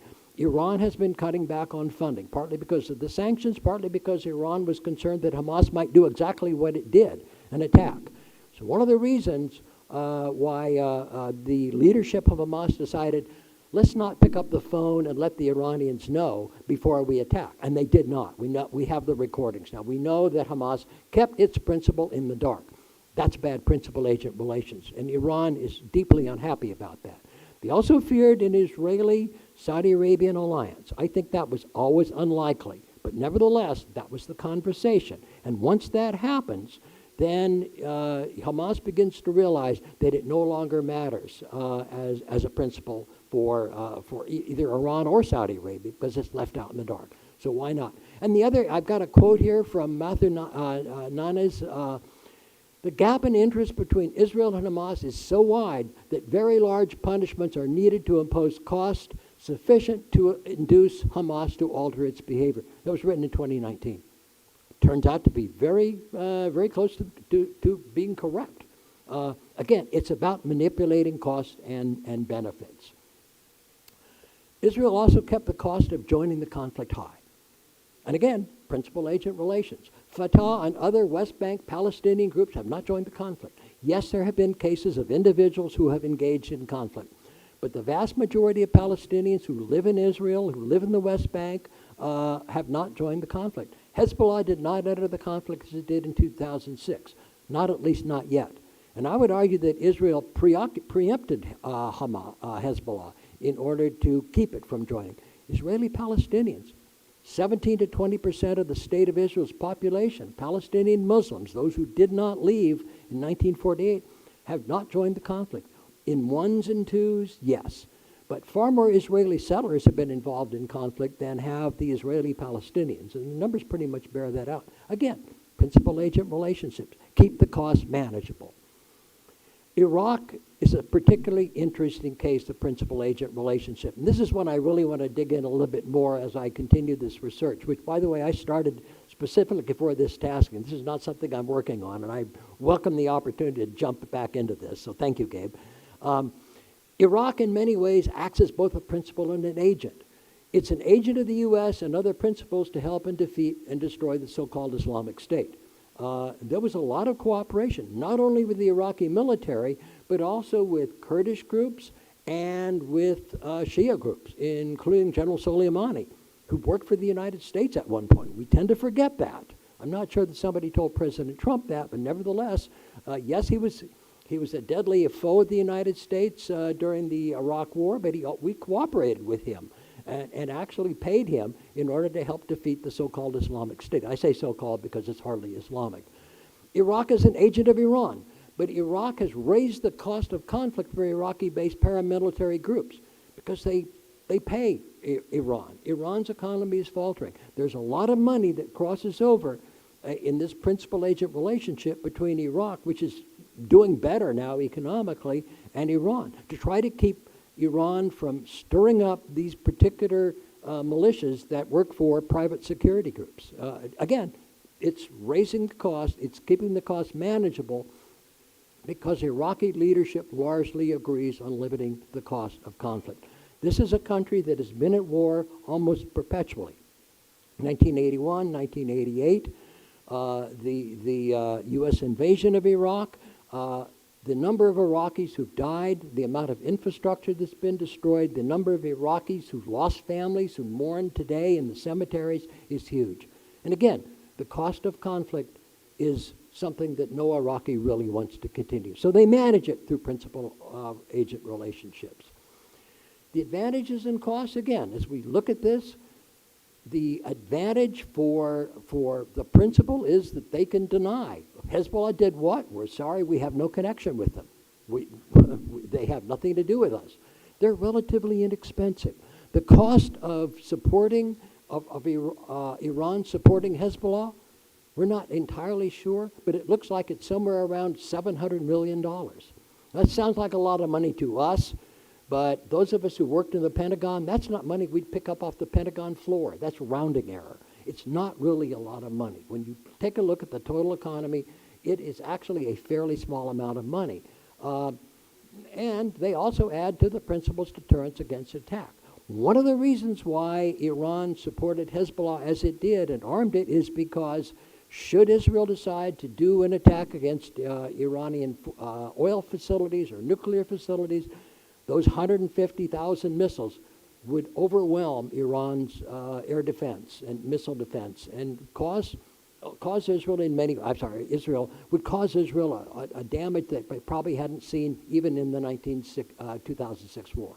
So, but they're hard to control. These are often independent agents. They bargain, they shirk. They don't always do what you want them to, and sometimes they do things you don't want them to do.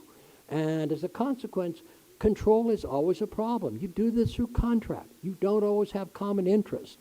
And so principal agents can often wind up with the agent essentially shirking, disobeying the principal's wishes and becoming a wild card. But what do you do? Because you don't have, in some cases, anybody else. You invest a lot of money in the agent, it's kind of hard to go and find another one. So sometimes shirking is hard to control. They also can defect with their training and weapons. The United States found this out. We supported principals in the Syrian civil war. We spent almost $500 million on one particular group that ultimately defected with all of its weapons. 15 people, $500,000, and they defected, took their weapons and joined the Islamic State. Didn't work out all that well. Make a retaliation or sanctions against the principal, and that's the cost. You've got to manage this.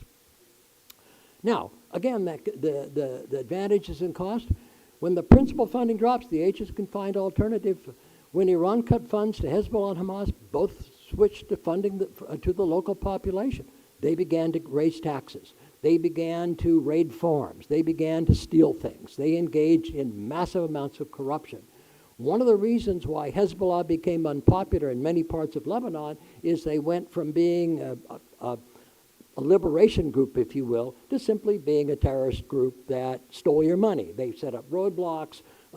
They stole. They ran banks. They sold electricity at black market prices. And again, they did that to raise money. That was one of the consequences of Iran cutting them back. It is also interesting, and again, this is a quote, I've got the footnotes down there. Studies show that when principals support proxies and political violence, it internationalizes these armed conflicts, raises their lethality rate, and increases the likelihood of conflict relapse. That's one of the dangers. And again, in violent conflict, principal-agent relations can often increase the level of violence and the cost of violence. And I think we're seeing that particularly in southern Lebanon. However, I think it's important to recognize that war has been extraordinarily expensive in the Middle East. When I go to Israel, I visit the cemeteries on Mount Zion. The number of Israeli soldiers who died in combat is staggering for a small country.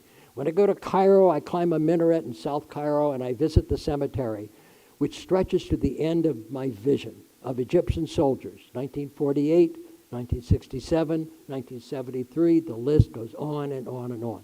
The cost of war has been staggering. When I have dinner at friends in the Middle East, they always tell me, I lost my son, I lost my husband, I lost my brother. The cost of conflict, it's not just the number of people, it's the personal relations, it's the people who remember. The Egyptian economy has never recovered from the long period of wars that they have fought, and that's one of the reasons. Now, proxy conflict does make wars less expensive for state powers.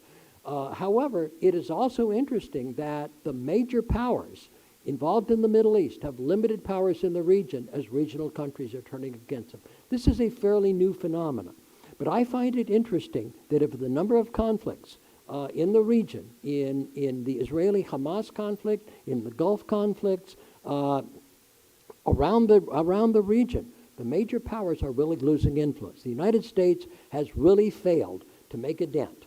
There was an interesting article that came out today in Foreign Affairs. You need to try diplomacy in Lebanon again. Well, how well did that work out? And the answer is it really hasn't. The United States has not had particular success. But what is also interesting that other than Syria, Russia has had very little success. Russia backed a group that really lost in Libya. It's not in the Middle East, but Russia clearly lost to Turkey and Azerbaijan. Russia has not really been able to take advantage.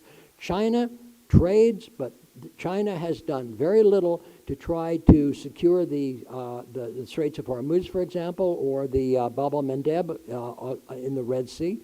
China has really played a more limited role other than economics and buying oil. Chinese investment is more limited than we realize.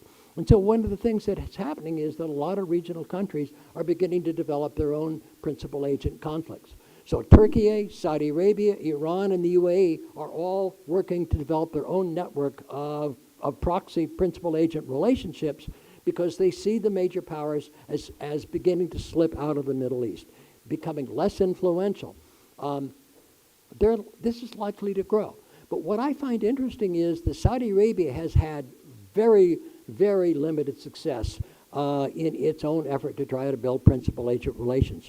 So for example, Saudi Arabia has spent between 2015 and 2019 $500 billion supporting anti-Houthi forces in Yemen. It's made almost no difference. $500 billion. It's a staggering amount of money, and yet it has bought Saudi Arabia almost nothing. Now, Saudi Arabia did send its own forces in. It didn't turn out very well. Saudi Arabian Air Force was not all that well trained. They killed more Saudi Arabian soldiers. So Saudi Arabia has really not been able to match Iran in terms of its effort to do successful principal agent relations. One of the reasons is that Saudi Arabia's own understanding of Islam, sometimes mistakenly called Wahhabi Islam, argues that Islam cannot be used to overthrow regimes. You compromise, but the rulers are there because that's God's will. It is inappropriate to try to overthrow them. So that's why Saudi Arabia opposed the Muslim Brotherhood's effort to oust the Mubarak regime in Cairo. You can't use Islam that way. It's simply inappropriate. If that's your vision, then it's going to be hard for you to support revolutionary-minded proxy groups. And so, again, Saudi Arabia has just not done all that well. Turkey has done a lot better. And I think we will see Turkey begin to increase its own effort to try to support them. Now, having used principal agent theory, let us not pretend it's going to explain everything, because it doesn't. The limitations on principal agent theory are important to understand, and I recognize these. It cannot explain miscalculation. That's much more focused on leaders.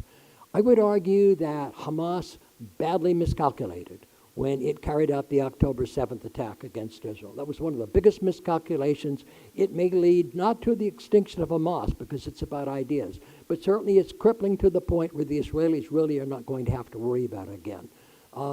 Israel has miscalculated too, badly, in many of its actions. The Israelis never saw it coming. They were deceived. That goes beyond principal-agent relationships, but we can discuss that more in Q&A if you like. It is also the case that religious belief does matter. I argue that principal-agent relationships is largely about rational calculation. You cannot dismiss the impact of the relationship between the different religions in the region. Saudi Arabia has tried to make it bigger. Iran has tried to capitalize on, although Iranian people are not particularly religious. I find that interesting. It also gives too much power to the principal and next the power of the agent. Again, I've got footnotes down there from Abbas Farousu on a critique principal-agent relationship. It's an interesting theory. It helps us to understand the region, but let's face it, all theories have their particular limits. And with that, I'd like to pause and take your questions.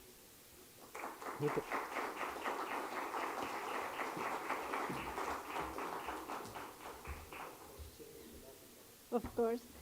Thank you, Thank you, Dr. Sorenson. Thank you very much for your interesting conference. Now, a continuación invitamos a la audiencia a realizar preguntas al Dr. To ask questions to Dr. Sorenson. You can raise your hand and we can pass a microphone. You can ask in English or in Spanish, as you prefer. Yes? Oh, yeah, just a moment. Okay. Just sorry, yeah. I didn't see that they passed the mic on this side. Okay. Yeah, go on with your question. Sí, gracias por su presentación fantástica. Es muy interesante lo que... Two questions, or rather one question with a second part of the question. The first one is, it's very difficult to find information, conclusive evidence of the relation between Iran and its proxies in terms of control, in terms of autonomy, like to what extent are these proxies autonomous, to what extent are they really controlled by Iran. So I was wondering if you know, or if you can give us some information in terms of how all of these proxies differ in terms of control and independence. Like, for example, I don't know, Hamas is more dependent on Iran, Hezbollah is a bit more independent or whatever. And the second part is, I don't know if you have done any research on this, but in South America, there is big concerns with the presence of Hezbollah, particularly in Venezuela, in the Triple border area, and in some islands of the Caribbean, to the point where some people say that Hezbollah is actually implementing the foreign policy agenda of Iran. So I don't know if you know anything about this or what you think about it. Yeah. Thank you. No, it's a very good question. You're right. It is not easy to get accurate information, and that's all I try to use. The good news is, maybe it's bad news because it often comes after conflict, but we've gotten a number of documents from found in Hezbollah, but also it's interesting that when the tension gets bad, Iran will sometimes say something. They'll say something publicly. It's coded, but we regard that particular action as not within our area, for example. And so sometimes the principal-agent relationship becomes public. But we do have documents, and some of them I can't discuss, I haven't seen. I have classified clearances. I never look at that because I don't want to know, in case I should say something that would get me into trouble. But we do have some information that has been declassified. And so we've got, I would argue, we've got about a 60 to 70% accurate picture. There's stuff that we just don't know. And you're absolutely right. Some of it is based on speculation. We calculate interest based on what they did. That can be risky, but sometimes it's the only way we can do it. To the second part of your question, it's a very important question. Hezbollah has tried to establish a global dominance. And you're right, they are in the tri-border area. They are increasingly interested in Venezuela. It's interesting that a lot of Lebanese moved to the Western Hemisphere and live in South America. And so Hezbollah has gone in, established contact with those Lebanese, some of them actually Maronite Christian, and raise money. It is also important to remember that in the 1980s, after the Israelis carried a couple of strikes against Hezbollah leaders in Lebanon, Hezbollah retaliated in Argentina. They hit the Israeli embassy, killed a lot of people, and they hit a Jewish community center, killed, I think, 241 people, deadly bombing. And it was a reminder that Hezbollah does have a global reach. Now, it is also the case that the Israelis have been tracking Hezbollah in this region. They send in agents very quietly. They work out of the Israeli embassy, and they do track and sometimes find, and as in Israeli terms, liquidate the agent. So there is counterintelligence going on, but that presence is in South America in particular, but also in other areas. That's a very good point. I'm glad you raised it. Thank you. Thank you. Muchas gracias. La pregunta. And now the question. I have a question. Oil in the Middle East and how it works basically as a way to, as far as I'm concerned, as leverage, because it's a little bit of like where their power comes from. As the world distances itself from oil and renewable energy increasingly becomes more relevant, do you think this will affect how Saudi Arabia is able to project power across the world and how it will affect the relationship with the United States?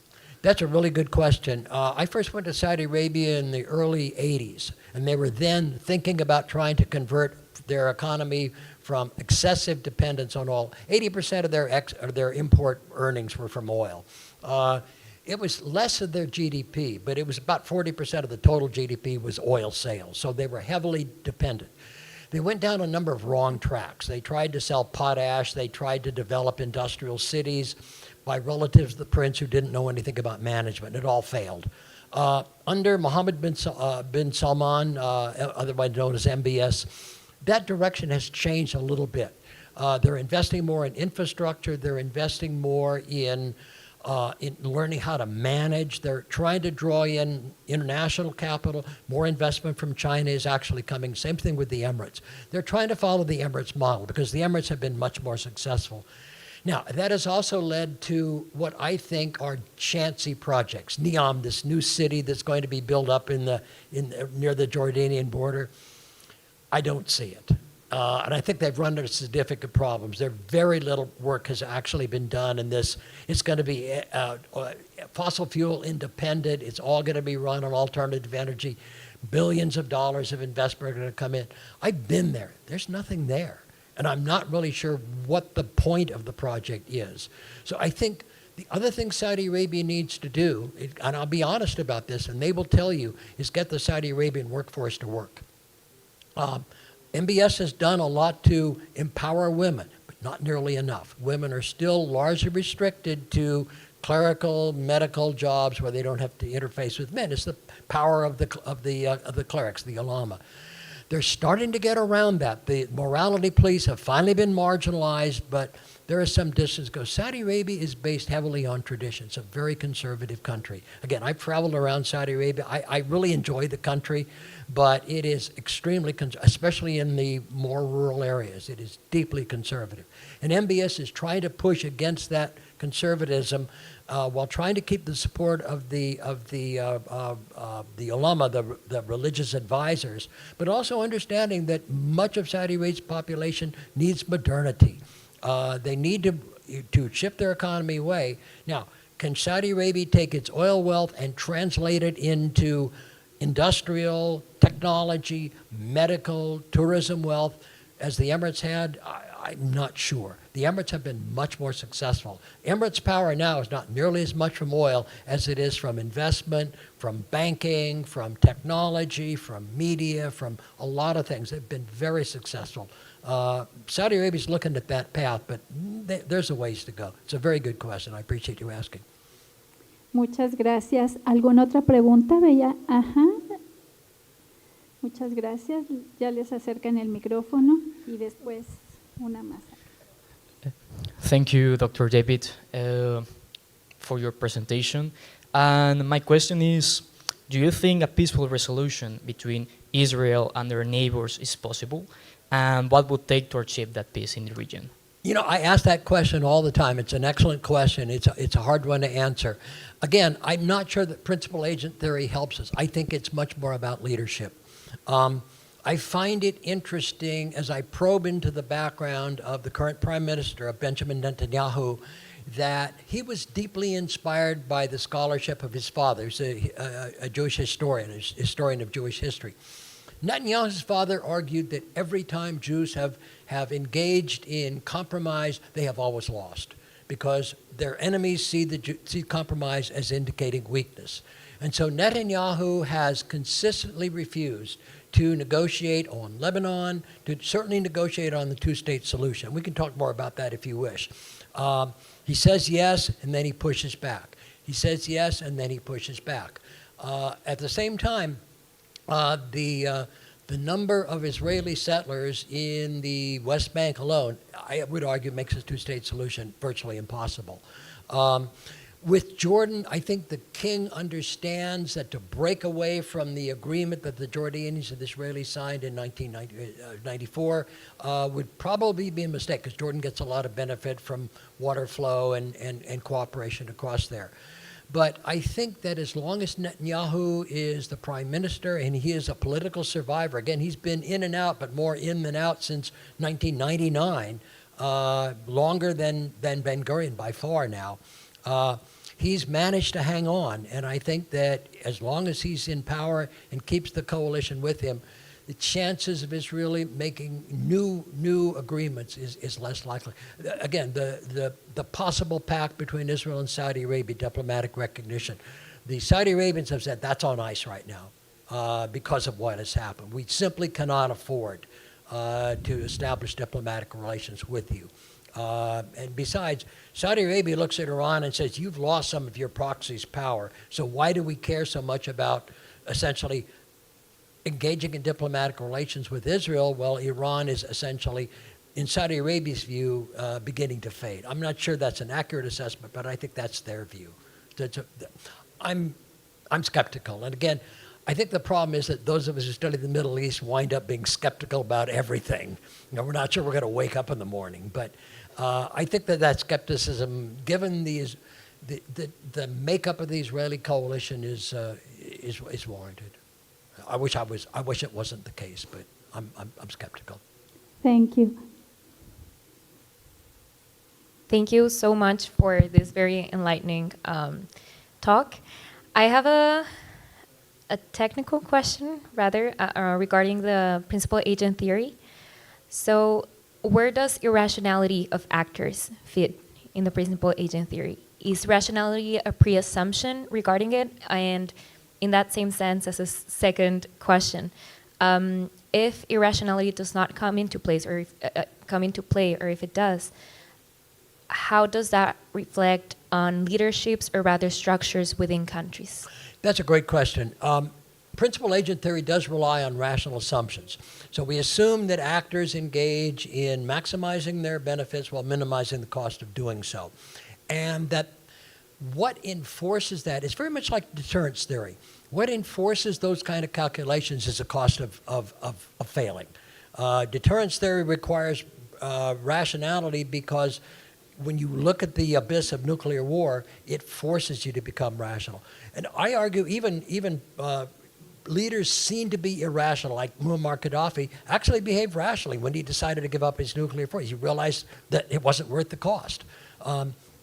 Even crazy leaders can behave rationally when essentially confronted with particularly the cost of miscalculation. The problem is miscalculation is always possible. And principal agent theory doesn't really account as well for it as it should. And so I argue that to understand miscalculation, understand how leaders do assessment. So we try to understand everything, the dilemma of surprise attack, the studies on why Pearl Harbor happened, the study why the 1967 war surprised the Arab states, why the 73 war surprised the Israelis. You look at, for example, we study the Israelis. How could you miscalculate? This was an incredibly deadly war for the Israelis. Lost the government because of hubris, because the Israelis minimized and marginalized their opponents. So the standard joke in Israel was, well, an Arab tank has 1 speed forward, 6 speeds in reverse. You know, all the Arabs do is run and retreat. That's not true, by the way. Pollock's book showed the Arab forces showed remarkable courage in combat.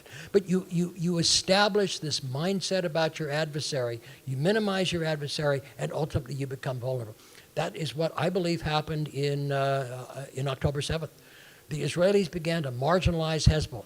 Hamas and Hezbollah, particularly Hamas. They were so focused on their northern border because that's where the big war had happened. They looked at Hamas, they're crooks, they can't build rockets. I was taken to Seguridad once and shown this rack of rockets that Hamas had fired into. These were pieces of metal tubing with crudely welded fins on. They had no lethality. And I said, how many people have been killed by a rocket attack? Well, let's see, one. He died of a heart attack when a rocket landed near him. One person dead.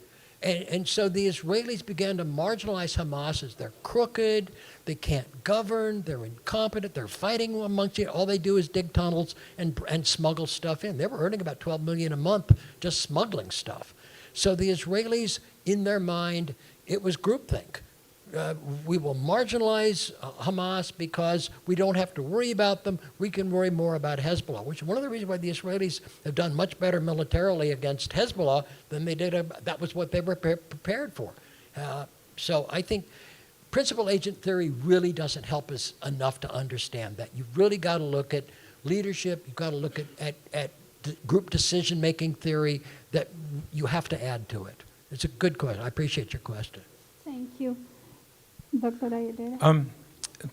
Thanks, Dave. I think, as you were sort of going through your argument, what I found really compelling was the restraint that we see that fits logically with your argument. And as you were making your case and presenting evidence, there were also breadcrumbs, I think, to deal with essentially what we call agency loss, right, in principal agent models.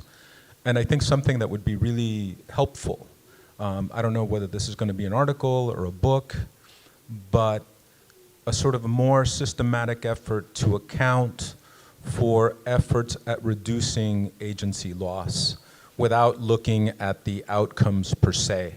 I don't know what the available sort of case and empirical evidence, I understand that that's difficult to get at, but I think to the extent that you can sort of give us scraps of information about efforts to contain or to mitigate agency loss would be something that would be really valuable for your argument. I don't know if you've thought about those lines, but I'm thinking of a section of a paper or even a chapter that tries to unpack and detail a little bit more this challenge of trying to mitigate agency loss. I don't know if that's helpful, but that's kind of what sort of my intuition is telling me. That would be helpful. That's very helpful, and it's something I really want to do. I haven't been able to travel to the Middle East in a few years, partly because of COVID. But the next step in this project, which I started this project for this conference, I'm working on something else. I mean, this was so challenging, I thought I'm going to jump into this. So I think the next step is to look at agency loss and to try to calculate how the actors factor it in. So I'm hoping to go to Egypt, for example, and do some interviews on how do you actually calculate this and how do you manage the calculation between others. I can't get into Israel right now. They have said no. But when I've gone to Israel and done interviews, they've actually been fairly candid on how you calculate those numbers. How does it actually work? And get some documents to try to support the argument. So you're absolutely right. That is another step that I really would like to take. I've gotten excited about this. Again, I appreciate the invitation of the conference because I'm working on the F-35 right now, and this diverted me back to the Middle East.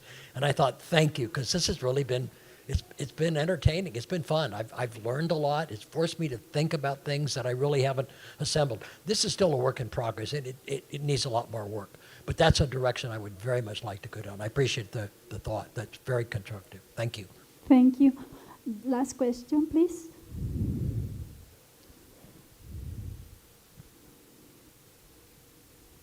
It's rather a comment where I would like to have your idea than a question, because it picks up on the debate you had with her on rationality.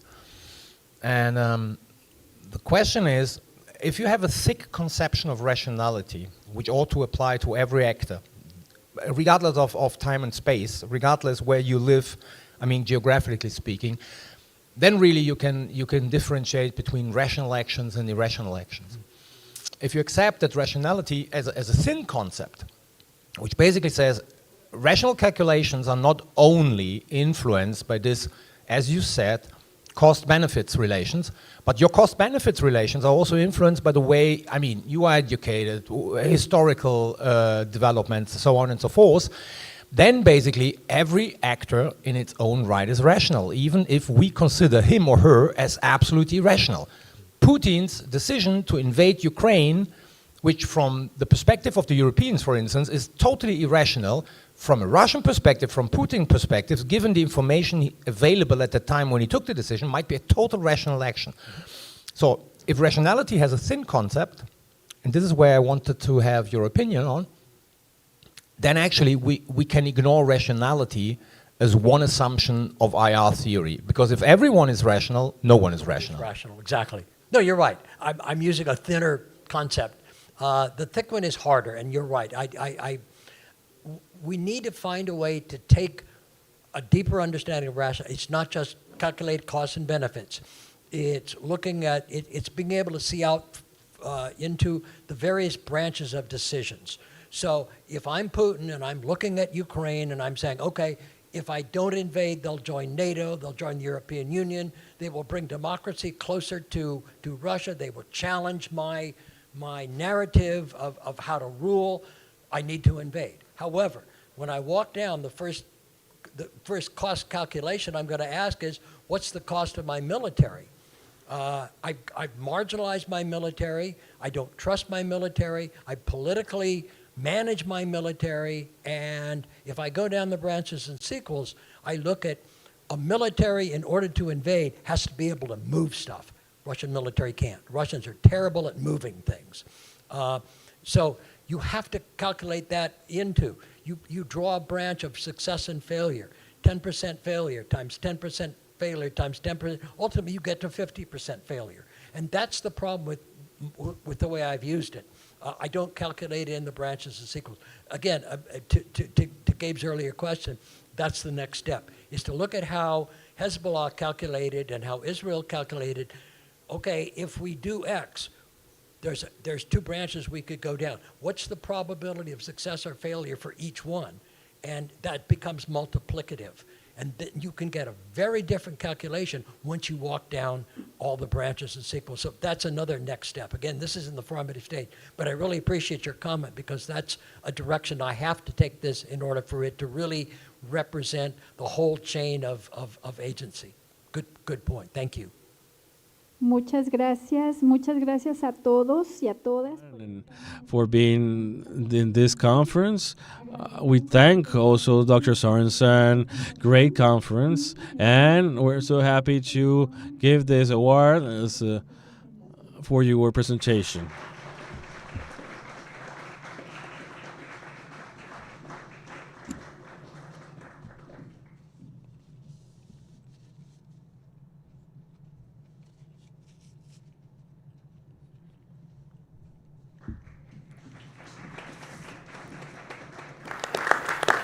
Les invitamos a We invite you to have a little pause, and then we come back at 4:45 for our next conference, which is a very interesting conference too, about cybersecurity. In a few minutes, we'll see you. Thank you.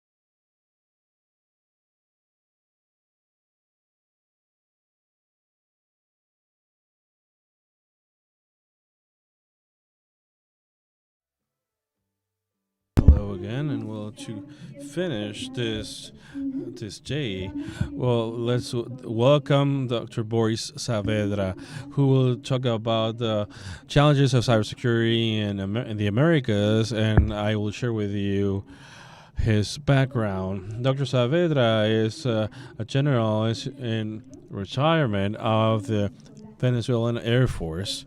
He gave service in all the operational positions of that force, and he has worked for more than 30 years of his professional life in academic activities in Venezuela and the United States, where he has been a flight instructor, academic professor, director of the Basic School of Armed Forces, and commander of the Air Defense in Venezuela. Dr. Saavedra was graduated of the Academia of Air Force of Venezuela, where he received a degree of science and military arts with specialization in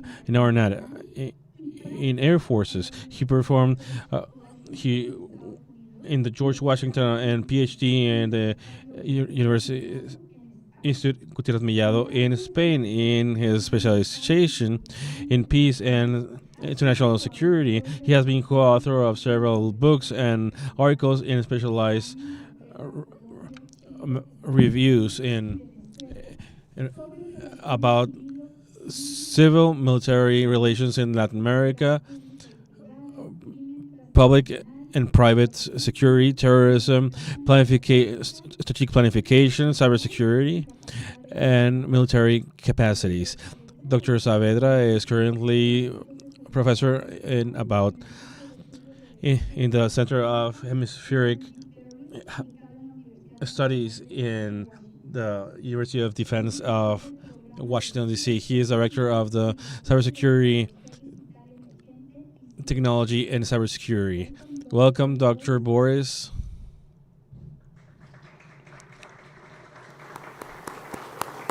Bienvenido, Dr. Boris. Welcome, Dr. Boris.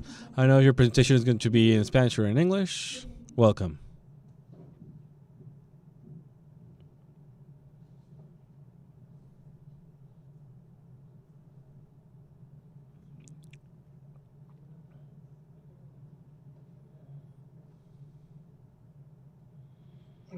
Good evening. How are you?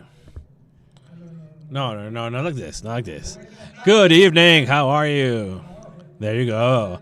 Yeah, I know that it is the last presentation. There are some things I'm going to do differently. The first thing is I don't like to talk from here. I feel like I'm in jail here. I like to be in contact with the people that I've talked to, and I want to establish a relation, right? And it has cause and effect. The other thing, since we are in the academia, and I'm going to start. The first thing that I'm going to do is I'm going to show you a hypothesis. I'm going to read it to you, and keep it in mind. And after my presentation, you will evaluate if I answered a hypothesis that I showed you at the beginning. Okay, let's start then. Let me read this. The main problem here of cybersecurity for the region in the 21st century is how we can use enough political power that is legitimate, knowledge, technological mastery that is adequate and solidly, so that we can incorporate Latin America to the technological incorporation, the biggest corporation in technology of its history. So having said this, when I talk, I have my dry mouth so I drink water here and there, okay? So I couldn't bring a bottle, and so I was going to take it from my friend and colleague, but now he has it almost ready. No, it's okay. No, thank you. So nice of you. Very well. Now let me tell you that in the last 16 years I've been working in this topic about technology, digital technology that is emerging, and particularly in the area of cybersecurity. And so I stick to the principle that is called Chatham House, which is everything that I say here is my very own responsibility and from no one else. And I'm not. I don't want to explain to you the policy of the policies of the United States, or because we have that policy of academic freedom. So that's what this means. What's written here, and this is the objective. And what we're going to do here is we're going to analyze politically and strategically the situation in cybersecurity, how it is today, and the October 2024 in the region. For this, I'm going to present this agenda. There are a lot of slides, but I'm going to comment, and apart from what you can read there. And so this agenda, what I try to do is to talk to you from the global point of view, regional point of view, and particularly the case of Mexico, and about cybersecurity. So, having said this, keep in mind that in cyberspace there are no political physical borders. So, when we talk about sovereignty, what are we talking about? When we are going to do a strategy, what are we talking about? When we talk about a rational model to think strategically, we think about a situation, some objectives, means, right? Some ways, costs, and benefits. That's the rationality normally that is taught at the university to our students when they get there.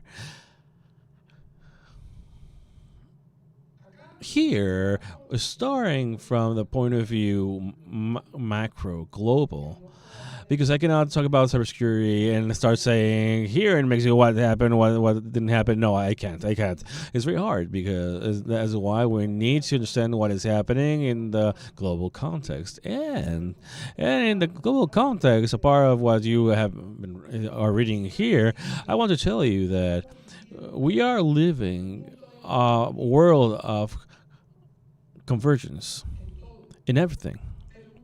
But a world of convergence of revolutions, and I want to clarify concepts. And when I talk about revolutions, you don't think about Che Guevara or all that. No, we're using the word revolution for transformation. So please, that's the concept that I'm using. And we are living in this world, and I'm going to use the words and the analysis that is made Mr. Farid Zacharias in his last book, Revolution Era, that was released 2 or 3 months ago. In that book, he says that we're living that convergence of revolutions because there is a revolution of geopolitics. But also there is there's an economic revolution. There is identity revolution. And what's important here is that all these revolutions have a convergence. And they are revolutions that are characterized for their acceleration. And the last revolution, in the one that I'm going to focus in, is the technological revolution that we're living right now in the 21st century. That's why I'm saying this, because a lot of the things that about threats is from the 20th century, but I'm going to focus on the 21st century. And I'm going to try to do some small forecasts that aren't going to go past 6 months. It would be very very daring of me to tell you what's going to happen in 2030. No. It's hard. It's very hard. And so I won't dare to talk more than 36 months. Sorry. Here, let me... That fourth industrial revolution, what do I want to mean with this fourth industrial revolution? Well, the first industrial revolution is characterized by digital technologies that are emerging, accelerated exponentially, that produce disruptive changes. In 2007, there was someone who invented this that we have in our hands. We call it phone, cell phone, or mobile phone, or whatever you call it. But you know what? The least of things is calling, but it's using as a phone. But you're communicating 24/7. There are people that are sending messages, and some of us we answer. That's the truth. So it hasn't changed because it's a disruptive change, and we have been living this. And then we're going to talk a little bit more about the disruptive change that happened in the November 20th, 2022, when something was released that someone, all the people that are here is using it, which is ChatGPT 4. I use it. Why? Because it's very useful. But then I'm going to tell you a little bit more about this. Let's continue with this. Now, so what's the scenario, the technological scenario today? And here it is. This is the scenario, and the two fundamental parts, which is intelligence and life. Today we have an intelligence which generates. If I came here before November of 2022, I would have told you about artificial intelligence of that time. But the one that we have now is totally different, with a different impact, disruptive, that it has changed our lives to a lot of us, and some people said it hasn't changed. No, it's not that. It's that you haven't realized, but it has changed your life. And little by little, I'm going to tell you, as is said there, it creates knowledge. It talks language, vision. It has capacity of reasoning. Be careful. It's not done as like us, because it gets to certain conclusions that we don't even understand yet. So the second point is by technology. We are capable of producing. We are able to change DNA. If you do it, you can change life. And we, in some specific areas of cancer, nowadays, and for almost 2 years, a quadriplegic person was able to walk. Why? Because a chip was implanted in his brain that goes into his spinal cord and gives the order to the muscles and the legs, and that's why he is able to walk. He's not able to run, but he's able to walk when he thinks that he wants to walk. And I'm not saying nothing about in the future. No. I'm talking about today. And finally, we're talking about looking towards the future of what the quantum computers are, robotics and nanotechnology. What I'm trying to say with quantum? Quantum is everything that has to do with, that is further than cells, that we're able to go inside the atom and to irrigate and to divide photons and protons inside the atom. A Chinese scientist, approximately 1.5 years, was able to separate. he shot a part of an atom, and automatically the other part was destroyed too. What does this mean? That the horizon of the digital world is ready. When we have capacity in quantum computers, forget about Wi-Fi and all that. No. That's going to change everything. And it's going to change it in a surprising way. And we're going to talk about a little further about all these things. So robotics. What do we do with robotics? In medicine, something that is called Internet of Things. I don't know if you know it, but there's something that is called Internet of Everything. And the Internet of Everything includes us. There are some Nordic countries where people, to maintain all the information that they want and they need, they place a chip under the skin to keep all that information. I'm not going to judge if it's good or bad, but that's what we're living. And so, the end of is near the horizon. And there's a Cambric explosion. Remember what the Cambric era is.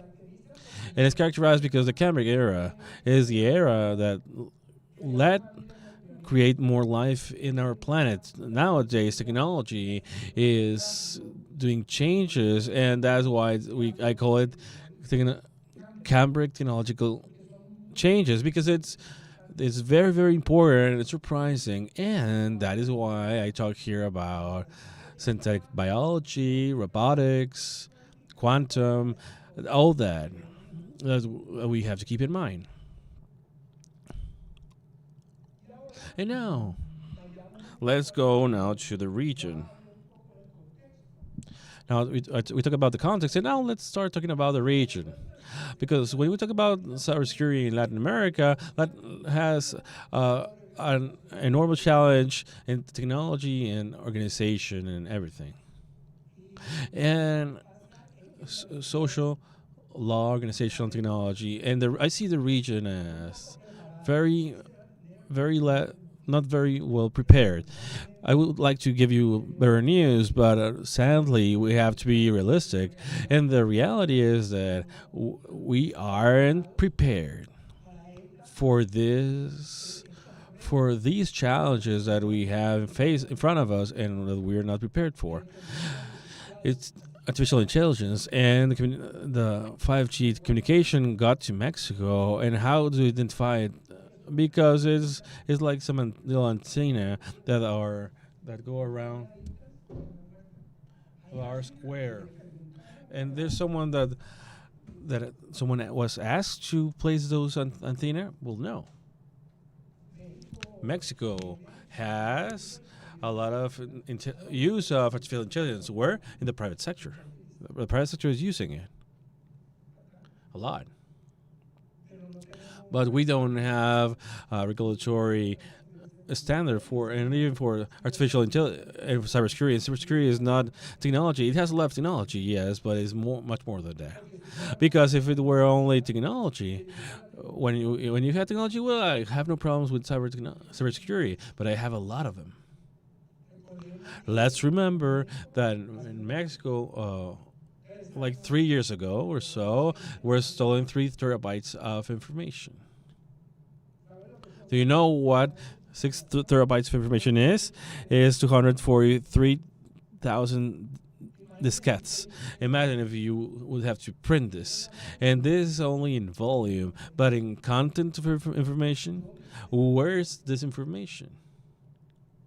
No one knows. A little bit more about cybersecurity in Latin America. In this moment, until now, October 2024, we were accounting 1,600 attempts of cyber attacks per second in the region.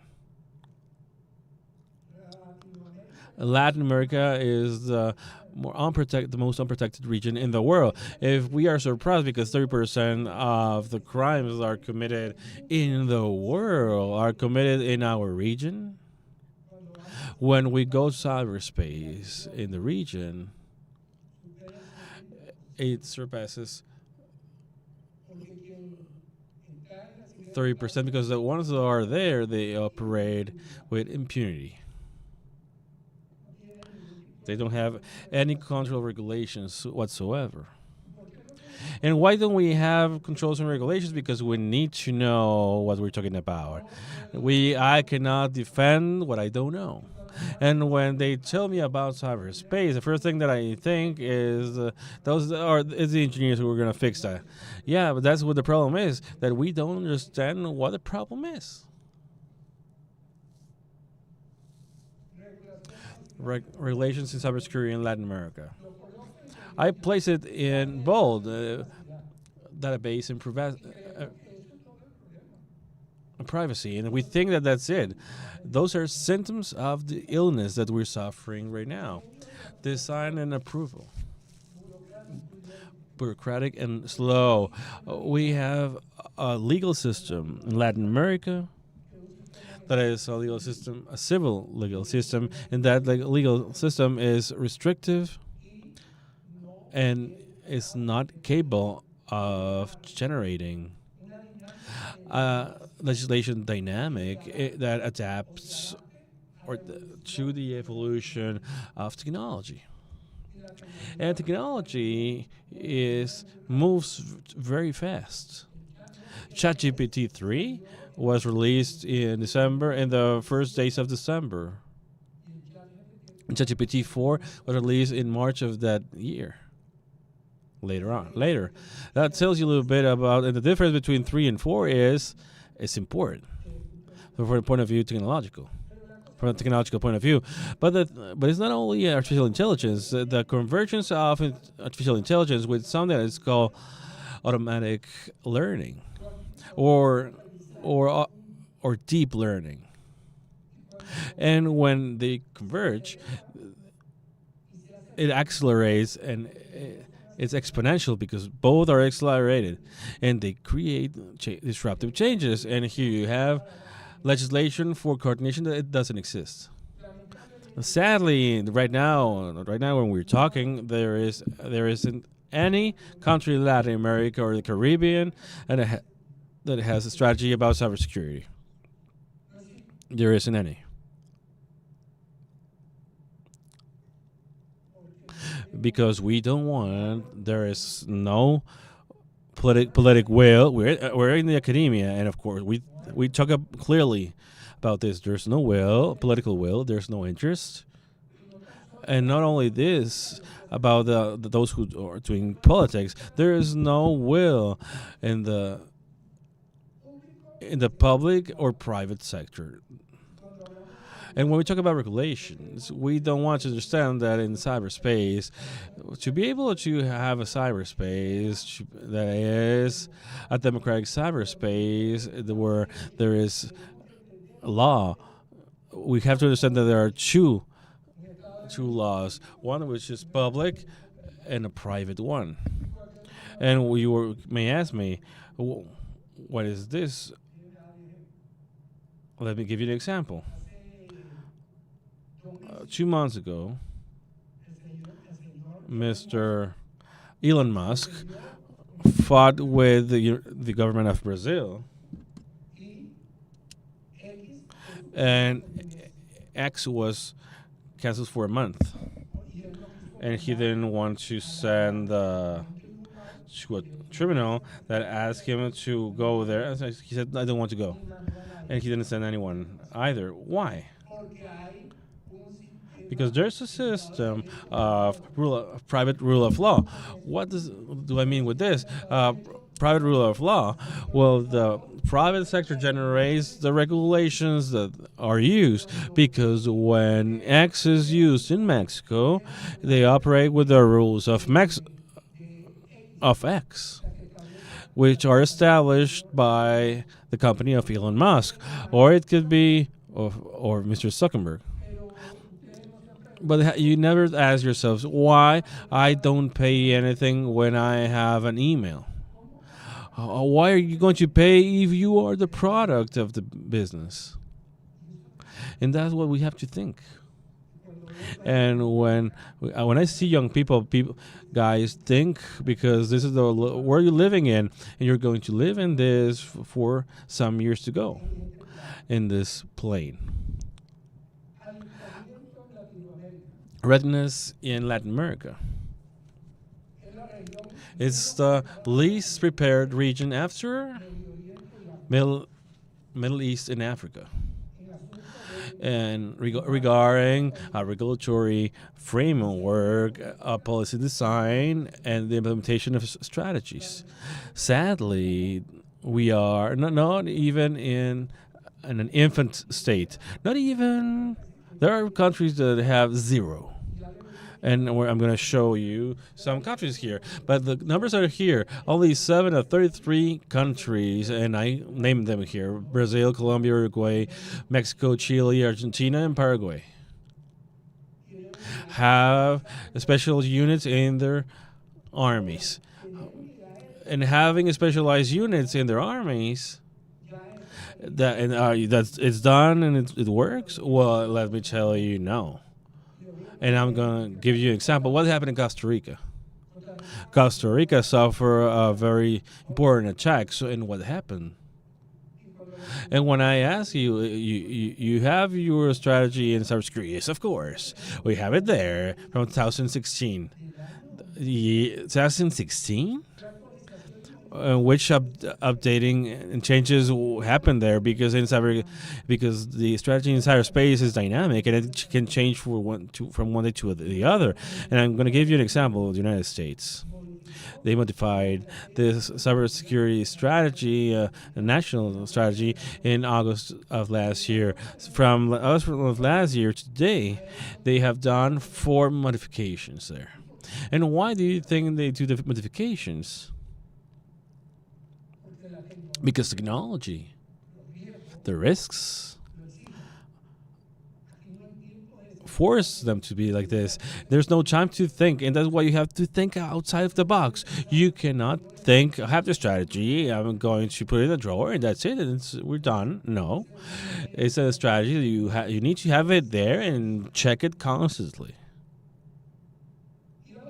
And then you have only 9 countries of 33 are members of the Budapest Convention. And here my colleagues talked about about NATO.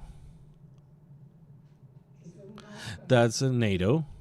Let's put it like this: specialized to combat crime in cyberspace. Do you think that a region with more 70% of the criminal actions are done in cyberspace is done, and only 9 out of 33 countries are members of an agreement that what does is to group countries so they can combat crime in cyberspace? How can I have access to this? Because remember, there are no physical or political borders, and an enemy and a criminal can be on the other side of the world. It can hack an energy central that is right here in Mexico, for example. So now, how am I going to be able to have access and act in a proactive way if, sadly, I'm not a member of Budapest that allows me to have the service that the agency of the most specialized cybersecurity agency gives me as Interpol. Interpol has the Department of Cybersecurity, the most advanced cybersecurity department in the world to fight crime. And since we are not members of Budapest, I don't have access to that information or that training. And here, again, we cannot continue talking about right wing, left wing. This is not about right or left. And so this is about survival in the world in which you live. And so with this, the which ones are the government initiatives? And here I name Brazil, Colombia, Chile, Uruguay have developed plans, national plans on cybersecurity. But look what I say afterwards: economical and business, private sector. Public sector is not here. It doesn't exist. Argentina and Peru are doing something. Brazil is working, and they created a department 6 months ago, and they're starting to do it. But there are countries that have zero, and it's most of them. International cooperation. How are we going to have international cooperation if we're not even in conditions inside of our countries prepared to face these challenges that we have in the 21st century? They participate in these conferences. Yes, they do, and in fact, that's my work. That's my whole work. When I go out, then I'm gonna go to Paraguay, and I'm gonna do the same thing. And they have an initiative right now, and I have to go to the Congress and talk to them because they have an initiative for framework law for cybersecurity. And which are the challenges? Here they are. But if we don't even have the legislation, if we don't even have if it's not even the agenda of the Congresses of Latin America to talk about this, I ask you, is it in the agenda of the Congress framework legislation for cybersecurity? I ask you. And you can access Google and see it. I can tell you I haven't seen it, but possibly there is. I'm not well informed, and maybe, but that's my work, and I'm also checking it, but there isn't any until now. And if we don't have that, well, we cannot have a strategy.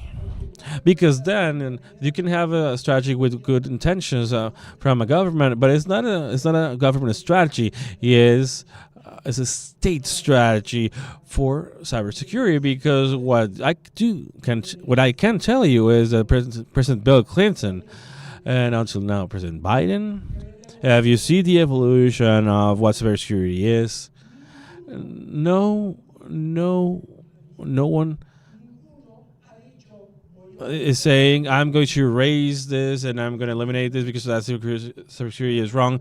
No, everyone has built over the past. And what I can tell you is the government that comes after November the 5th, whichever that is going to continue this dynamic and continue to build and update everything that has to do with the strategy. In cyberspace, the private sector surpasses much more what's happening. In public sector is the minor shareholder, but in a country where you're having a democratic cyberspace with a rule of law, it requires that the public sector and the private sector work together, join in an effort to be able to be protected in cyberspace. We need investment in Mexico, and that's the first thing that if there's investment in their country, the first thing that they're going to ask is how is the protection in cybersecurity, and because you're going to invest everything and all your information that you're going to work, it has to be well protected. And even though the country is a small shareholder of this, they are responsible of protecting the Mexican citizens and giving them a safe cyberspace with the democratic rule of law. And for this, you need a strategy that when you talk about education, you can educate the new generation so it has common sense in a cybernetic point of view. When you go outside to the street, you turn your hair around left or right, so that there's no car that's going to run over you. But when you're going to use your computer or you're going to use this, you need to have cyber common sense, so that when you click, you know what can happen or not. That's what it's all about. It's not that I take my phone and I know how to play with emojis and no, that's not that. It is having complete awareness of when I open a portal or a web page, or when I'm going to retweet, or when I'm going to send the information through TikTok. I'm sending it, but when you have a citizenship that doesn't want you to read more than 140 characters because you get bored, and when it's not only this, the 140 characters, you believe it. I have a number of friends that tell me I have this information that they just destroyed the Pentagon. Are you sure about this? Where did you verify all this information? No, it was sent to me, and I resented this is irresponsible, because you are propagating fake news, and that's why you need regulation to force us. Every one of us is responsible of what we do in cyberspace, because that's not responsibility of the government. It's responsibility of every one of us, because what's happening in cyberspace affects the individual, the family, community, society, and the country. No one is spared. So don't expect that the new government is going to help us is going to solve the problems. No. What should I do as a citizen to mitigate this problem? These are the tasks. And I place them here. We don't have time to talk about all this, but I stress the legal, political, theological part. And I'm going to tell you something. We can have the law, but the law is not enough. We have to have a strategy of a contention strategy. And you know what a contention strategy is in cyberspace? Okay, let me tell you then. A strategy of contention in cybersecurity is going to allow the technology continues to evolve, but by establishing responsibilities of how we're going to use this technology that is progressing in an accelerated and exponential way every day. That's what it's all about. And contention strategy is going to define this.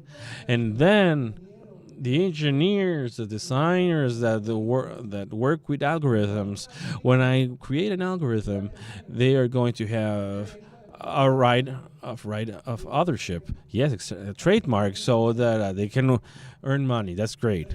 But they are going to be responsible, just as physicians, when they swear the Hippocrates oath, right? If I'm not mistaken, that a physician that has to cure anyone without seeing his color or race. Well,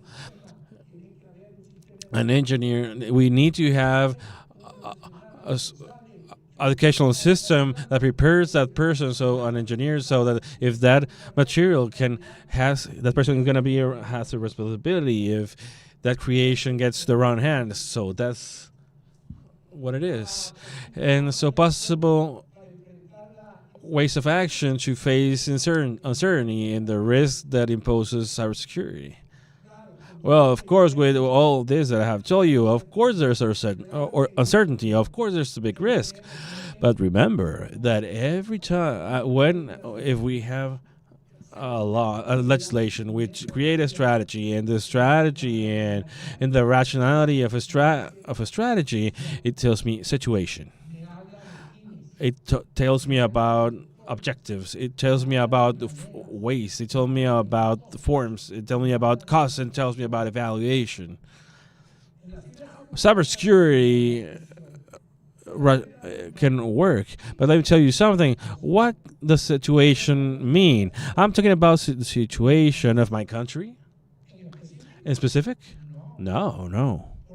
Because remember, since there are no physical borders, my policy, no one can tell me where cyberspace of Mexico starts and where it ends.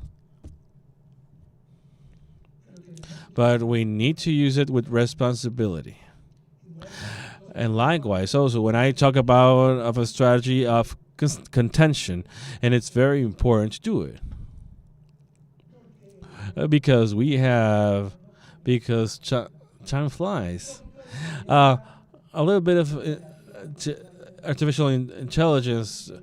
We are in the spring of artificial intelligence, but it didn't get here spontaneously. You can access Google and you can find something. You can do it, but since Mr. Turing in England in 1941 until now, we are seeing the results of what he started. And then afterwards, in the year 56, Mr. McCarthy in the United States continued this, what we call artificial intelligence. And the products we're seeing it now, but since this technology that is an accelerated and exponential technology is leaping forward, and it has advanced a lot. And now it's advancing much faster because it plays with machine learning or deep learning, blockchain, and all that technology that's what makes us we're describing the world that we're living in. And we have to understand the language models, the big language models, the large language models. Why is this so important? Because with this model, I can be behind the computer and seeing a person talking. And that person sends me an email, give me an order probably, and then that person doesn't exist. Imagine. They didn't send any email, and it's not the person that I thought that person was. That's what the large language model does. I'm not talking about the future. Careful. This is what's happening right now. Imagine what happens when we have complete capacity, quantum capacity. We just need the software. But the quantum capacity in computers is going to allow us with qubits to have the capacity of creating and activating the knowledge that goes further of what we have.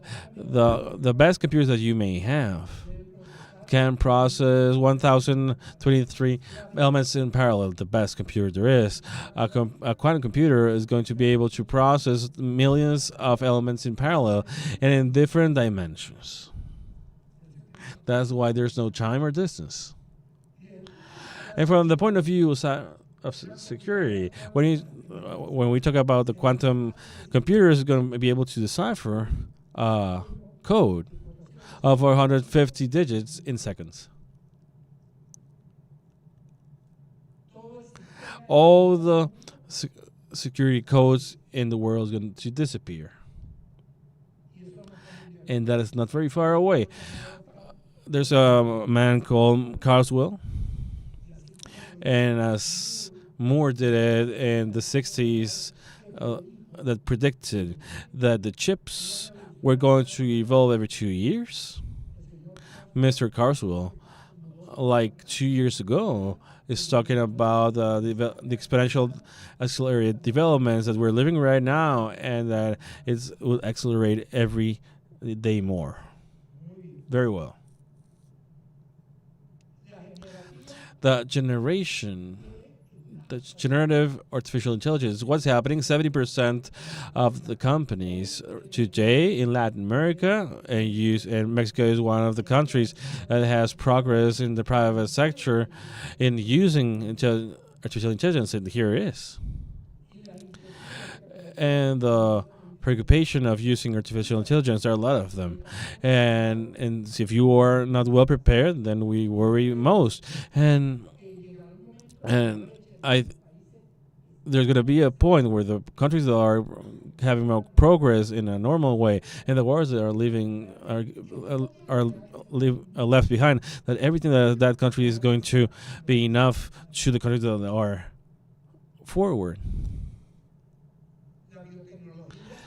Biotechnology, there you go. Here you have the illnesses. A month ago or so was some progress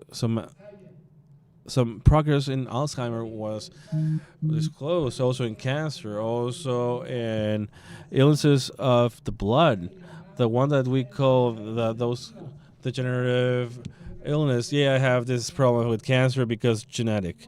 No, because what happens now is that now we can change those genetic problems, and you can change it beforehand that it happens. It's because we are passing to going from a reactive medicine to a proactive medicine. Now I take a Tylenol because I have a headache. But we have certain capacities now to take a pill so that I never have a headache ever. That's what it's all about. This is what I show you here. It represents today, and this is May from this year. From left to right, here you have the countries in purple, orange and green, how they are talking about artificial intelligence point of view. And the ones that are more advanced is the private sector. In reality, the public sector is very far away, which are the dynamizing factors in artificial intelligence in Latin America: research, economy, and commerce. That's what we're doing right now. Development and adoption, business and commercial, and in governance, which is the permanent element to have rule of law. Politics and a strategy in focal areas, mostly in the private sector. In the public sector, we're very, very unprotected. So this is what I told you at the beginning, in the conclusions, and something else. But I really hope that I planted in you the seed of interest of thinking, but we have to think outside of the box. We have to think in a different way, because what we have in the present is completely different, and a lot of the times we are teaching our new generations with an analog educational systems, and and the new generation from the Generation Z or millennials are digital, and you get bored. And that's why you don't want to read more than 140 characters. And since you don't read, you cannot make a difference if your reading is bad or is good. So based on this, I allow myself to introduce to you bibliography, and I normally don't to recommend links. I recommend books, because in the book is the knowledge. And when I look in Dr. Google, it has very good information, but it also has very good garbage. And to be able to discard garbage, I have to go to the books, read, to be able to understand and be able to discern and reject what is not true and what it is true. So when they tell me about fake news, the post-truth, politics and religion, all that is called freedom of speech. But if we don't have regulatory frameworks, and we don't understand those frameworks publicly and privately in cyberspace, we are never going to be able to have legislation that is efficient, and so that that it's not a threat in cyberspace, but put a power so that citizens can use it. So, ladies and gentlemen, I'm going to stop here, and I have to take a bit of water. And if you have any questions, please, I'm here to help you. Thank you.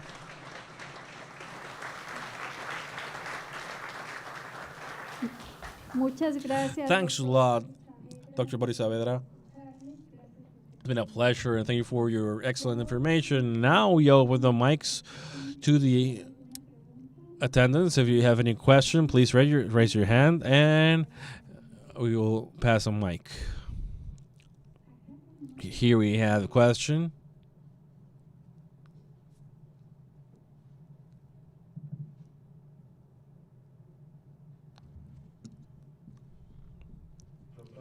Dr. Boris, how are you?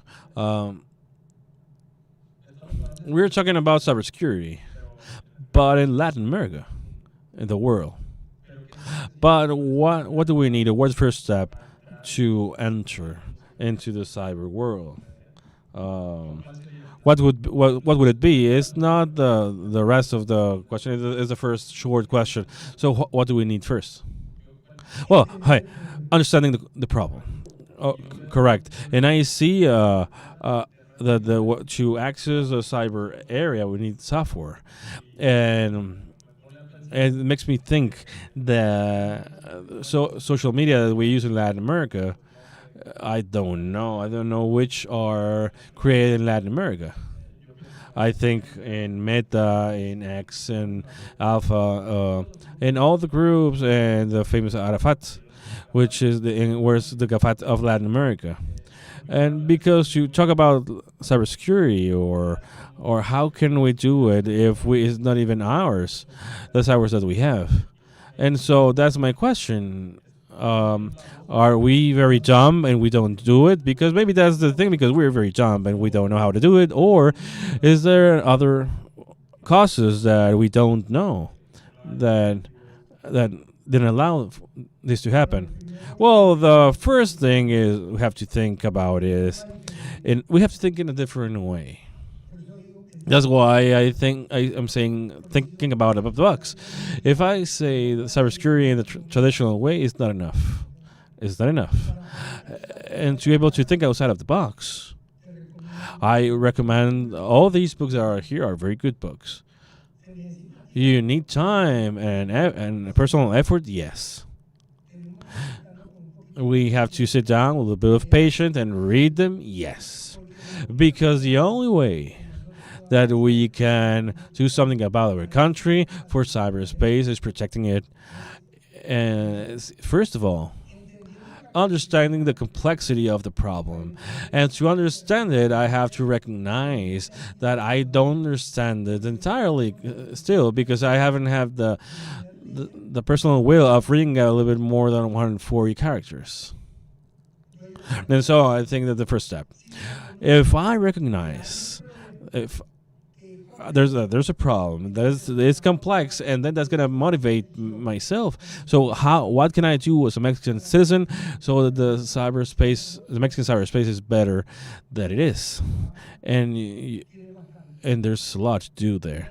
You looking for it, and we're talking about the big companies, and yes, and there are still going to be the big companies. The big companies are going to remain as they are, but the big companies, they abuse when we let them abuse us. That's the problem here, because when Mr. Elon Musk told a judge in Brazil, I'm not even going there. What happened to the government of Brazil? 30 days after, they realized that having X out of operation, they were shooting their own foot, because X is used by the government too. And they said, I cannot have this in zero. And so they said, okay, he paid the sanction, okay. And the money that the government lost, and the companies that use X, and all the citizens, that's money lost, that's time lost, that's knowledge and information lost. Because we have to understand that the gravity center of security and defense strategy nowadays is information and technology. And information and communications are in cyberspace.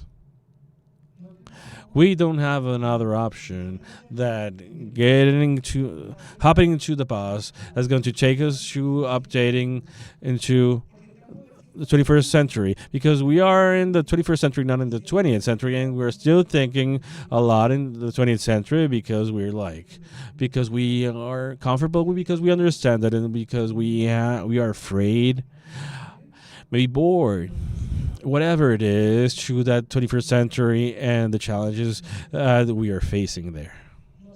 I don't know if I answered to your question, but I think that we can start there.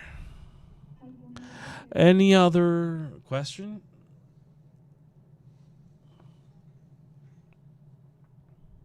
Okay. You mentioned in cyberspace those lacks of it's complete anarchy, and there's no regulations, and I sympathize with what you're saying, but I would like to know your perspective, because in China there is a different internet. There is another. It has a stronger presence of the government, and because of this, let's say that there's more control and less conflict, but also there's a loss of freedom of speech. Do you think is a sacrifice that is worthy, or if we could find a balance between regularization and freedom of speech? I'm going to start by saying that we cannot confuse pears and apples, or oranges and apples. Why? Because we cannot compare China with a Latin American country. There's something that is called the Agreement of Shanghai. And the Agreement of Shanghai is very clear. And all of the countries of authoritarian regimes are there. And what the Shanghai Agreement says is, in this main part, when it talks about cybersecurity, it says, you know what it says? Cyberspace is under control of the state. And when it says under control of the state, it means that the state manages everything. There's no private sector, and we don't have to compare or balance in our public rule of law or a private rule of law. No, the entire thing is the state. So that's why that model is not useful. And so that's why in Shanghai, the city that has 28 million people, try to fight COVID-19 with technology, and they send everyone home. They didn't let anyone leave, because when they went out, they knew when the people went out, they control you in every way. And they couldn't control the pandemic like this, because the authoritarian regimes and autocratic regimes don't work for these type of challenges that you face. The technological progress by technology, of course, when we get into the state, everything is controlled by the state. That's something else. But that's why that model is not useful for us. That we have different challenges, but we can overcome them if we work with them and if we understand the complexity of the problem, and if we balance between the public and private rule of law. So I think that's what you wanted to tell me. We have a last question here. Yes, hello. Sorry. Thanks a lot for what you said. And more than a question, I would like to understand a little bit more about your opinion of the role that the free software and free source software plays. I would like to know what you think about what it brings to in the global scale, and also in the democratization of the artificial intelligence, because as the situation is now, if someone wants to run a model, an artificial intelligence model, it depends completely in OpenAI and the creators of ChatGPT. But what about these models of open source models that we can run from our own computers? Do you think there's a future there? No, that's the future. That's future. You know what? I think the first thing that we have to do is, since we live in a democracy where the most important thing is the rule of law, what we have to think here is what type of regulations are we going to have so that those entrepreneurs that I see and here in Mexico, because there are very young people that are capable of developing artificial intelligence, but there's something else. There's no rule of law if there's not responsibility. You have the right to develop all the intelligence that you have, but you develop it with responsibility. That means that we need to design and implement. Design a policy, implement a strategy that allows me with a contention strategy that with that entrepreneur can develop whatever he wants, but that at the same time he's aware that when they take that discovery, so that he has authorship and the charges because of what we invented, that this part of development, I'm going to keep this part because this could have a great impact in a negative way that maybe could create chaos in society. We have to create this conscience, and the only way we can create this conscience and common sense is by educating.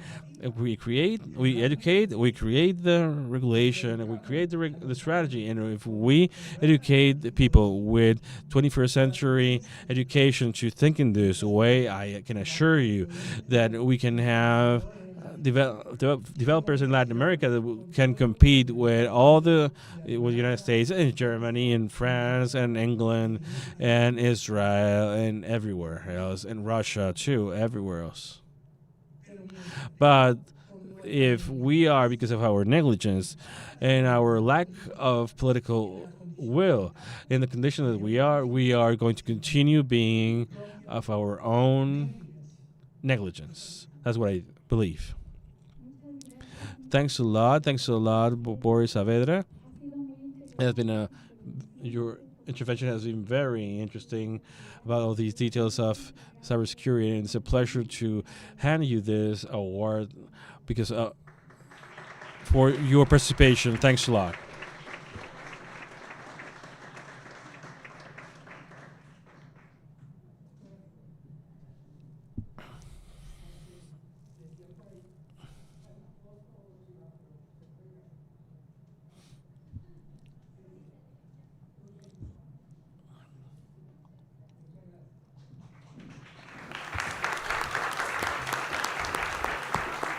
Bueno, pues estamos Well, dando... with this, we close this first day of our second forum, Mexico and international security. Well, the only thing left to do is to thank the participants, authorities, and other people that were here with us. I remind you that tomorrow we'll continue with this forum. We start at 9 a.m. And so have a great evening, and we'll see you tomorrow.